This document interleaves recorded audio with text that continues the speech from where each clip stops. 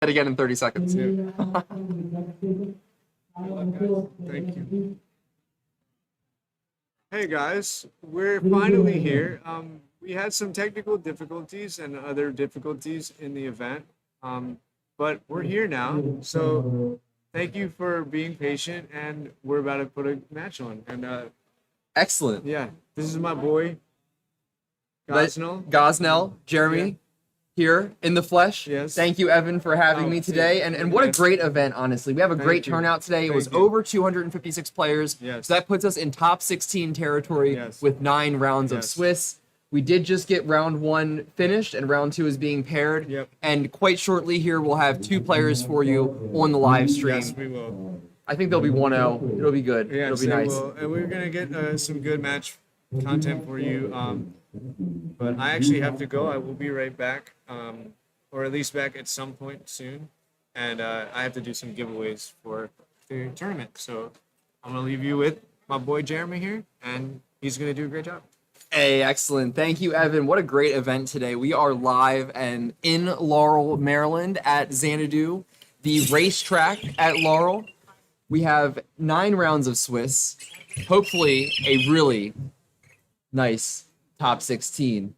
There's our head judge over here checking to see how we're doing. We are ready for our players quite shortly. I'm going to pull up the stream here on my phone so I can see all the lovely comments from our chat members. Again, my name is Gosnell. I'll be here with you pretty much all day. In this beautiful big red chair will be a couple guests that will be joining us. Most likely players who did well in the tournament but not so well to continue. They're going to come in and join me. Let me see if I can pull up what our round is going to be coming up here. It's been a great day so far in Laurel, Maryland for the RBET. I don't even have this channel saved. Hopefully we get some decks that I am familiar with. But if not, I've definitely played and probably lost to every single Edison deck there is.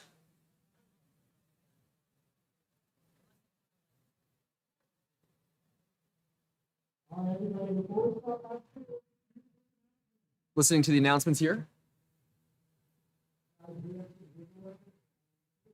And we're going to see who won the giveaways. Some cards and mats are being handed out for free.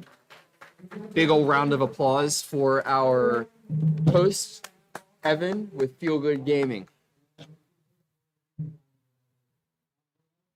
Our judge staff today, comprised of many different members of the judge community. We have Nick Colella as our head judge. He'll be here to answer any questions in case they arise for the stream match and, of course, around the room. Perfect. And then we have Tyree Tinsley as well on judge staff. A few other gentlemen that I have worked with. You might have recognized me possibly from my time as a head judge here in Baltimore, Maryland for any events with... Perfect. With Laurel and Dream Wizards. There's our beautiful judge staff right there. Loving it. And that is the start of round 2. Today we are in a 45-minute time format. There will be modern day end of match procedure based off of the Ultimate Time Wizard tournaments. Let me go ahead and shut this door here. Thank you. I appreciate that. And if also you don't mind sliding some of those pillows so we can get a little bit of a sound buffer. I do want to make sure that I am not too loud for the players. Twist this around here. There we go. Very nice. Very nice. And they're going to be started here quite shortly. See if I can't get a sound check from my friend at the station.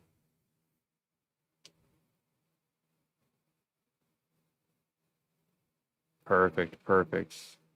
And we'll be live here shortly. The players are shuffling up, exchanging handshakes, pleasantries.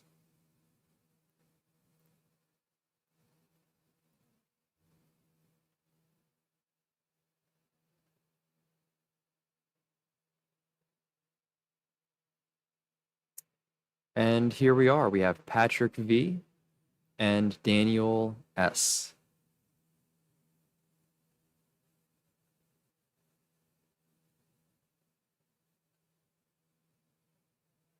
And while we wait, I'm gonna go check one now.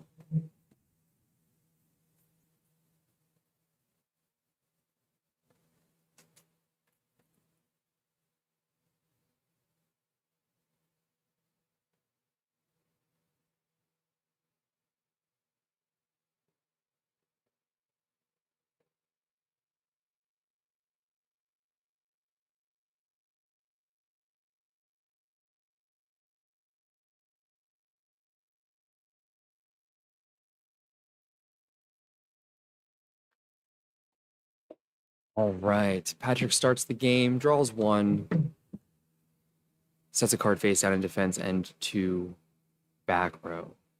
Daniel's going to open up with a Dimensional Alchemist. Let's see exactly what he removes with his effect. It is a Jane, so it looks like we are playing a little bit of Twilight Sworn into an Unknown by Patrick V. Setting back row and passing his turn, it looks like he does open the Solar Recharge, which is going to be helpful if he happens to draw one of those wolves. We are able to see a lot of Patrick's hand here, which is pretty helpful. He goes in for the trade in on Amaryllis. Very nice. That is a good opening for the Amaryllis deck. I believe every time it has beaten me, it has traded in that Amaryllis. Card Trooper effect is going to mill 3, and we'll see if this is going to move him forward. Okay, Foolish, not too great of a card to see in the graveyard here, but that is okay. We did get a Debris Dragon milled and a Raikou. Card Trooper is going to trade with the D-Alch. Both are cantrips, and we'll see the Dimensional Alchemist go to the graveyard and return the Jane to hand. This is pretty good if he doesn't have any other Lightsworns in his hand. He absolutely does now have access to a discard target for Solar Recharge. See some other cards there in Patrick's hand. He does have the Call of the Haunted, the Mystical Space Typhoon, and the Different Dimension Reincarnation, which will be helpful. And it is, in fact, the Solar Recharge into the Jane that is going to move him forward. So very good for Daniel. That was a +1 point there for being able to hit a monster with Dimensional Alchemist, but it was also very good that he was able to hit a Lightsworn that he could discard with the Recharge. Did not quite see what he drew, but it is going to be his own Card Trooper that comes down and likely mills 3. Oh, and that's a little bit rough there. A Solar Recharge and a Charge of the Light Brigade into the graveyard, but that's okay. That Recharge, I don't think would have helped him. Of course, Charge of the Light Brigade, always a good card to have. I do see a Herald of Orange Light and a Gores for Daniel. Trooper hits Trooper, and he's going to take some life points. So Patrick, I know, is down 15. I'm going to try to keep some life points on my phone while we are waiting for the stream to update. We had Patrick take 15 from that Card Trooper Ram, and then we had the Card Trooper into the Dimensional Alchemist for 500. I'm sorry, 600. So we've got 65 to 74 in favor of Daniel S. It looks like a Lila was drawn by Patrick. He's going to shuffle his hand a little bit to make sure that his opponent does not know it was a top deck. He's going to summon the Lila and probably pass the priority. No response from Daniel, so we know that it is not a bottomless. And Twilight Sworn really doesn't run too many battle traps and responsive traps like that, at least to my knowledge. So it is a very good play there to just go ahead and attack into the Card Trooper. 17 from 4. He's going to take 1,300. And from my record here, we have life points sitting at 6,500 to 61 in favor of Patrick V. Lila's effect is going to activate, and he's going to discard double Herald of the Orange Light. So let's go ahead and count our fairies, folks. We see 1, 2, 3, 4. The D-Alchemist there is going to be fairy number 4, I believe. And it looks like any potential Christias that are drawn will be live. But Patrick sitting with 3 back rows on the defensive may have ways to respond to Daniel's plays.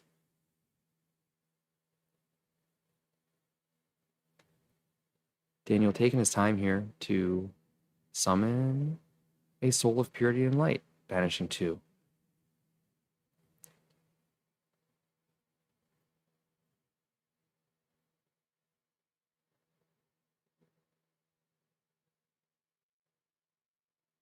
Spreading the graveyard out here. Patrick has questions, and he is going to activate the bottomless.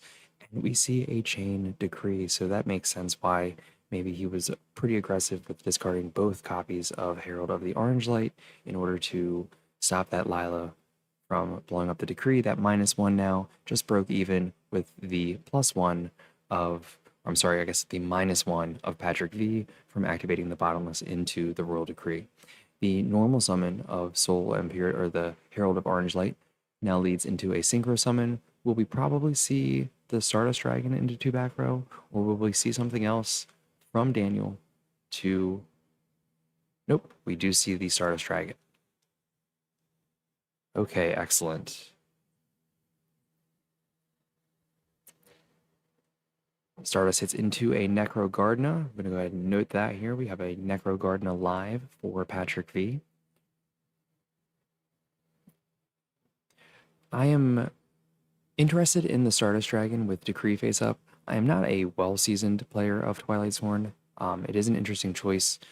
I wonder if that is to protect against something like the Space Typhoon that Patrick has in his hand.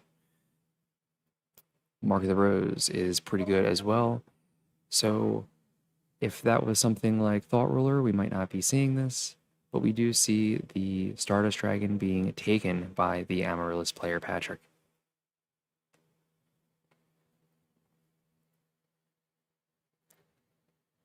Looking at his options here, will we see a further play, or will he just be hitting for the 25?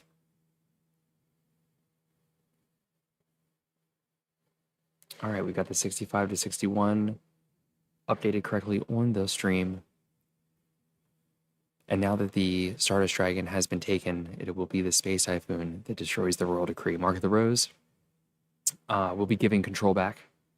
So we need to go ahead and pop that while Stardust Dragon is under our control for the Amaryllis player. Call the Haunted here, bringing out Card Trooper to mill 3. Will he hit the nuts? He does mill off the Titanial, as well as some other cards that might have been better in his hand, namely the Cores, but that's okay.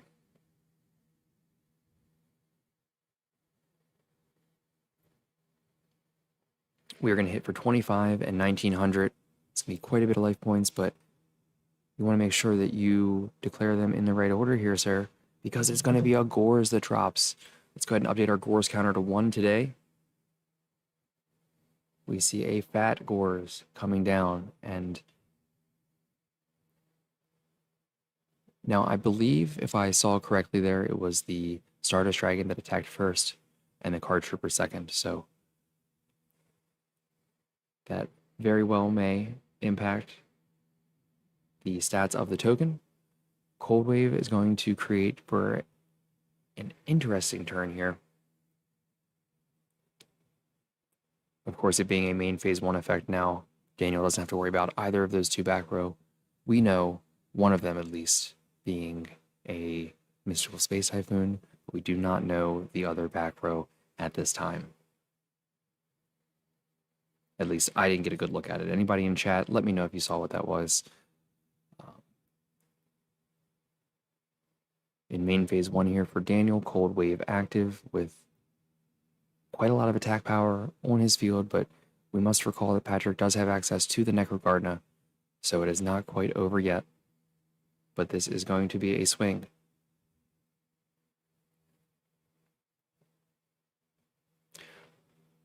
Gores attacks into the lowly Card Trooper, and Necro Gardna here, the math has mathed out to save the most by negating that 1 attack.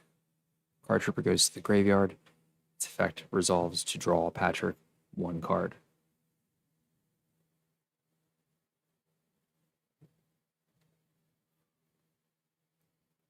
At the end of the turn, Mark of the Rose switches control back over to Patrick V. As he starts his turn, let's see if we can get a look at those cards.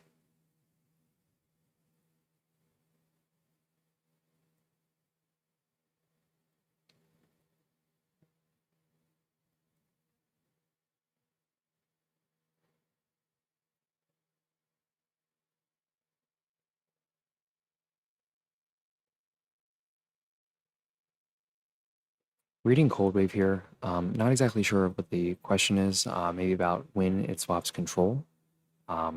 Potentially that might matter for. I wonder if they're asking if it still swaps control under Cold Wave, or is he asking in reference to potentially wanting to use his own Space Typhoon at an opportune moment? But I'm not sure. Would he consider spacing something to tribute Stardust Dragon off? Probably not, but it is an option nonetheless. I think the question is really, does Mark of the Rose trigger to swap control under Cold Wave?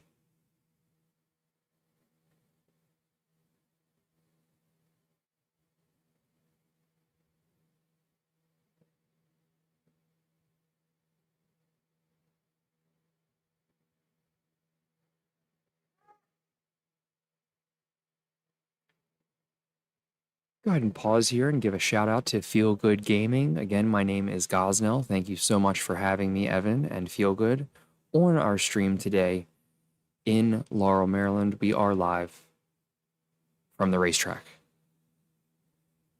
Also, thank you to Chuck with Xanadu Games.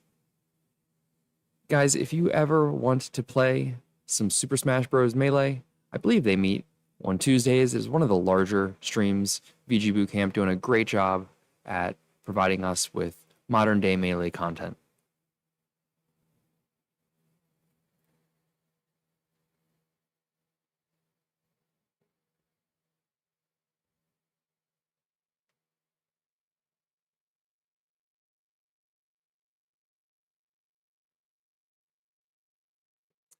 The RBET today, living up to its name, really big Edison tournament. We have over 256 players, and I'll grab that count in between rounds. It is going to be 9 rounds of Swiss, and this is currently round 2 of 9. Checking with our head judge, Nick Colella, aka known in the area as Ginge. He's going to come over here and address the question. Oh, no, they had that answered. So we're going to have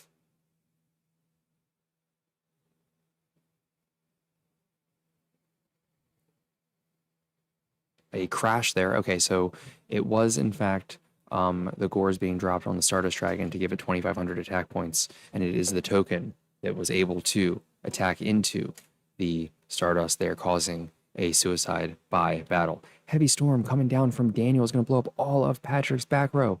It was a trap stun that Patrick had faced down. The trap stun, the Call of the Haunted, gone. The attack into Dandelion is going to give us 2 tokens for Patrick, and he starts his turn with a draw. Looks like he's got a Trap Dust Shoot in hand, as well as a Different Dimension Reincarnation, and what I believe might have been another copy of Dandelion. I kind of missed that one there. I'm sure that we will see it shortly.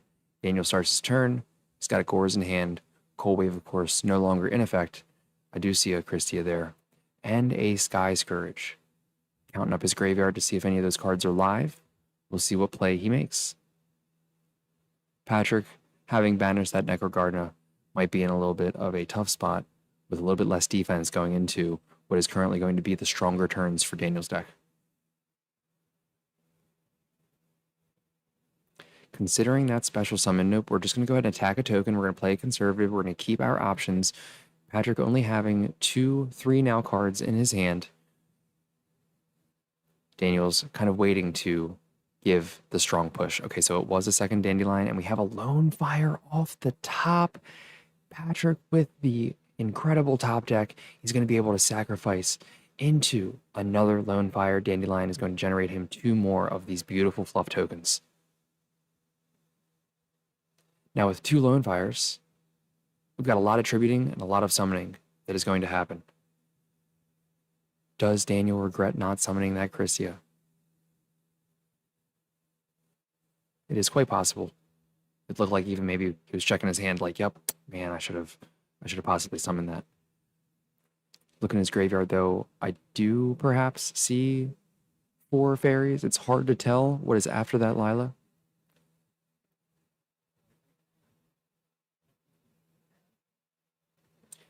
Battle Vader present is going to keep this from getting too out of hand. Both players are down to their final 2,000 life points. We got 1,700 by 9, and the 4th card drawn is going to trigger the Trap Dust Shoot by Patrick. Let's go ahead and read Norlairless. I think that's Norlairless. Norlairloss.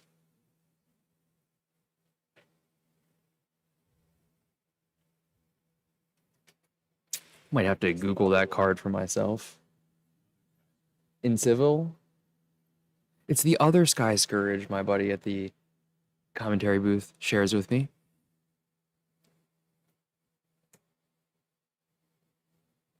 Bad with names, but good with faces. Putting out a share on my Facebook page for the event, and then now I'm going to go ahead and take a look at what that card does.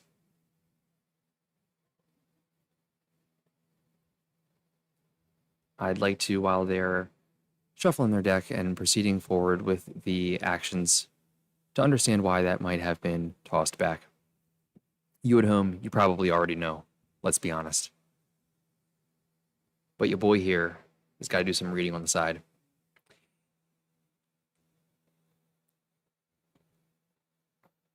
There's going to be a second copy of Titanial that comes down. And now we see a lot of power coming out on the side of Patrick V. This is really what you see from Amaryllis. It just goes into its boss monster. Oh, Hidden Armory. I thought that might have been reasoning. Maybe I misread the card in his hand. Hidden Armory going to add back the Mark of the Rose. Probably a good idea to go ahead and activate that. Battle Fader is going to keep this game from ending. And we move to Daniel's turn. Draw phase, standby phase, scoop phase. We have game one going to Patrick V. A good push there, good timely cards off the top of the deck by Patrick V. That Lone Fire, pretty incredible. I do wish I kept a little bit better of a count on Daniel's fairy count, because summoning one of those Chrysias might have made all the difference. And that was Sky Scourge and Rise that Patrick put back into Daniel's deck. That is an 8-star light fairy itself. This card cannot be normal summoned or set. Card cannot be special summoned except by removing from play 3 light fairy types and 1 dark fiend from your graveyard. Once per turn, you can remove from play 1 face-up monster on the field. If you activate this effect, this card cannot attack during this turn. So it is the Chaos Sorcerer equivalent in the Sky Scourge archetype. Both players looking to side some cards here. Let's see what we got. Looks like 3 or 4 cards for each. Go ahead and make some changes here. Last minute decision or two about what to take out and what to put in.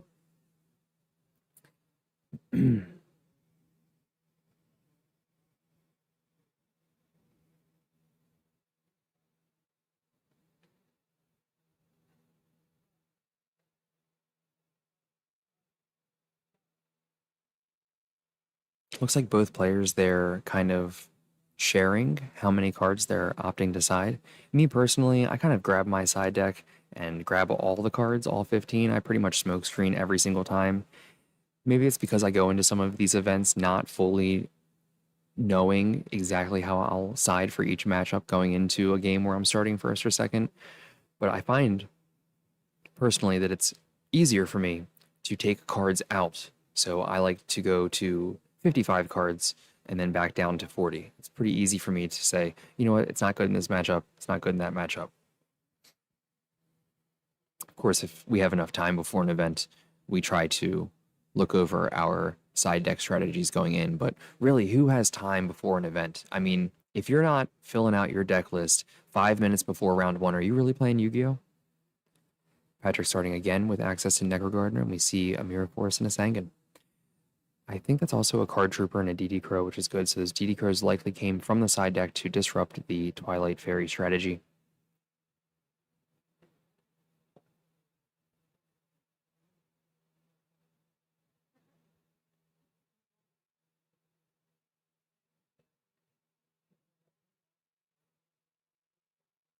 Lila's going to mill 3. Pretty good 3. He probably wanted to see any of those 3 cards, maybe less the Trag and maybe more the DD Crow and the Chrysia. But It is a move forward. You do have one Light Fairy and one Dark Fiend now in the graveyard. Card Trooper for Patrick is going to mill 3. In similar strength as to the last mill, we've got a Mark of the Rose in the graveyard, as well as a Debris Dragon and a trade-in. Trooper tries to hit in the Lila, and Lila gets buffed by the Honest. It's going to go ahead and make it a 1700 hit to Patrick's life points. Thinking about what he'll do main phase 2. Anything at all? No, he's just going to go ahead and pass. Of course, you're always worried when a player has 6 cards like that and passes. You're always wondering if he has a Trag or Gores of his own. We'll see exactly what Daniel does into this empty board of Patrick V, the Amaryllis player who won Game 1.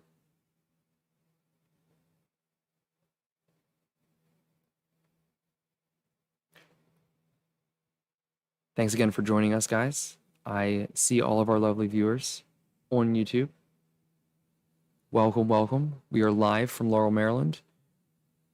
We banished a Solar Recharge with Dimensional Alchemist, not a monster, unfortunately, but the Soul of Purity and Light is going to banish the Christia and the Honest, which is going to give Dimensional Alchemist quite a wonderful passive ability here. A threat, a future threat, if you will. I mean, really, any of those 2 targets are going to be pretty good, but depending on how this match goes, he might add either the Honest to deal with the 8-star plant that escapes my brain right now, Titanial, there we go. Could be helpful, or if he gets set up a little bit earlier, he might go for that Christia. Hey, Dan Glennon, thank you so much. Yeah, we got golf-style commentary today. We are in the back room here. I do not want anybody to hear me commentate on the game. As you know, I definitely do not want to provide any hidden information to any players who may be active in a match, so it is important for me to go golf style. We will only clap using 4 of our fingers, and our excitement will be measured just by a slightly larger increase in volume.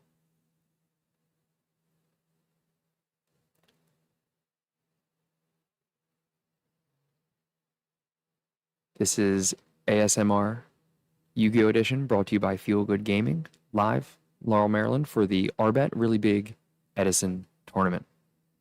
A few different options here for the mid-game for Patrick in his hand, but not quite anything that is developing in the present. What will he discard for the Lightning Vortex? I mean, this is huge, don't get me wrong. Lightning Vortex is going to be incredible here to clear his board, but a lot of those monsters already got advantage or will be getting them, just like in this instance now, with the Dimensional Alchemist. We're going to go ahead and grab that Honest back. I do see his Light Fairy count seems to be at 2. A little bit perhaps perceived by Daniel that Honest will be more valuable. 3. I see now a Herald that is sitting back there.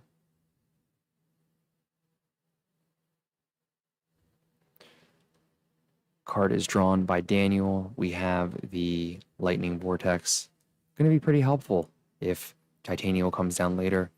Dual Terminal Aaron, the Lightsworn Monk, is going to be able to flip the monster and then return it to the deck. So there's a couple good targets that you would want to hit with that. I mean, if it was a Necrogarden face down, it would be awesome to send that back to the deck and deal with it without destroying it. We have the Sky Scourge Enrise. Again, this is a banish 3 Light Fairies and a single copy of a Dark Fiend. It's going to allow him to banish 1 face-up monster. Walks right into the Mirror Force. 2-for-1 trade for Patrick V. Is going to hopefully allow him to see some cards here and transition into the mid-game. Card drawn is another copy of Lightning Vortex. Back-to-back-to-back LVs for both players. Let's hope this is not back-to-back Ls for Daniel S.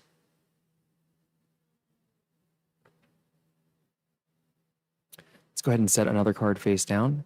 Looks like he's not really... Oh, Charge of the Light Brigade. Very likely off the top of the deck. Patrick not too concerned with having a DD Crow for any of Daniel's plays. Perhaps does that telegraph that Patrick feels a little bit behind currently and needs to catch up in a more tangible way. Who knows? These players are better than me, so I can only speculate as to what they are thinking. It's good to see 2 more light fairies come out into the graveyard for Daniel S. That's going to help him when he gets into some of his banishing plays or in case he needs a total of 4 for Chrysia. Lila does come down and he's going to attack into the first mantra, which is Sangan, a demo deck Sangan, it seems like. Well decided on the copy there. Haven't seen a demo deck Sangan in quite a while. It always catches my eye as a potential proxy, honestly. Very much a fan of the demo deck line of cards. Planned engine here, thinking about Dandelion, thinking about some other cards. What will he add? We do have no good target for Debris Dragon right now, if I recall correctly. But there's not too many. Probably with his hand right now, not too many other choices. I mean, you do have Lightning Vortex Dandelion with the DD Crow face down. Not anything, you can't really sit here and flip Dandelion and go into a huge Lone Fire play, but it will be the Lone Fire that he ends on. We do recall that there is an Honest in Daniel's hand, so a Lone Fire into Titanial will not quite yield the best results, but it will potentially be proactive for a future play.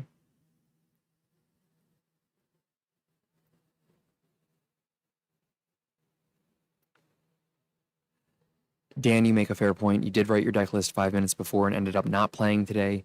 Dan Glennon, a participant, had to leave early due to an emergency on his end. We hope to see him again in the future. Great player from the Maryland area. Always love seeing Dan. Always love interacting with him. If you'd like, check out Dan Glennon's stand-up comedy on YouTube, I believe. Lots of great Dans in the Maryland area. If I may take a second while we go through the Lone Fire Blossom plays, I would just like to thank all of our lovely Dans. Dan Smith, helping me out when I judge Yu-Gi-Oh! Regionals here in the Maryland area. Always a great judge, great guy. Dan Cunningham, another excellent gentleman. He's in the room today. He might join me at the casting station later on. We also have Daniel Shogun in the house. Daniel S., huge advanced Yu-Gi-Oh! Player and competitor. If I recall correctly, he may have topped the most recent national tournament.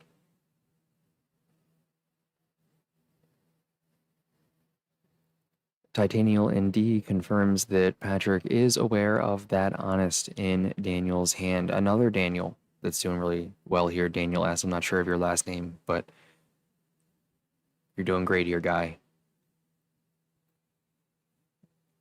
Lila checks the random face down, hits the DD Crow. If I were Daniel, I'd be thinking, okay. With this Titanial in defense and this DD Crow now in the graveyard from it being face down, I feel like it's possible that Patrick doesn't have proactive cards in his hand. So how can I take advantage of it? Well, it's not going to be with Heavy Storm and Cold Wave in the graveyard. That's going to be a little unfortunate for Daniel. I know he's looking for options to push through the weakness of Patrick's, and he unfortunately mills some of those great options. I mean, Patrick's not really playing with any face downs right now, but you always feel a little bit more secure when you have Heavy Storm and or Cold Wave in your hand. A Needle Sealing for Daniel in the graveyard. That is also pretty interesting. Good tech there. I'm sure that probably came from the side deck. Very good way to deal with the plant deck, which puts up 2 tokens from Dandelion. Very easy to get to that 4 monster count that is required for Needle Sealing. And deals with Titanial, who needs to be targeted in order for its effect to activate. Needle Sealing, of course, not targeting and only destroying face-ups will absolutely deal with those copies of Titanial. The Princess of Camellas. So this could be pretty bad here for Patrick. If he is, in fact, at 800 life points, that's going to make 2 of his cards in hand currently bricks, big fat bricks. I'm sorry, 1. DDR makes you discard a card. But it's okay. Sometimes it's good to have bricks to discard. We see that Lightning Vortex for Patrick. We also see an Amaryllis. So he'll have to choose which one to discard to advance his play.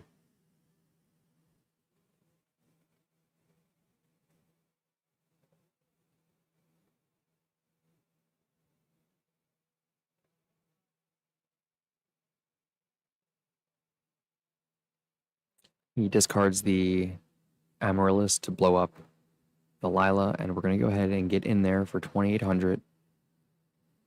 But first, will there be another play? Yes, there will be. Thinking about it, will he activate the Hidden Armory? Yes, he will. Hidden Armory mills what I could not see. It looked like a spell, of course, but unsure which one. Maybe we'll see that in a second. Got a little bit of lag here on the main camera, but I see that Patrick looks like he did attack because I see players adjusting their life points. No problem, no problem. So that'll come back up right here in a moment, and I'm taking a look at some of the action here that's going on between the players. I think Patrick is thinking about what he wants to do for main phase 2. Thinking about it. Thinking about it some more. Dan Glennon, the tournament in Lanham is in Lanham, so they could come out to a mic tonight, open mic night at Art House in Hampton, Baltimore at 9 p.m. And that's Hampton with a T, not Hamden, which is closer to the city. Shameless self-promo? No, I got you. Now there's no shame. Or is there more shame when I promote it? I'm not sure. All right, so we see that Daniel is, in fact, searching his deck for a card. We know that he already activated Charge of the Light Brigade, so maybe that was a Sangan that had triggered. We shall see. We are working diligently to unfreeze this camera for you so we can bring you live action of the match. Thank you very much, sir. Thank you so much. Evan, my guy, coming in clutch with the chicken quesadilla. Oh, that dude is so incredible, honestly. Him and his brand Feel Good Gaming. You know, I hate to be corny here, but I'm feeling good here. I feel well taken care of. Bringing me some lunch. Didn't even ask for it. Wow. That's a good guy right there. Now that could be seen as shameless, but I mean that. I mean that. Not just because I'm here today, but because Evan really is a guy that looks out. Nothing but good things to say about that man. Looking through his extra deck, Pet Daniel is, in order to decide what monster to bring out, or are we side decking? I believe that's what's happening here. We are side decking. Game 3, confirmed by our lovely gentleman helping me out with the stream. I shouldn't say helping me out. He's running it. I'm helping out.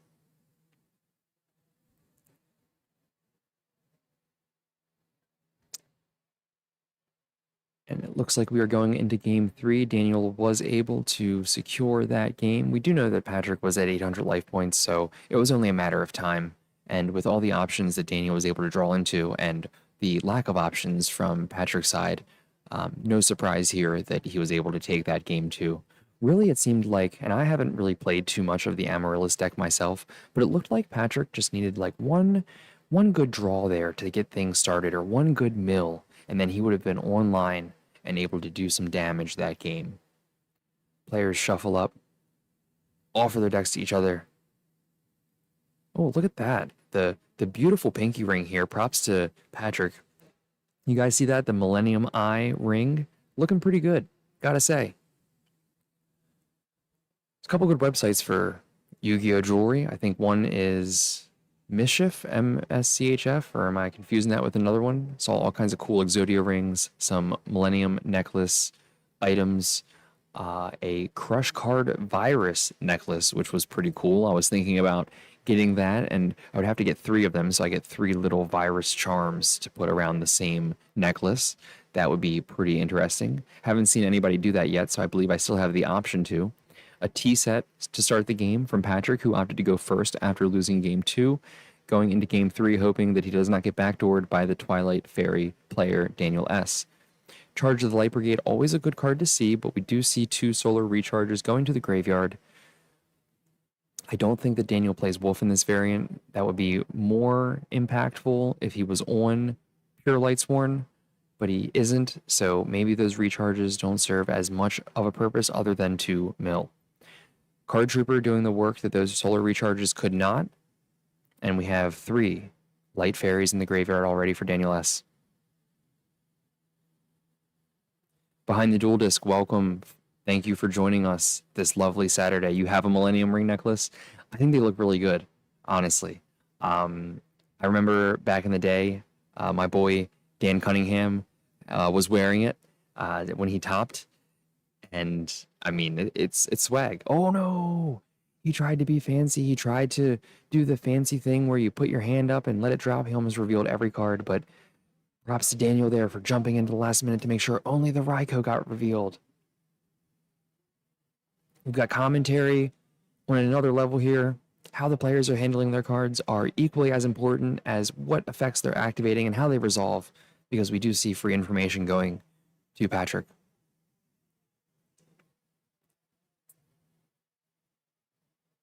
Quick little Stardust summon off some Dandelions, and we've got a full board here. We're in perfect area here for a Needle Sealing to potentially wipe out the board. If it wasn't for that Stardust Dragon, a second card going face down for Patrick, and we see a Fossil Dyna in his hand. That's going to help deal with any of the special summon strategies that Daniel may encounter. I wonder what that set card is, my friend. Could it be the Raikou? Lila comes down. It's going to advance Patrick's strategy here in the end phase. Raikou's effect does in fact activate, and he will mill the 3. Counts it up, and takes 17 to the face.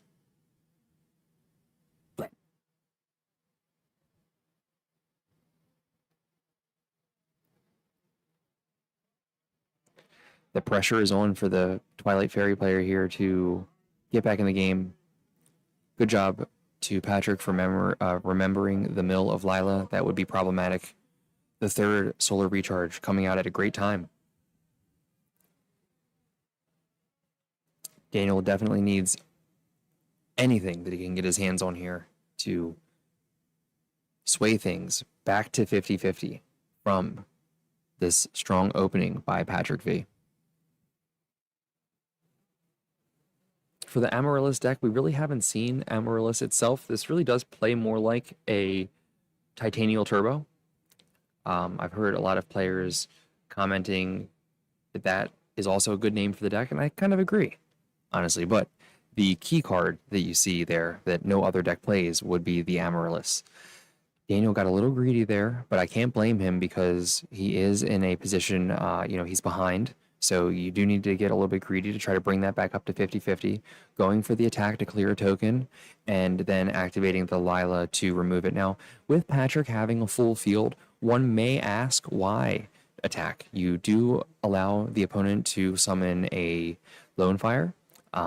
We do know with perfect information here that he has the Fossil Dyna in hand. So, in fact, if Patrick decided to let that attack resolve, it might have also worked out in Patrick's advantage. Attacks into Battle Fader and phase mill 3. Man, so unfortunate for Daniel that he milled the Raikou Caius, especially with the Battle Fader in hand. The tribute into Caius here would have been very helpful to remove the Stardust Dragon, and in fact, if he had that and played a different summon last turn, maybe he follows that up with a Lila on the subsequent turn to blow up a back row. Cold Wave response. You really never want to hear that question. Dimensional Alchemist comes down for Daniel, and it's going to look to banish an important card, and it is the 3rd copy of Raikou, the Lightsworn Hunter. Dimensional Alchemist, with its 1800 life attack points, attacks into the Lila of Patrick, resulting in 100 life points lost. And you cannot set a back row with Cold Wave, my friend. Unfortunately. We all wish we could. We're happy that you can't. Could you imagine, in a world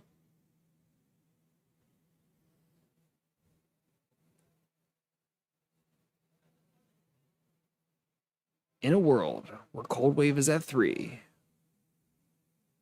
one player summons a gladiator beast and risks it all.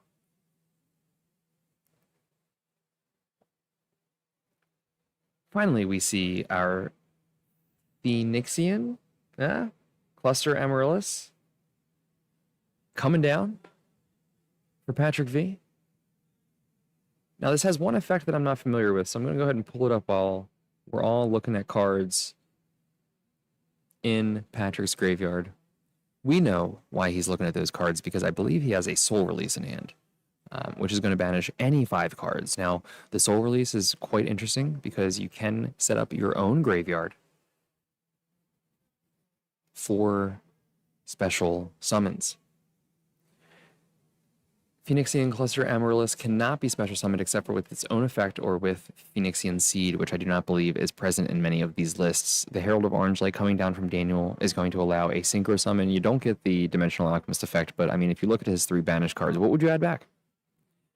If Amaryllis attacks, it is destroyed after damage calculation, and if it is destroyed and sent to the graveyard, you inflict 800 burn to the opponent. During the end phase, you can remove from play 1 plant-type monster from your graveyard to special summon Amaryllis back from the grave in defense. The Bottomless Trap Hole is going to come down and deal with the Brionac. And we have the Chaos Sorcerer Sky Scourge coming down, which is going to be something, right? It sure is something. With this, I imagine he's going to banish the Stardust Dragon, as the Enrise has 2400 attack, question mark.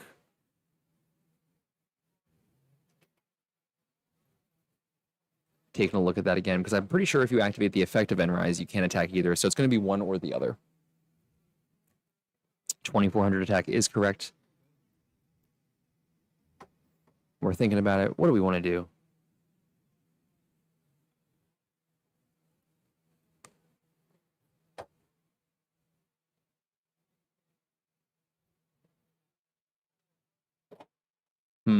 Thinking about it.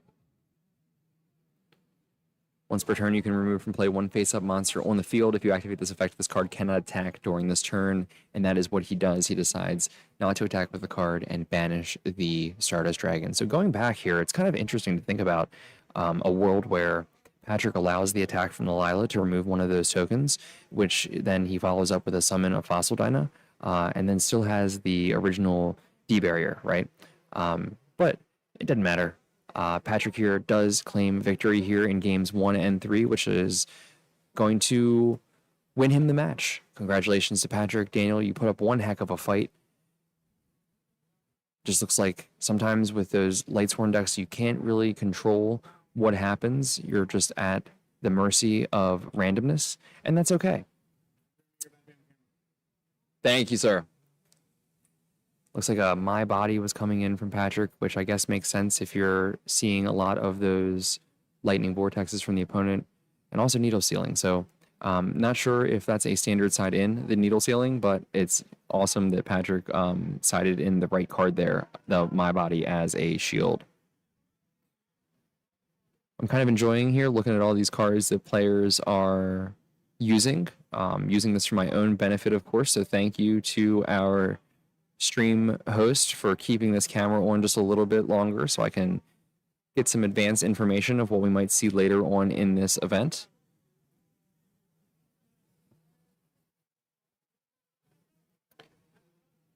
That Soul Release may have made a difference if different cards were played, of course.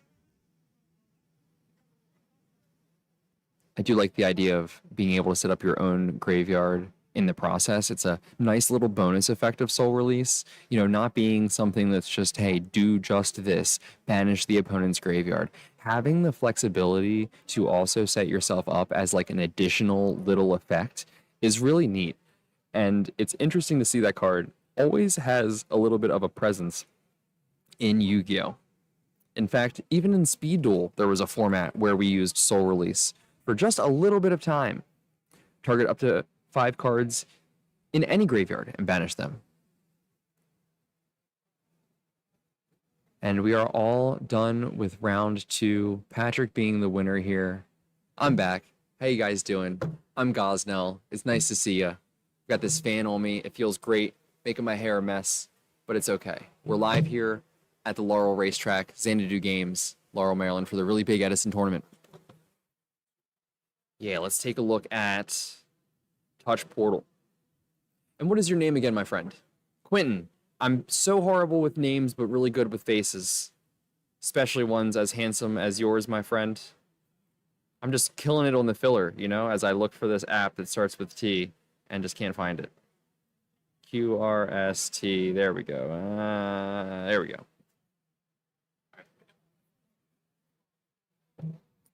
Yeah, do your thing. Whatever you got to do. If it asks you to unlock something, just let me know. And you can scroll through the photos, but don't go too far.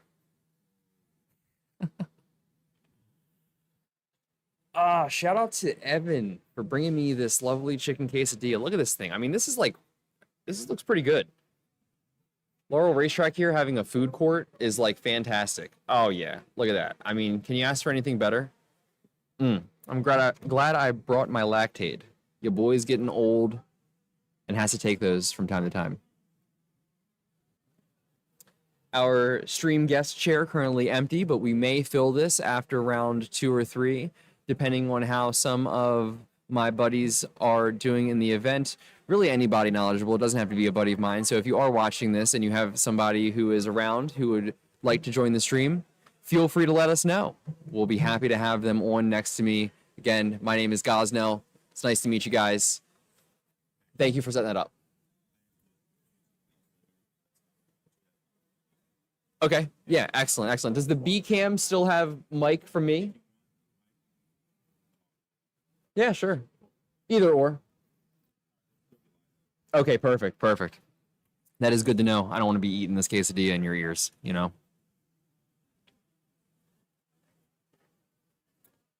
So while we're in between matches, I want to take a look at some of these deck lists that we have posted on the edisonformat.com website. Probably can expect a handful of these types of decks in the tournament today. And shout out to a lot of these players who just got back from topping the most recent event. I'm sure we'll probably see some Blackwing today. Definitely going to be well represented. Both variants, both the Blackwing and the Vayu Turbo.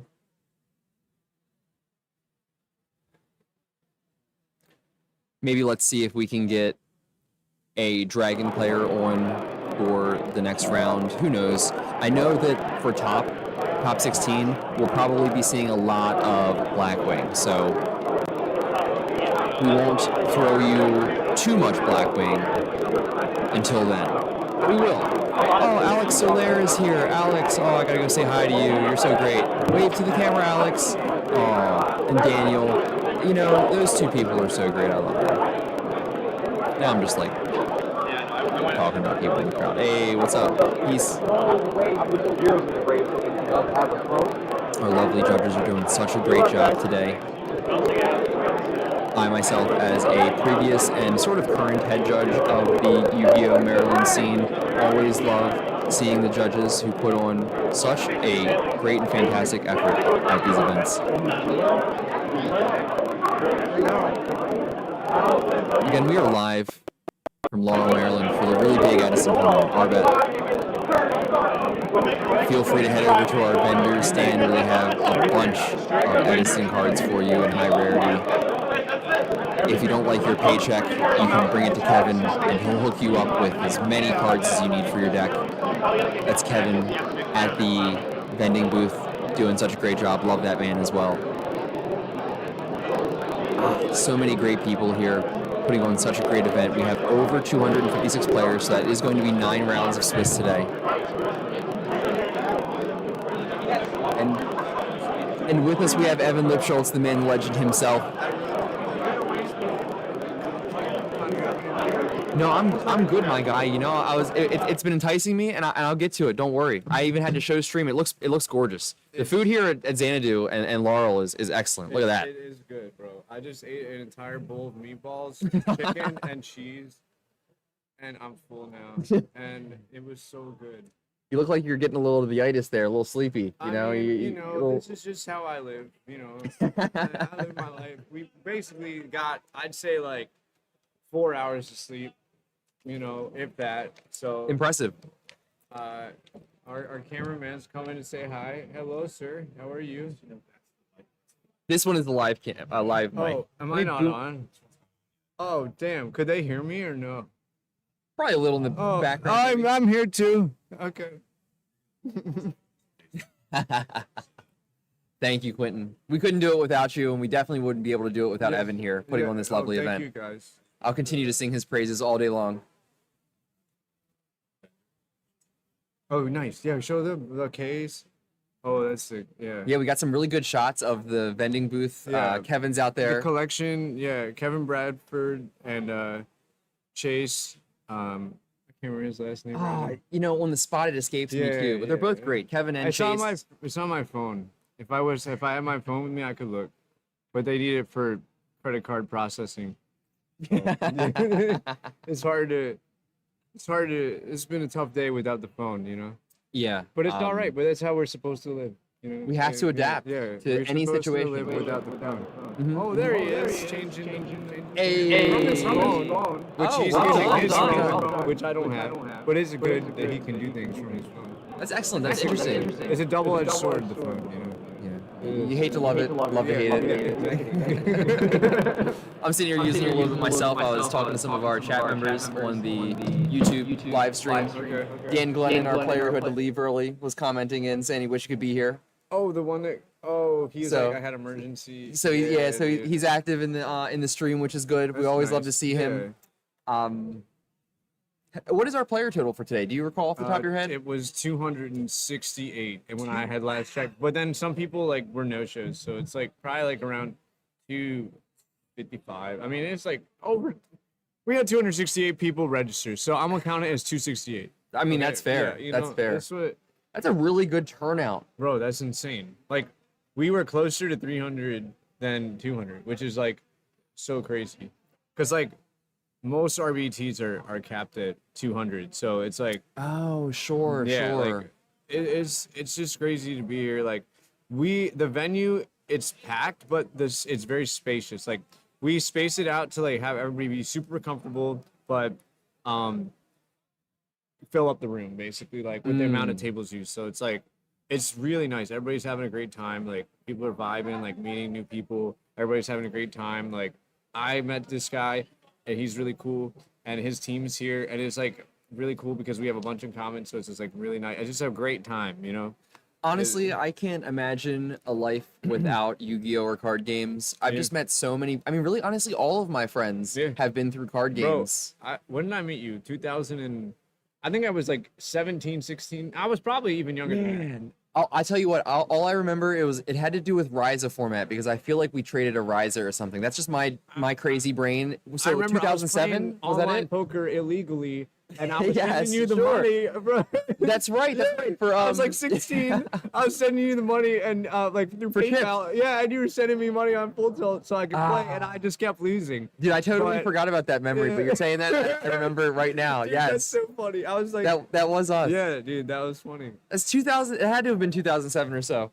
For the poker, maybe it's slightly later. I think I was 16 when I played. Yeah, I met you before that. I met you when I was probably 14, 15, 13, 14, 15, sometime around that. Yeah, I do remember you and your brother when Dream Wizards, the Oh, store man, had Dream regionals. Wizards, bro. When they were still alive there at Yeah. Dream Wizards. Yeah. Yeah, Dream Wizards. That was my store. It was the only one in town, so we had to go there. I'm not gonna say it was the best. Sure, I'm sure. not gonna say it was the worst, but It was one of was- the stores of all time. yeah, it was. Yeah. Yeah, it was one of these stores. It was definitely one of these stores. But yeah, dude, yeah, we go back a very long time. It's my boy. It's my man right here. dude. Bringing me the quesadilla, looking out for me. Many good memories and Yeah, many dude. more to be created. Yes. So glad for you having me here, honestly. Yeah, dude. Thank you for coming, bro. Yeah, for sure. Anytime. Anytime. Yeah. It's been a great first round. We had 3 games, pretty heated, and I would say It was heated, but unfortunately, with some of those Lightsworn players, the decks kind of brick a little bit. Yeah. So it wasn't necessarily intensely back and forth, but man, it was intense. A lot of the games there, or a lot of the turns, were just decided off the top decks. So we'll see what we end up with for next round. Okay. We're probably about 10 minutes left in this round currently. Would you say? Yeah, about that. We're gonna after the next round, we're gonna have a lunch break, but we're gonna bring our cam around and be like showing off parts of the venue, showing off vendor, talking to people, doing maybe like some small interviews and whatnot, and yeah, we'll keep the content going. Very nice. We don't really want to have any like slow moments on stream, so we're just gonna keep it going. Yeah, but absolutely. it's going great, bro. Yeah, it's excellent. A great turnout, great day, great staff. I was just singing the praises of the judge staff, who were excellent. I was helping out a little bit there with my judge background in round one, and everyone was already on point. It's like they didn't even need any help. Yeah. Things are going smoothly. Yeah, dude. This is a great event. I'm extremely hyped. Like, this is just like big for feel good gaming. It's just really fun to experience it, and we're excited to see what is to come in the future too. So, Yeah, for sure. What do you have in mind coming up that you'd like to Um, share currently? Bigger tournaments, potentially more games, more card games than we do Oh, now. nice. Yeah. And what are the prizes today, if you can remind me? First place I know is the 3 Ultimate Caius, the Shadow Monarch. Yes. It has a pretty high retail value these days. Yes, it does. We have second place is the Ultimate Judgment Dragon Turbo and Ultimate Dark Arm Dragon. Third and fourth place is a Ghost Rare Stardust Oh, nice. and 58 Collector's Rare Stardust. And top 16, 9 through 16 is a Monster Mash mat that is made by our brand. Very nice. Very nice. So yeah, here's a look at the venue right now. Everybody's just chilling, talking, vibing, hanging out, just having a good time. Everybody's going, trading cards. There's regulars. There's Kevin behind the booth. Yep, Kevin. And This guy in the pink was really funny there's earlier. my I boy, like there's him. my business partner Brian. There's some of our judges. Steve, there's Steve. Kyrie. Yeah, bro, we're just having a great time. Look at all these people, bro. It's a lot of people, but there's space. That's what I like about this. Like, it's a big event. Everyone has room to move around. Yeah, You know, absolutely.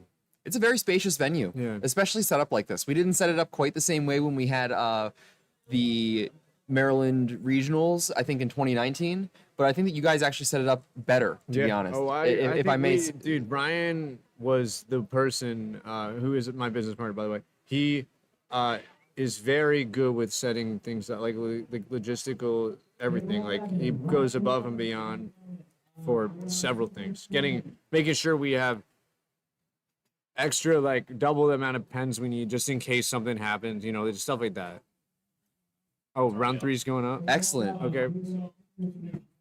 Yeah, let me go look. All right, round 3 is beginning. We're going to get another great match of Yu-Gi-Oh! For you shortly, and we will be joined by Evan in just a... Okay, heard. And if anybody's interested in joining me, feel free to bring them over. I'm having a blast, and I'm sure that I would love to share the experience with whoever is interested. You guys are going to get a lovely shot of me eating a piece of this quesadilla here in 5, 4, 3.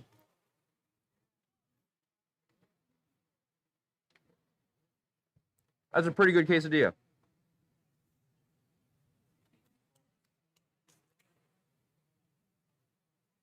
Not bad, not bad. Players will probably take 5 minutes or so to get set up, and we'll be able to see what decks they bring to the stream match.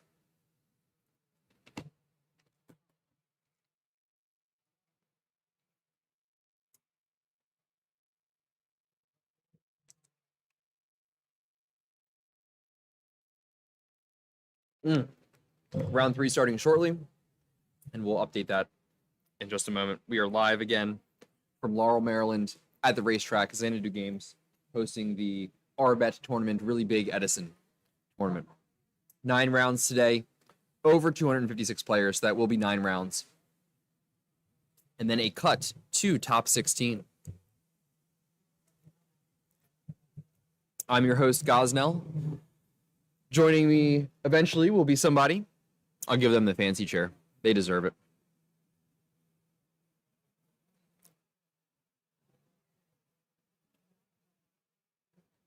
See if I can look ahead a little bit and see what we might be expecting.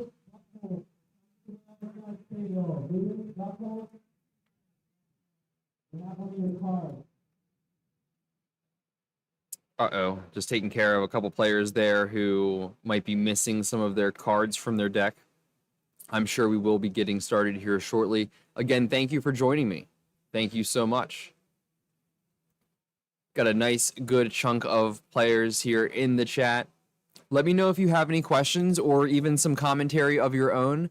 I am not necessarily the most well-seasoned Edison player with a lot of depth of experience, understanding. I have experience losing to basically every deck, and it's also a lot more helpful to see a lot of the cards in both players' hands. But if you have anything that you'd like to add, just go ahead and add it in chat, and I would love to discuss that with you. I usually play Lightsworn. I like it when a little bit of the fate of the game is out of my hands personally. But I am also a poker player, so when you have a little bit of a gamble built into your deck, for me, that creates for more of an entertaining experience. Rather than perhaps sometimes a competitive one. I do give up a little bit of that for fun. In the past, you would have just found me playing whatever deck was the best at the time that has the best matchups for a tournament. But these days, I've been out of the game completely, really. Just been playing these casual formats on the side, so I like to have a little bit more fun. Welcome to round 3. The players here getting set up, and it looks like John F. is the starter of the round. All right, bringing my voice down a little bit here so we can go ahead and not inadvertently share any information with the players. We have Tahir, I hope I'm saying that correctly, Tahir A on Diva and John F on Zombie. What an interesting matchup to see here in round 3. Okay, perfect. Yay, thank you. Tahir is correct. I did say that correctly. I am a legend. It was all me. We'll see what variant that variant of Diva that Tahir brings into this game. It's going to be a Space Typhoon at the end phase and just a Goblin Zombie clearing off that Plague. So we have a little bit of development by both players. That Plague Spreader going to be giving some options to Tahir. He's going to immediately use the effect and sack for Caius. The Goblin Zombie, I was going to say, would be development for John F., but that development has now been taken off the table, both figuratively and literally, by the effect of Caius the Shadow Monarch. Goblin Zombie, of course, being a dark, means that John is going to take the most damage in this scenario, going to be 1,000 and 2,400. Gores. Let's go ahead and bump our Gores counter to 2 for the day. We've got 2 Gorses and 0 Trags. Our official Gores counter brought to you by me. And I'm just curious how much that Articuno is on eBay. Gore's going to attack mode. That token sitting at 2,400. Gore's is strong enough to attack and clear the Caius. Tahir going to be taking 300 life points.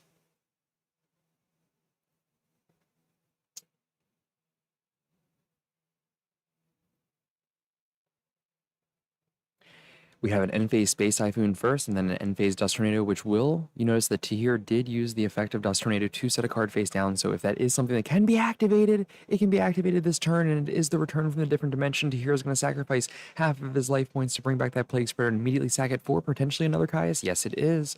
Caius is going to clear the Gore's token. It's going to be another 1,000 life points lost for John. Interesting line here. I don't hate it at all. The Plague Spreader going back to the graveyard or a future activation. Love this line, honestly. Given the cards that Tahir has drawn, he has absolutely played them in a way that has been moving him forward each and every play.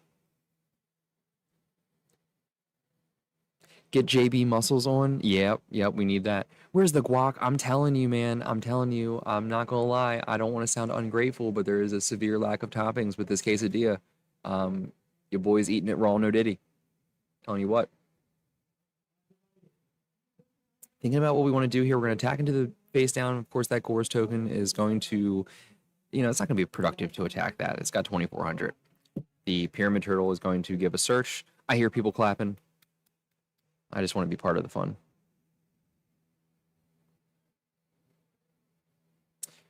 Dan saying I met Gosnell back when our parents would drop us off for tournaments. That is correct.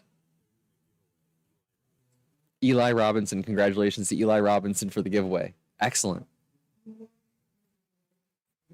Yeah, Dan, we go back to the days where even I was not the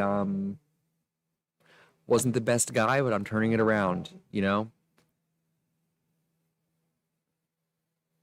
Predictions for which deck will win. I mean, I really want to put my chips on Blackwing just because I think it's going to be one of the more represented decks of today.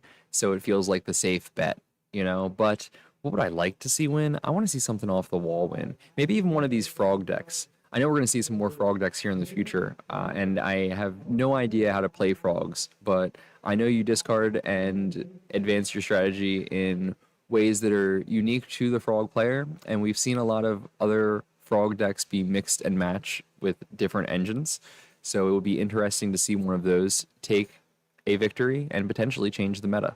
But I think I'll take the safe bet and put my chips on Blackwing. Pyramid Turtle searched out the Mizuki, which is, again, just going to be another one of those cards that helps keep options open and moving forward for the zombie player.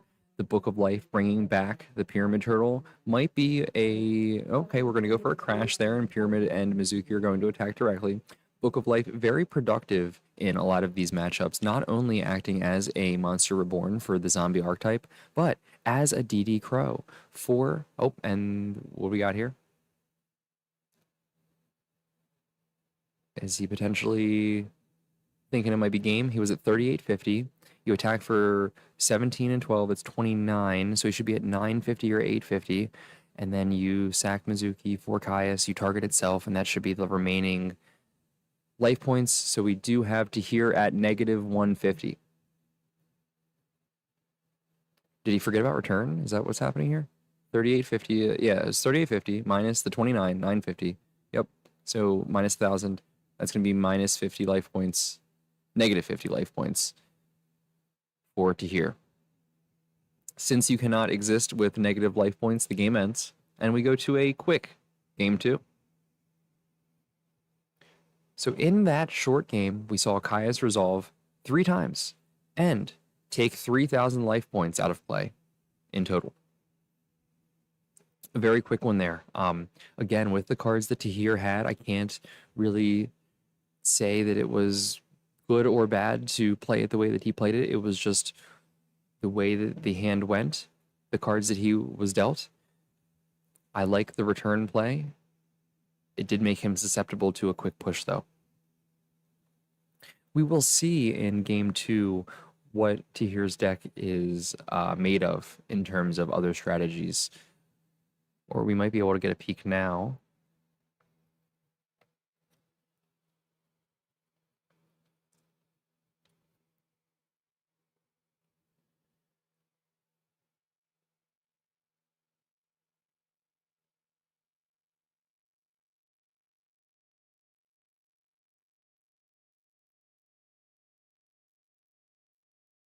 I guess that now that I think about it, siding out the Gold Sark makes sense. Maybe you just need to keep tempo with the zombie strategy, which is pretty aggressive, kind of pushes you. You probably don't have time for either 2 turns or the -1. And I suppose keeping pace with that aggressive deck, you don't want to top deck a card like Gold Sark, which is just going to be a brick essentially when you're faced with tons of aggression. Behind the dual disc, you would like Dragon Turbo. Probably, honestly. I keep hearing good things about that deck, and it also sounds like either, it's lottery deck, right? You either win the lottery or you lose it. I love those decks. I also was a Chaos Dragon player. Okay, gonna toot my own horn. Your boy topped back-to-back events back in the day. Went from YCS Indianapolis to the national championship that year. Topped them both. Didn't go too far, but hey, we did a little bit of work. And ever since then, Dragons have kind of had a nice little spot in my heart. But really, it was more the Chaos side of things. I've been playing Chaos all the way back to 2006 when Dan Glennon and I first met, and Jarek in chat, all you guys when I was a little kid. I was the little annoying guy running around the card shops, just ticking people off. And so grateful to have grown up and retained a lot of these friendships. I wouldn't trade them for anything. But man, hey, thank you guys for not kicking my butt when I was younger, because you probably had every right to, quite a few times, if I may say. I think my first deck, when I played Dark Scorpion, Mine the Thorn, shout out to the Dark Scorpions. Something about all that advantage was really appealing to me when I didn't really know anything about the metagames. But then when I discovered metagame, both the concept and also the website, metagame.com, shout out. It's where a lot of us got our competitive roots. I net decked a one Shane Scurry, who had won the event in Baltimore, 2006 SJC Baltimore champion Shane Scurry, who ran Chaos Return. I sleeved that up, and I never looked back, man. I was starting to win at locals. First, it was just because I had good cards, and then I started to figure it out piece by piece and started doing a little bit better. And ever since then, Chaos was just my vibe. I played some Chaos Return in the following format, and then they banned my boy Chaos Sorcerer. I remember I started 9th grade, and they banned Chaos Sorcerer, and I just thought, oh man, now I have to focus on school. 9th grade me was heartbroken. Gold Sarcophagus did stay in the deck for tier. He's going to bring Dark-Armed Dragon to the considerations here for 2 turns in the future. That's going to be a little bit of its own bit of pressure, huh? Armageddon Knight coming out to mill the Malicious, almost said Maleficent, but wrong card game. Mills the Malicious.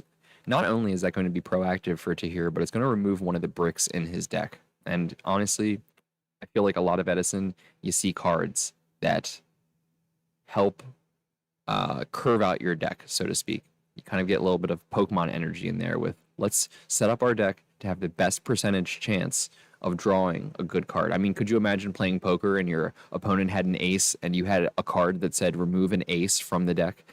That's kind of what you're looking at when you get rid of these bricks from your 40 card pile, now reduced to about 33. Thank you, Dan. You said you're good at this. I appreciate you, man. I'm just hanging out. All of this is off the cuff. I have no idea what I'm doing, except for watching Pyramid Turtle go to the graveyard and summon a zombie from the deck. 200 life points are exchanged for a copy of Mizuki, which can hit the Armageddon Knight. Now, you hate to put your opponent in a position where they're that much closer to a Dark-Armed Dragon, but it's what you got to do sometimes. He's got 2 darks. He might have 3. He might have 1, depending on the order of events that happen for Tahir's turn, which has just started after John sets a back row. I believe that Dark-Armed Dragon will go to hand. Yes, sir. Oh, was that a draw phase? 1, 2, 3, 4. 1, 2, 3, 4, 5, 6. It's possible that that was a draw phase Mystical Space Typhoon. You see, when you... No, it would not have been enough. But if you happen to draw to 4 cards and you draw phase, play MST on the back row, you actually, with that priority, your opponent loses the option to flip Trap Dust Shoot. So we might have seen a little bit of that in play there. And if not, well, now you know that you have that option. If you have 3 cards and you draw to 4 and you would like to, you could use draw phase, player priority to play the Mystical Space Typhoon, targeting one of your opponent's back row. And your opponent never had an opportunity to activate Trap Dust Shoot because they did not have priority themselves yet. You, as the player with 4 cards in your hand, you activate the MST, you go down to 3. Your opponent loses the opportunity to play Trap Dust Shoot. Fun fact. We've got Diva into Diva, synchroing with the Infernal Prodigy for our favorite 4-star synchro monster, Armory Arm. which honestly, I don't think this card gets enough credit. Maybe it does. Maybe I haven't been paying attention. But Armory Arm is a serious, serious card. Not only for the Colossal Fighter strategies, but I mean, I'll equip that thing and beat over something, and it's got a burn effect too. I think it's got that Flame Wingman effect of burning the opponent. When you only have 8,000 life points, I mean, you're talking about changing the entire game, removing turns from the opponent to come back later on if you deal some damage. Don Zalicki got his blickies. Yes, sir. Yes, sir. And we finally got the correct art for Don Zlug. I mean, it was a year ago, but that's pretty much today in my mind with Yu-Gi-Oh! And I'm grateful for that. Is this at the racetrack Xanadu venue, Vincent? Yes, sir, it is. It is at the Laurel racetrack / Xanadu venue, Laurel, Maryland. We are here. Thank you to Feel Good Gaming for putting on this lovely event. Tahir was able to manipulate his graveyard in a way to get those 3 darks. He left the malicious in there for the time being. Dark-Armed Dragon and Goyo Guardian punch for tons of life point damage. John F. sitting with game 1 and 800 life points. Kind of tough in the spot. You can't really banish Mizuki to bring back Pyramid Turtle because you just leave yourself open to Dark-Armed Dragon destroying it. Book of Life, probably banishing the malicious there, which is pretty good. Not only do you take out a potential bullet from Dark-Armed Dragon, but you allow... Let's see what he does choose. You allow it to be left with only 1 bullet remaining. And the DD Crow is huge here. Not only do you remove the target for Book of Life, but you replace the dark that gets banished from Book of Life with another dark. So I mean, now if John just was able to set everything in his hand, Tahir would still be able to just pop cards. Xanadu is a legendary Smash venue indeed. Shout out, I believe they have Smash Brothers Melee on Tuesday nights. Dark-Armed Dragon's going to pop 1, and it is an instant fusion. Oh yeah, your boy just got a nice tattoo of instant fusion, I'm not gonna lie to you. Might have to show that on camera, might show a little leg in a little bit. And he's gonna randomly just choose the other one. Interesting how he did not do random for the first one, right? He just said bow. Now he's gonna go for the third one. Third from the deck, and hits another brick. So, what else is face down? One might wonder. He's out of darks, and none of those hits were reactive cards. I think Brain Control actually might make for a pretty good tattoo as well. I'm going to pretty much just fill up my leg with Yu-Gi-Oh! Tattoos and have lovely memories to look forward to as I live the rest of my life. I can just look down and think, yeah, I miss those days. But we don't have to miss them quite yet because we're playing 2010 Yu-Gi-Oh! Some of the best years of the Yu-Gi-Oh! Trading card game, in my opinion.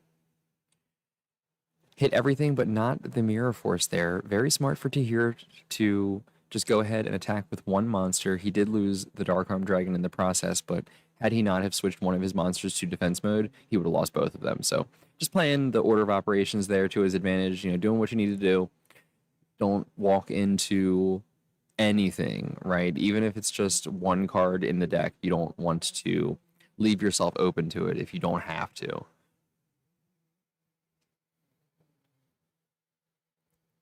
Oh, that was funny. I don't know if you guys caught that. Tahir accidentally flipped over the Nobleman of Crossout, looked up to see if John noticed, and kind of laughed it off there. So I think you can kind of expect that to come in, which makes sense. I mean, there's a lot of cards in Zombies that you want to set in face down defense and hopefully have it be destroyed.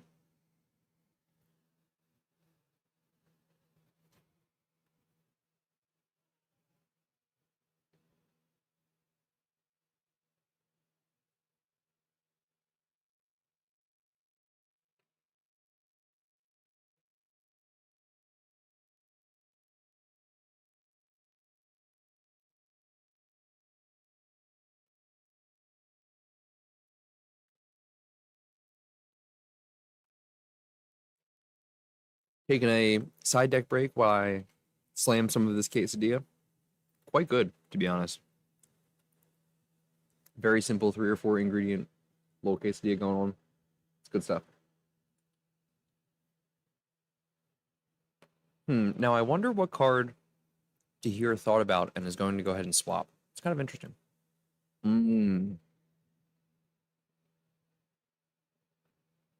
So he wanted another copy of Gold Sark. I mean, honestly, when you come off a game where you just won off of Gold Sarcophagus searching your card, why not put the second copy in? I do feel like abstractly, it's tough to play a card like Gold Sark when your opponent is on an aggressive strategy, but it really did just win you the entirety of game 2. Is it possible that Zombie needs its own time to set up, and therefore a card like Gold Sarcophagus could be good in the presence of that aggressive opponent strategy? I've got to think about that one a little bit more. Again, I'm not really the best Edison player at all, or else I'd be playing. But I'm here with you guys, watching some games live from Laurel, Maryland. Shout out Xanadu, shout out Feel Good Gaming.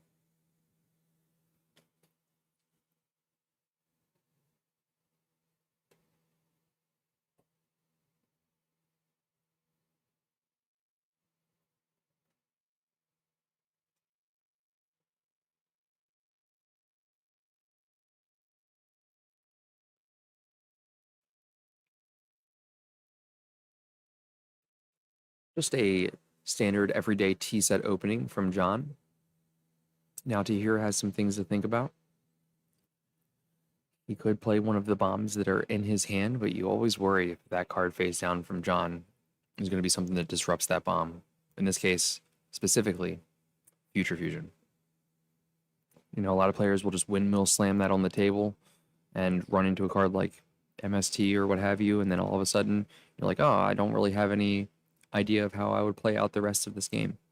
So already you can tell Tahir is a smart, wise player, just kind of thinking about his options.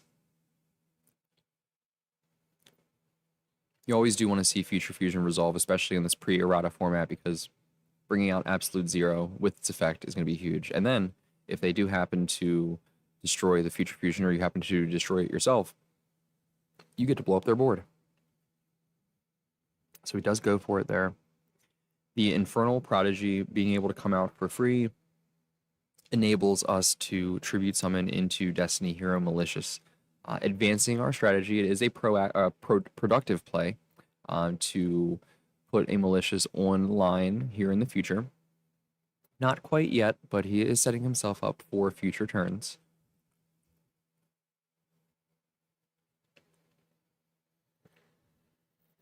I would be interested personally to know why he summoned in attack mode. I believe that's the only way that you can get the Infernal Prodigy effect. I could be wrong there, but I can only imagine that there was a intended purpose for that.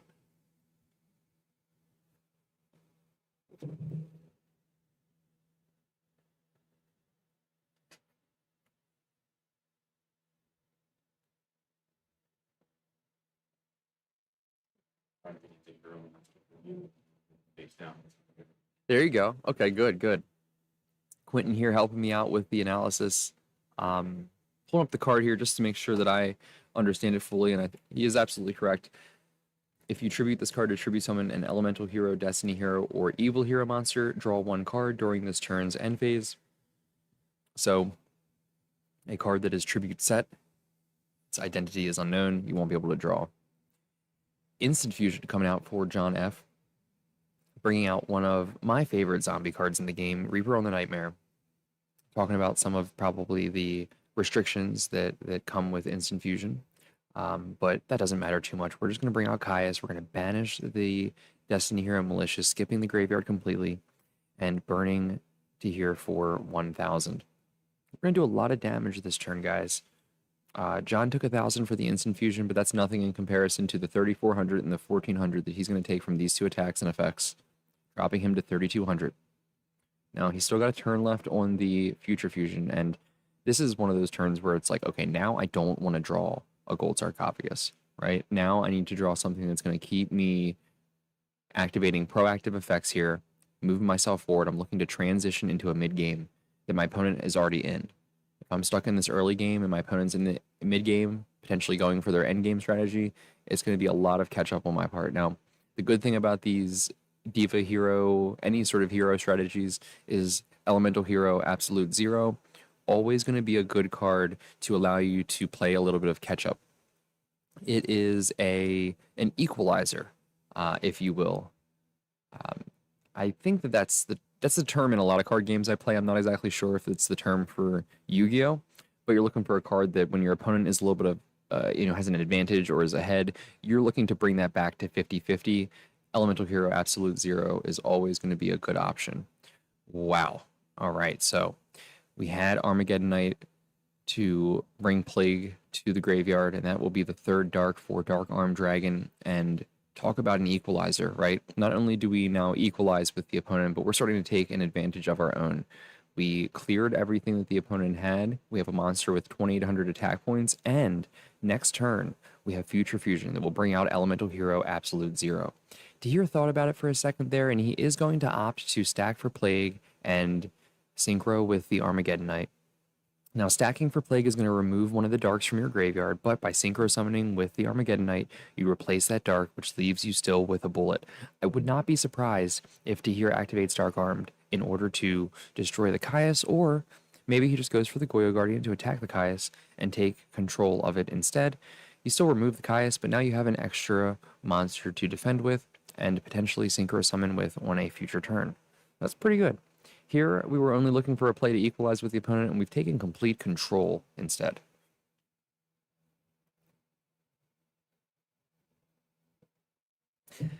I mean, what do you want to see?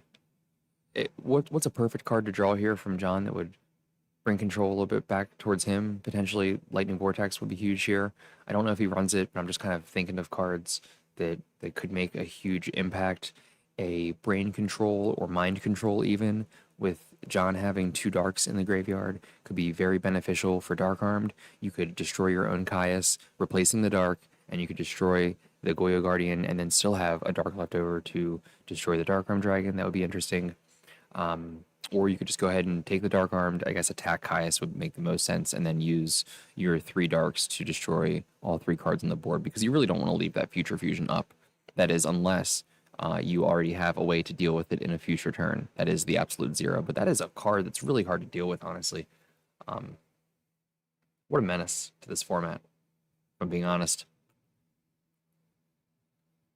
Thank goodness a card like that takes a little bit of setup, but I'm starting to see players who run Polymerization in their decks to bring out Absolute Zero even fast, and even some copies of the King of the Swamp. Thinking about what other like amazing cards could have came off the top for John in a perfect world. If you could just make up a card to draw, what would it be? Pyramid Turtle attacking the Caius, and Heavy Storm is that way to deal with the Future Fusion. Okay, so we're making some progress here. It's not exactly ideal. It's not one of those amazing broken cards, but it does get some of the job done, not all of it. Oh, and there's the Diva. That's going to synchro summon with the Goyo Guardian to bring out another 8-star. Could this be it for the match? Yep, that's going to be it. Congratulations to our Diva hero. Let's go, Diva. And thank you, Top Smash Plays. I appreciate the compliment. I'm doing my best here. And you guys feel free to add any commentary in the chat that I can kind of go with. I'm always learning new things about these decks. Even live in these matches, I'm figuring out new things. What are they deciding on? Is that game 3? Is that enough life points? I mean, we've scooped. It's not up to me. You know, I'm not, you know.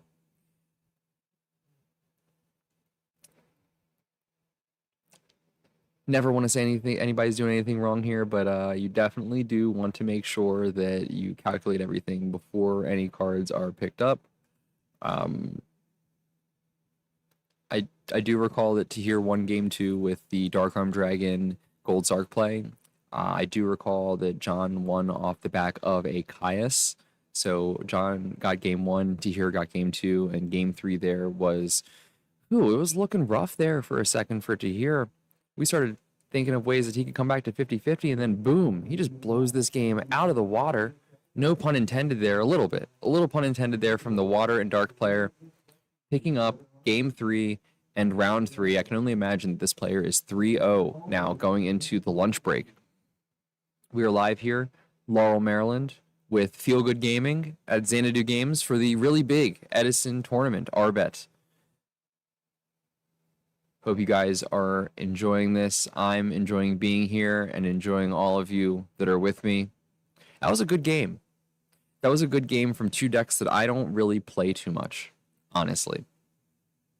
We got to see a lot of interaction. A lot of the purposes of these cards were revealed. You know, the Book of Life coming in to banish a dark while also bringing out a zombie monster, which got DD Crowed from probably the side deck of Tahir.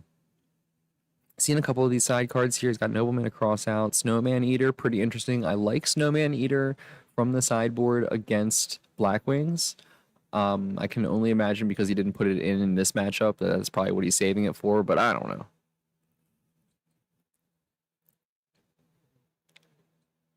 So congrats to Tahir. That was an excellent match. And we're back. I'm back too. We got our lovely host here, Evan, with us. We're hanging out. What were you up to this round? You probably had a lot of administrative tasks to take care of. In the last 2 rounds, I brought all the staff food. I talked to a couple people. Oh, yeah. I gotta give you a little props there. Yeah, thank you so much. I feel like I did something else. Oh, I did some giveaways. You did. Yeah. What was given away today? We gave away a Feel Good Gaming raffle mat. We only give away 1 per event, and it's only available to be won by winning the raffle. So you just have to be lucky. That's awesome. Yeah, it's cool. It's like It's a really little cool. interesting thing. Like, I like to gamble, so I think it's fun to do some like random stuff. And Excellent. yeah, we had these wooden cards, which I wish I could show you, but I gave them away. They're made by this guy on Etsy. His name is Pigmented. I have so many things. I just recently got this giant Smash mural of like all the characters. It's so sick, dude. That sounds awesome. It's huge. Is that for you, or did you give that away too? Oh no, that's for me. That's that one's for me. Etsy has a lot of good stuff these days. Oh honestly, man, they have. If you find a high quality Etsy like thing, like when I smoked weed, I got like nice dugout on there. There you go. Oh there my you go. God, They it have was everything. It All was of your so daily nice, needs. Dude, it was so nice. Like you can just get everything on there. Like if you find the high quality Etsy people, you're gonna be Okay. in luck. You know, they're working hard on their art and they're just making really cool stuff for people.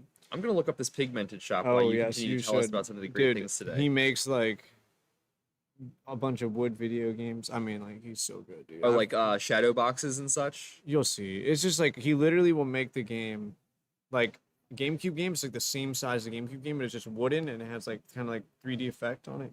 Oh, that's nostalgic as hell. Yeah, dude. Am I spelling that correctly?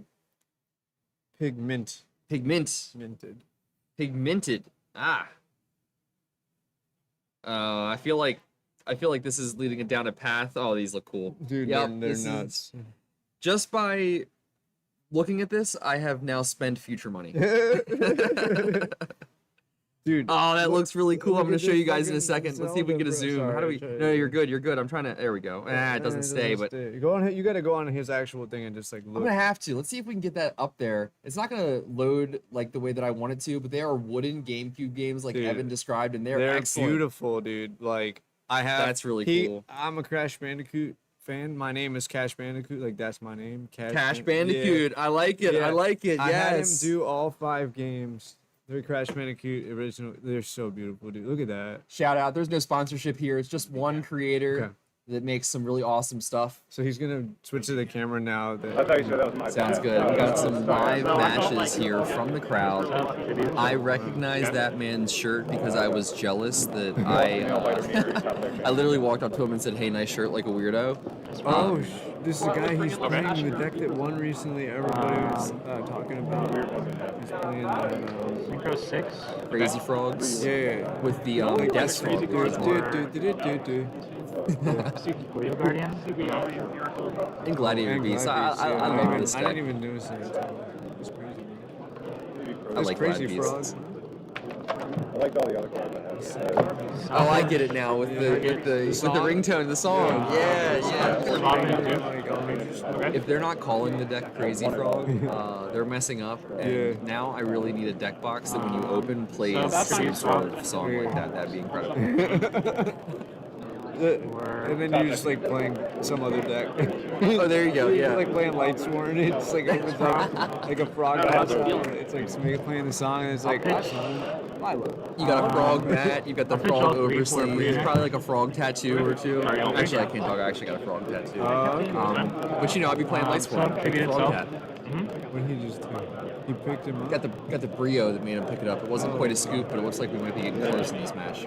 Yeah, unless he has like a fader or something. I'll go to battle. Yeah, it's going to be. You know, 1,000? speaking of what you were saying about Yes. switching decks on the 19? opponent, Exactly. in this It is exactly. metagame of Right, yeah, 2010, there's a lot of players that used to set their. Yeah. Maybe I'm the player that used to, but I remember somebody telling me to do this. Right, you'd sit down at the table, and I'd be playing Black Wings, but I would write on my deck list one copy of Gladiator Beast Viserys, and I would put my extra deck face up going into game 3 for this match. Excellent. I would put my extra deck face up so the opponent would see the Viserys. Yeah, I and heard that's actually against the rules. Oh, is it? Yeah, they made that like against the rules now. So you were probably the reason they made that. Hey, you know, it's always somebody, right? Yeah, you know? yeah. I think they had a rule and they had like your picture in there actually. Yeah, That's hilarious. No, but I I wouldn't mean, to be doubt- honest, I I wouldn't think doubt it's a dumb rule. I think you should be able to do whatever you want. You're not doing anything. It's like they can think you're playing whatever they want. If they fall for that, that's on them in my opinion. Like, I can't control how my opponent interprets and processes the information, yeah, you know? that's what I'm saying. So I mean, I'd set 2 face downs, and it would make it. You know, you'd think, oh, this is Gladiator Beast. That must be Hoplomus with Yeah. 2600 defense. No, sir. It was probably Kalute and Icarus attack, and then you went set, and then I would blow up your board and attack directly or something like that. Yeah. Ah, those were the days. Yeah, I like that. It didn't to be work honest, that's often. awesome. That's awesome. Bro. I think it's a great. I think it's like a hilarious thing that is like a thing, and then I think it's dumb that people say that's not okay. But I remember it working once. It was at the Shady Grove regionals back in the day in Rockville, if you remember those regionals.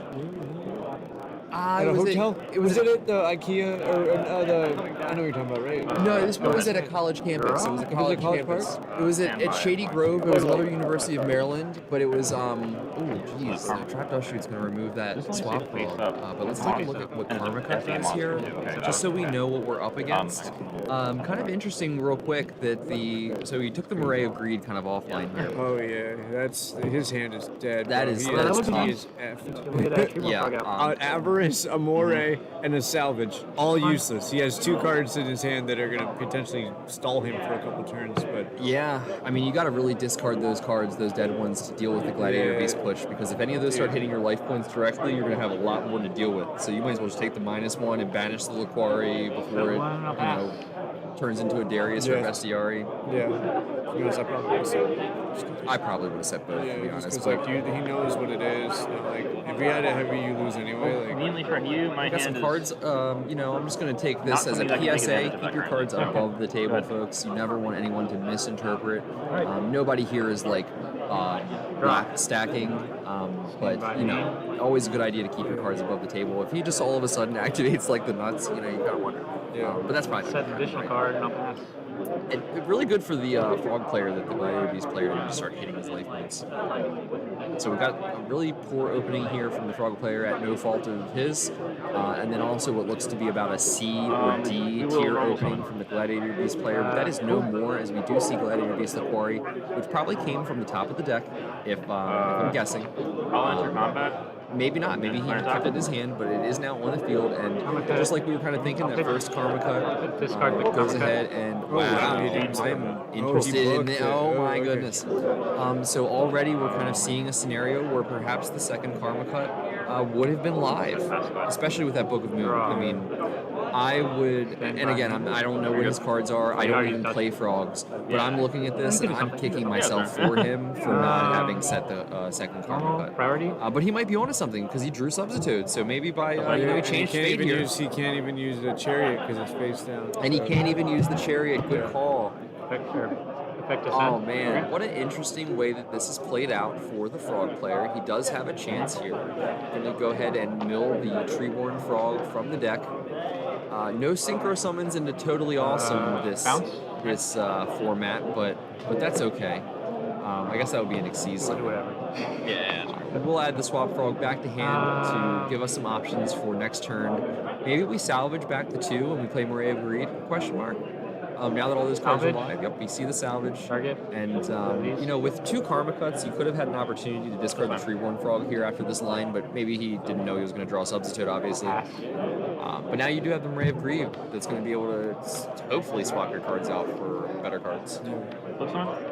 Cool. It's just going to be a pass, and we'll see what we draw next turn. Clearance attack. That's fine. 1800 to the face, Go to 62. Surprising. for sure. Lazy effect. Cool. And we're going to go ahead and blow up that back row. You think it's the Avarice? I guess it has to be, right? Like, Just TRA, I'll target the face down. 5 average. yeah. Nice. So it was the Avarice Yeah. face down. He did a You little want bit 5 in hand of, a little Blutsky. I'm surprised he really didn't send both cards. And when he discarded the other card, we kind of made it obvious he had options up there. Right. You took the words like right, exactly what I was thinking. It has to be one of the spells. Unless he drew Unless he did draw a third. Oh my god, you better solid judgment the heck out of that. Starlight Road is probably even better. better. Yeah, even better for sure. I'm starting to forget that that card exists. Oh yeah, that was Moray of Greed. I saw my Gladiator Beast Life flash before my eyes. Try and when put that both was these back. turned on. That's fine, yeah. Moray of Greed, getting back those targets. That was okay. Swap Frog into salvage for the +1. Moray of Greed now So swapping almost them someone back held for a the breed trade. or Solemn's Moray of Greed. Shuffle up Yeah, good, right. and It's gonna you be just over. draw. Yep. Yeah, maybe I should. Is it a cost to send back for it? That's the only thing I It don't says know. there's a comma and a then. We're gonna go I ahead don't know and if it's all cost. add some Maybe you can. commentary here, man. Maybe you Shuffle can. your cards kind of Maybe, flat too. Yeah. Although I feel like I'm I not mean, sure. I never. I feel like if it was- always if it wasn't, then worried about people looking at the bottom card. I don't know. Because I don't when know I if was a people crappy that kid, I like used to add look at my cost bottom things card when like I that. shuffled. Yeah. So now I'm like looking for other people to make sure. I mean, I it's just so want a neutral satisfying drawing game. for You know what I mean? It is. And even So if you're not looking, let's just keep everything kind of neutral anyway, so Well, that there are there's 3 no good question ones. that the authenticity, integrity I of guess the you're game hoping has to do not that. been Yeah, right. in any way damaged or in question. I agree. And I also want to say, like, I don't know how this is because, like, a bunch of it seems tough. don't you agree with He, even with all those cards, like, No, the guy's just got, like, stacked. He got stuck in the gate. He got 4 back row, and he got potential threat next turn of any Glad BC top deck. He just make the Gazaris and blow up Oh, whatever he absolutely, leaves. that's like, true. I mean, you're done, really. It just seems that way. Like, You know one of them's a chariot. yeah. There probably is a solemn face down, too. Exactly. It's just like a mirror. He needs a miracle, really. This is most certainly good shirt guy's game to throw, but it does not look like it's going to happen quite this turn. Geyser. Oh, and there's a chariot. Chariot question mark. Chariot. Question That's mark. right. You can use it because it is still Glad Beast. And Chariot's just going to go. I'm sorry. Can I The see what's in your grid? Sure. Stardust and Geyseris are going to hit those Dandelion tokens. Doesn't even dating bring a bunch of spells. And what's your glide base we're going to bring out? We're going to bring out Quarry and maybe Red Tiara to banish. I would bring out. I'll get rid of the dandy. No. Yeah, people apparently are banning extra of those. Oh, that makes Off sense. chance you get 5, it Red takes hours, Tiara. less lives, you know. Yeah. It's a pretty good meta call, come up. honestly. Yeah. Now that Oh, this- good. the format has been a little bit more flushed out. Yeah. By Well, I really think there's like so much unexplored stuff in this format.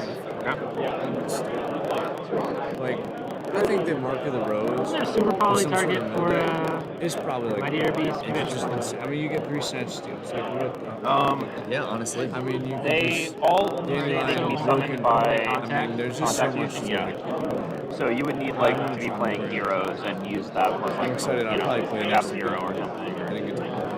Or like the Earth one. That's okay. You're doing all kinds of great things, Oh, making yeah, sure yeah. that the event even happens. Exactly. You know, you are an integral part of this process to bring this to other players. Does it And for that me would here? definitely I'm appreciate. gonna press the board state, but I myself, as a previous We'll event see. organizer and occasional head judge, definitely do appreciate all of the hats that you're wearing. and it might not even seem like you might be doing These anything at happen at the same times, but time I where you know get to do, like, that this you're one thinking is about it's the same everything time that's they hit going the field, on yeah. and managing all of those things. And then if they so- both trigger, I get to choose like the chain link order and stuff. You know, my buddy George could turn this put me one onto a into- worm deck. Yeah, in Edison, although- and I had although no the idea. attack- Yeah, I was like, although, worm, yeah, I don't know yeah. the names are Oh, all kind of sorry. like funky You mean letters. when they're already on the But field, they it's have one a chain bunch at of a flip time. effects and I stuff. thought you meant the geysers. The I geysers bring lost them it. all at the same time. But Edison, I I have to believe it was choose, and Edison. they're different chains. Yeah, that makes might be sense. Tango Plant, but Oh, you might be right. Worms X. Might Sure, be. sure, That's sure. Tengu Plant. Oh, that's Tengu Plant. Yeah, that deck actually like was kind of good. 50. Yeah, it was impressive. Die unless, like, you had a normal I don't think really many people were on it then. I mean, maybe casually, but it absolutely had enough time in this modern retrospective setting to be competitive Yeah. after more people thought about it. Just like the Amaryllis deck. What a cool find. Dude, funny enough, I knew that card was good, and when the guy won nationals, I already had a couple. I bought a bunch because I knew that card was good. I had been testing it, so I used my testing to buy a bunch of the card. I was like, that card's good, and if people aren't buying it, I'm gonna buy it. And then I had like 20 of them. I wish I bought more, honestly, but there were only like about 20 on I'm gonna there. be playing hand traps, so I'm just gonna be safe. I wanted the card. I was like, this is a good investment. For my money. Back quarter. I'll take 4. Okay. 21 and a 25. That's good. Yeah. That's really good. 30. That's one thing I do miss about Yu-Gi-Oh! Is playing it like the stock market. Yeah, yeah. Yeah, it's fun. It's actually I 25 just like and 25 to now. collect. 21 So for and that 20. part of the game, like Okay, playing is so cool and fun, 5K. but like 5K, the part so of I'm the at game I 8. like is like guessing which cards are gonna be good and doing, buying some or And there's no monsters just in grave right now? playing, like guess like just putting in predictions and stuff. And, like, Psychic yeah, effects. and I love to build, FGG and that part of the Yu-Gi-Oh too. Build a community. Very I'll fun. leave the 21 before. It is nice. It's great to bring these things Here he to. comes. Oh, there's the Herc. The guy. Herc. Oh man, I haven't seen this card in forever. Yeah, It's a good one. I remember this card. Freak out. And I have It's a menace. one card in hand. Yeah. When the card came out originally, that beast was like the best deck. Century? That card was a pain in the ass. It was also very expensive. Yeah, it was like 100 and something. I think it was. Yeah. Maybe more. It might have even been more. There's Yeah, the man. Good handshake. game. Yeah. Yeah, he drew like crap. Yeah, That great one shirt. plus shoot just crushed it, man. I mean, the games where you. I mean, it's 5 minutes left in the round belt. Probably gonna go out and check on something. Yeah, That's the only way. I could not draw any one of my Go ahead three and do that. chariots in Maybe any of the matches. So I was send some I people was like, my this card's way. perfect. Send everybody in the I chat. promise they're in the deck. Maybe Two more best are some side events. So I have to like. oh, excellent. Are there going to be any side events during Not the today, lunch but, break? Question mark? Definitely good. And, like, I'm not sure. Okay, Is there okay. anything I can help? yeah, I'll be back in like the next hour or so. If you want more food, let me know. Thank you. I will Yeah. definitely let you know. Thank you, Yeah, man. dude, I got I appreciate you looking out. I appreciate you helping me. For sure, for sure. Quentin, if you see anybody else playing, we can go ahead and get a camera on them. That'd be cool. Otherwise, you guys are stuck with me for a little bit. Maybe I'll review some of these deck lists from the most recent World Championship qualifier. Is that what they've been called now for 12 years, and I still can't get it correct? I just opened my phone back up, and I see this pigmented Zelda Link's Awakening wooden, and I just really want it. It's only $100. Might treat myself. That's incredible. You guys got to see this. I'm gonna do my best to share this with you. That's not how you do it. This is how you do it. Look at that. For only $100, I feel like that's a great deal. In my opinion, that's pretty good. That's pretty good. You guys in the chat, what games have you played from your childhood, whether it be Game Boy or what other things do they have here? GameCube. What games would you get to have some sort of nostalgic memento, if you will? I'm curious. Oh, they have custom Yu-Gi-Oh cards. I think that's what Evan was talking about too. That's really cool. He's only charging $80 for those. Again, this is not a plug. I'm just impressed with the skill and artistry of this Etsy. We're on lunch break currently. We are finished round 3 of the really big Edison tournament, the RBET series. started online and then has made its way to in person. And as somebody who's followed the series, I'm just so blessed to be here and to be sharing some of the content with you guys. My name's Gosnell. It's a pleasure. We're live, Laurel, Maryland. Shout out to Feel Good Gaming and to Xanadu Games for helping to put on this beautiful event. We have over 256 players, so it's going to be a total of 9 rounds of Swiss today with a cut to top 16. So we'll have tons of content for you throughout the day, the evening, and maybe some of the night. But for now, we are on lunch break. We are on lunch break, and pretty soon we'll get some content for you, whether it be just a fun match in the back, or maybe we'll get some shots of the room, who knows. But we'll have something going on for you. I'm going to look up some deck lists from the most recent tournament and see if I can't learn something in between these games. Already put myself onto Sky Scourge Enrise, a card that I personally was not too familiar with, but it's nice to see Chaos Sorcerer in a format where you don't have that many Chaos Sorcerers. I think it's limited to 1, if I recall correctly, and you don't have access to BLS or anything like that. So, kind of interesting that you can still get that effect in another form. And hey, with 100 more attack points, which allows you to crash into things like Caius, and we saw that happen today. Or at least we theorized about it. We discussed it as a potential line. Maybe we didn't see that exactly, but it's interesting the way that some of these cards layer with other options in the format. Welcome. Yeah, no problem, no problem. This is great. Beautiful view, honestly. Yeah, if anybody even wants to, you know, play a casual game or something. You know? Yeah, and no pressure, no pressure. Deck profile or something, really whatever. We got 40 minutes in the lunch round before round 4. So I'm going to be filling my time here by talking about some of these more recent Edison decks. First, though, we're going to go ahead and check out the Edison Reddit to see what's going on there.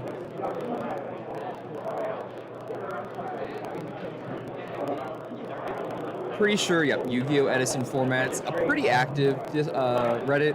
We also have a Discord for Edison Talk, and I'm not too sure about that. I'm not too active on Discord, but I do know it exists. Also, shout out to the Facebook group, Time Wizard Formats. I see, Time Wizard Format Hub. I see a lot of content ranging from all the way to Yugi Kaiba, the first 2 starter decks, all the way to some more modern retro formats. A lot of people are playing Hat lately. Go ahead and join that if you're interested. And there's also a ton of buying and selling in that group. Yu-Gi-Oh! Player, lunch break starts now, 45 minutes, we'll put the timer back up.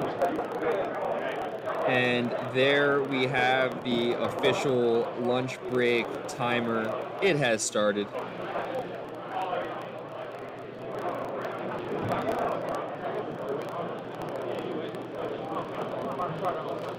Again, we are live, Laurel, Maryland, at the racetrack with a 250 plus person Edison format Yu-Gi-Oh! Event. We got 9 rounds of Swiss and a cut to top 16 today.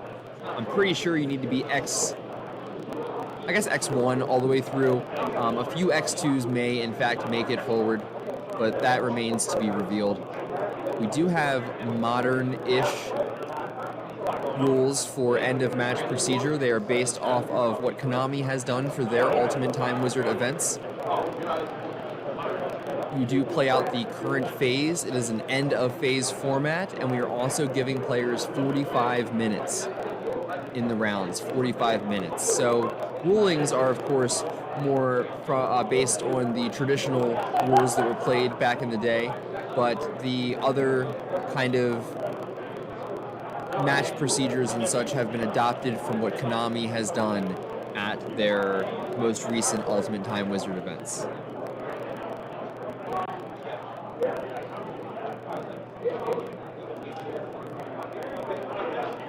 Awesome. I'm with you. It's your boy. I'm taking a look at some of these deck lists that are available to us from the World Championship qualifier. Might have to pull up some YouTube videos. Oh, that could be a good idea as well. If you wanted to, Quentin, we could maybe pull up a YouTube video or something. No pressure, and it doesn't have to be now, but that could be a good way to get in some exposure to some of these deck lists. I think they're all on YouTube, so I'm going to take a look on my phone here and pull that up. The good thing about Edison content is that you can go to YouTube and search by date. Also, I never gave a shout out. I should be giving a shout out to E3. That is the main stream for today, but thank you so much for joining me here on the secondary. I'm glad to be here, and it's great. Yeah, perfect. Do you have audio on your end that you can switch to for those? Should be able. Okay, perfect. I'll assume that you do when you start interviewing it, and then that's when I'll eat some of my quesadilla. So I'm not chewing in the ears of our viewers. You can search Edison Yu-Gi-Oh on YouTube and sort by upload date and set it to like the last week or so and get some pretty recent content. That's always been my way of taking a look at some of these most recent lists and content from other lovely YouTube creators. Shout out to E3 Yu-Gi-Oh, by the way. E3 is taking care of the main stream today, and I'm here on the side stream. It's your boy Gosnell hanging out in Laurel, Maryland. It's a barricade. It's just keeping me out. Sort of, kind of. Just a little bit. How you doing, Judge? Doing very good, thank you. We are live. How has your event been so far? Oh, it's been fantastic. Do you have a moment? Do you want to take a seat? Absolutely, sure. Excellent, I do have excellent. some duties to do, but I think I'll do this pretty fast. Nice. So you got all the deck lists. I see you. I do have the deck list, yeah. I don't think this one is live currently, but we have couch this really one. sinks into the couch. Holy shit. It's a nice couch. You know, there's two reasons why I'm not sitting into it. One, it's very comfortable, and I'm afraid I would get too comfortable. I feel like Morpheus in this chair right now. And two, it's important that my guest is given that experience. I'm you your know? guest. Yeah, welcome. Thank you. Welcome. I like Steve. the fan. Yes, that's Steve. This fan has been a lifesaver, honestly. I can see why from this angle. I mean, you got like a nice breeze right here. It's a nice chair. And why aren't you sitting in this chair? This chair is much nicer than that chair. I would fall asleep. I think it would put me down. Very cool. Oh, wow. You can see my fat stomach right there. Nice. It looks great, Judge. You don't have to lie to me. It's okay. So what's up? What's going on? Not much. We had 3 rounds so far. Yes, we have. We had 2 of them streamed. Mm-hmm. Evan joined us a few times, our wonderful host. Very And it's cool. been pretty chill. You know, I've been back here in this room, kind of just vibing out. I mean, this is totally a vibe room. I mean, there's about 47 chairs in the corner and, tables with nothing on them and, some guy in the corner. Everyone's doing a great job. Yeah, I mean, it's great. We got total vibes in here, Immaculate. Immaculate even, one would vibes. say. I would go as far as say that, probably. It's good. And, I'm not too much of, I don't care about player noise and stuff, but I'm pretty away from it, We've got a nice little environment in here. It's away. Yeah, I mean, we're in what's the hotel, and we're secluded in an area, and secluded from that area. I mean, we're really in like no man's land, It's just you and me and that guy and some other guy, Hey, we're doing good. This is really what Yu-Gi-Oh's about. It's sitting in the loan and with tables and chairs and just talking about stuff. This is really what it's about, honestly. Yeah, personally, I love it, honestly. Sometimes with all those, like, lights on you, you get a little nervous or you sweat a little bit just from the heat. Nah. Players are walking up, talking to you, which is always great. You specifically, or just you, like, in general? Maybe in general, sometimes specifically. Which part? Being hot? Or being hot, like, the guys walk up to you? Yeah, sometimes. I've made a lot of friends over my tenure as a Yu-Gi-Oh player and judge, which hopefully I'll take advantage of here in the later rounds. I'll get some guys that might have dropped to come in here and add some commentary of their own. That's cool. I personally don't play too much Edison. I do, but I play more for fun. I went from Spike to Timmy a little bit, if you're familiar with the Spectrum. Yes, I've heard of the. I believe Magic came up with those, right? They did. Credit to Magic for the Spike, Johnny, Timmy Spectrum. One of many spectrums that I find myself on, as a card player, we all find ourselves somewhere on there. I agree. I agree. But I'll play a little bit more casually. I like to play at night. I mean, I coach basketball during the summer, so I really don't have time to really grind too much. I got a kid coming on the way in January. Congratulations. Thank you so much. We're really That's happy. awesome. And this is actually my first event in 9 years, so I mean, I was really happy just to jump in and just really help out. So I mean, the no staff way. is great and the judges are great. Players are really responding well to everything that's going on. We really haven't had any setbacks, no time delays or anything. Good. You know, I mean, good. 250 players, it's not nothing. It's a lot of players, you know. No, So- absolutely. I think there was like 5 or 6 of you guys, and I know Konami for this size of event would probably, if it was a modern advanced regional, they'd look for I think like 14 or 15 for this number. So Yeah. you guys are killing it, honestly. sounds You guys right. are doing Thank such a you. great job. Thank you. You know, I was out there mean, with you guys a little bit for round 1 while we were working on some stream delays, and you guys barely even needed me, to be honest. You guys are holding it down. Thanks. Yeah, we got a good team. You know, we got guys that just love Yu-Gi-Oh and just love what they're doing. So it's not even work for me. You know, like the most work that I did was just driving with my friends here from New York, and but you know, when I'm on the floor, it's just like surfing, man. It's just riding the wave. It's a lot of fun. The players are nice. You know, no one really gives you a hard time. You know, and it's just a fun time. We're all having a great time here. You know, That's I'm good. having a fun time. You know, we're only in round 3. We got a couple more rounds. Yeah. So I should really get started on this though. I feel like I want to finish this before I finish talking. But thank you so much for having me on. No, absolutely. Stop by anytime if you need a little bit of even like a break. It can be a little bit overstimulating sometimes in that main room. So come and hide in here and talk about some games anytime that you'd Sure. like. I don't want to pull you from the judge duties, but you're welcome anytime. Thanks. my My friend. duties do come first. I'll do that. Thanks Yes, a lot. sir. Yes, sir. Thank you. That was Steve, and really appreciate him and all the judges here. You can always tell a good judge by just those comments of doing it for the players. He's just here to have a good time, and I love that. And I can relate. Even when I judge, it just feels like I'm here to hang out and take care of some extra things in the process. It's nice. Thank you very much, Steve. That was excellent. See if we can get some other guys to join us. Maybe in a few minutes we will cut to the other camera and I'll go pull some players to talk to. We've got a 40-minute lunch break-ish here in Laurel, Maryland. I will be saying that all day. We are at the Laurel Racetrack. I should probably look up the actual name so I know. Racetrack, Xanadu, something. Let me see. Laurel Racetrack. Laurel Park. There we go. Okay. I knew it was something. So we are at Xanadu Games at Laurel Park here, brought to you by Feel Good Gaming. Shout out our lovely, gracious host, Evan, for putting on this event. We really do appreciate him, and I personally appreciate him for having me here to be able to host this stream with the likes of Evan himself sometimes, our lovely judge staff. I'm just glad to be here. My name's Gosnell. I'll be here with you all day, and we'll get some matches going in about 35 minutes or so. We got to make sure all of our players have some fuel to go into the next round. In fact, this might be a good time, Quentin, if you don't mind cutting to the other camera shortly. I might go to take a small break of the restroom variety and maybe grab a couple players for a quick chat to get us.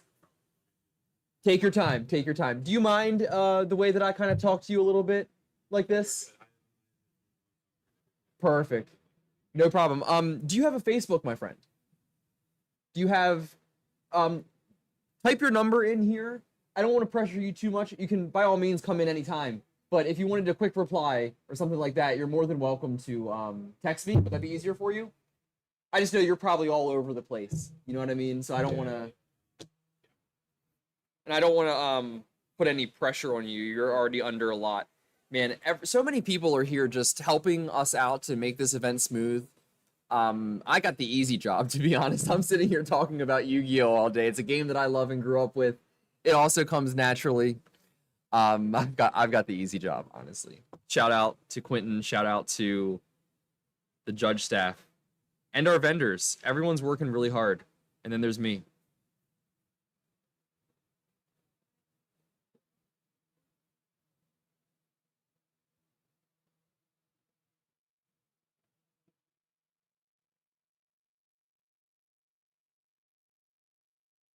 We've got this camera up. Let me check to see if I have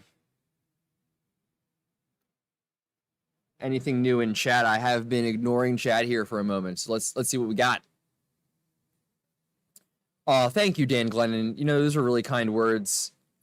He says, bro, for real, you're quite good at this.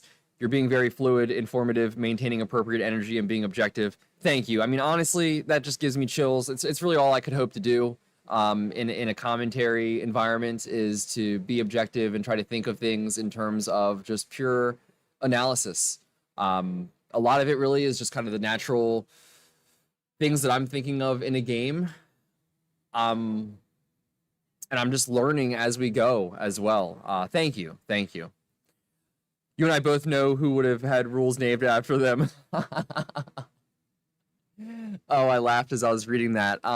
Yes, sir. Yes, sir. I can think of quite a few of my near and dear peers that might have some rules and policies that have their names listed in parentheses. Yes, and hey, I'm not innocent as well.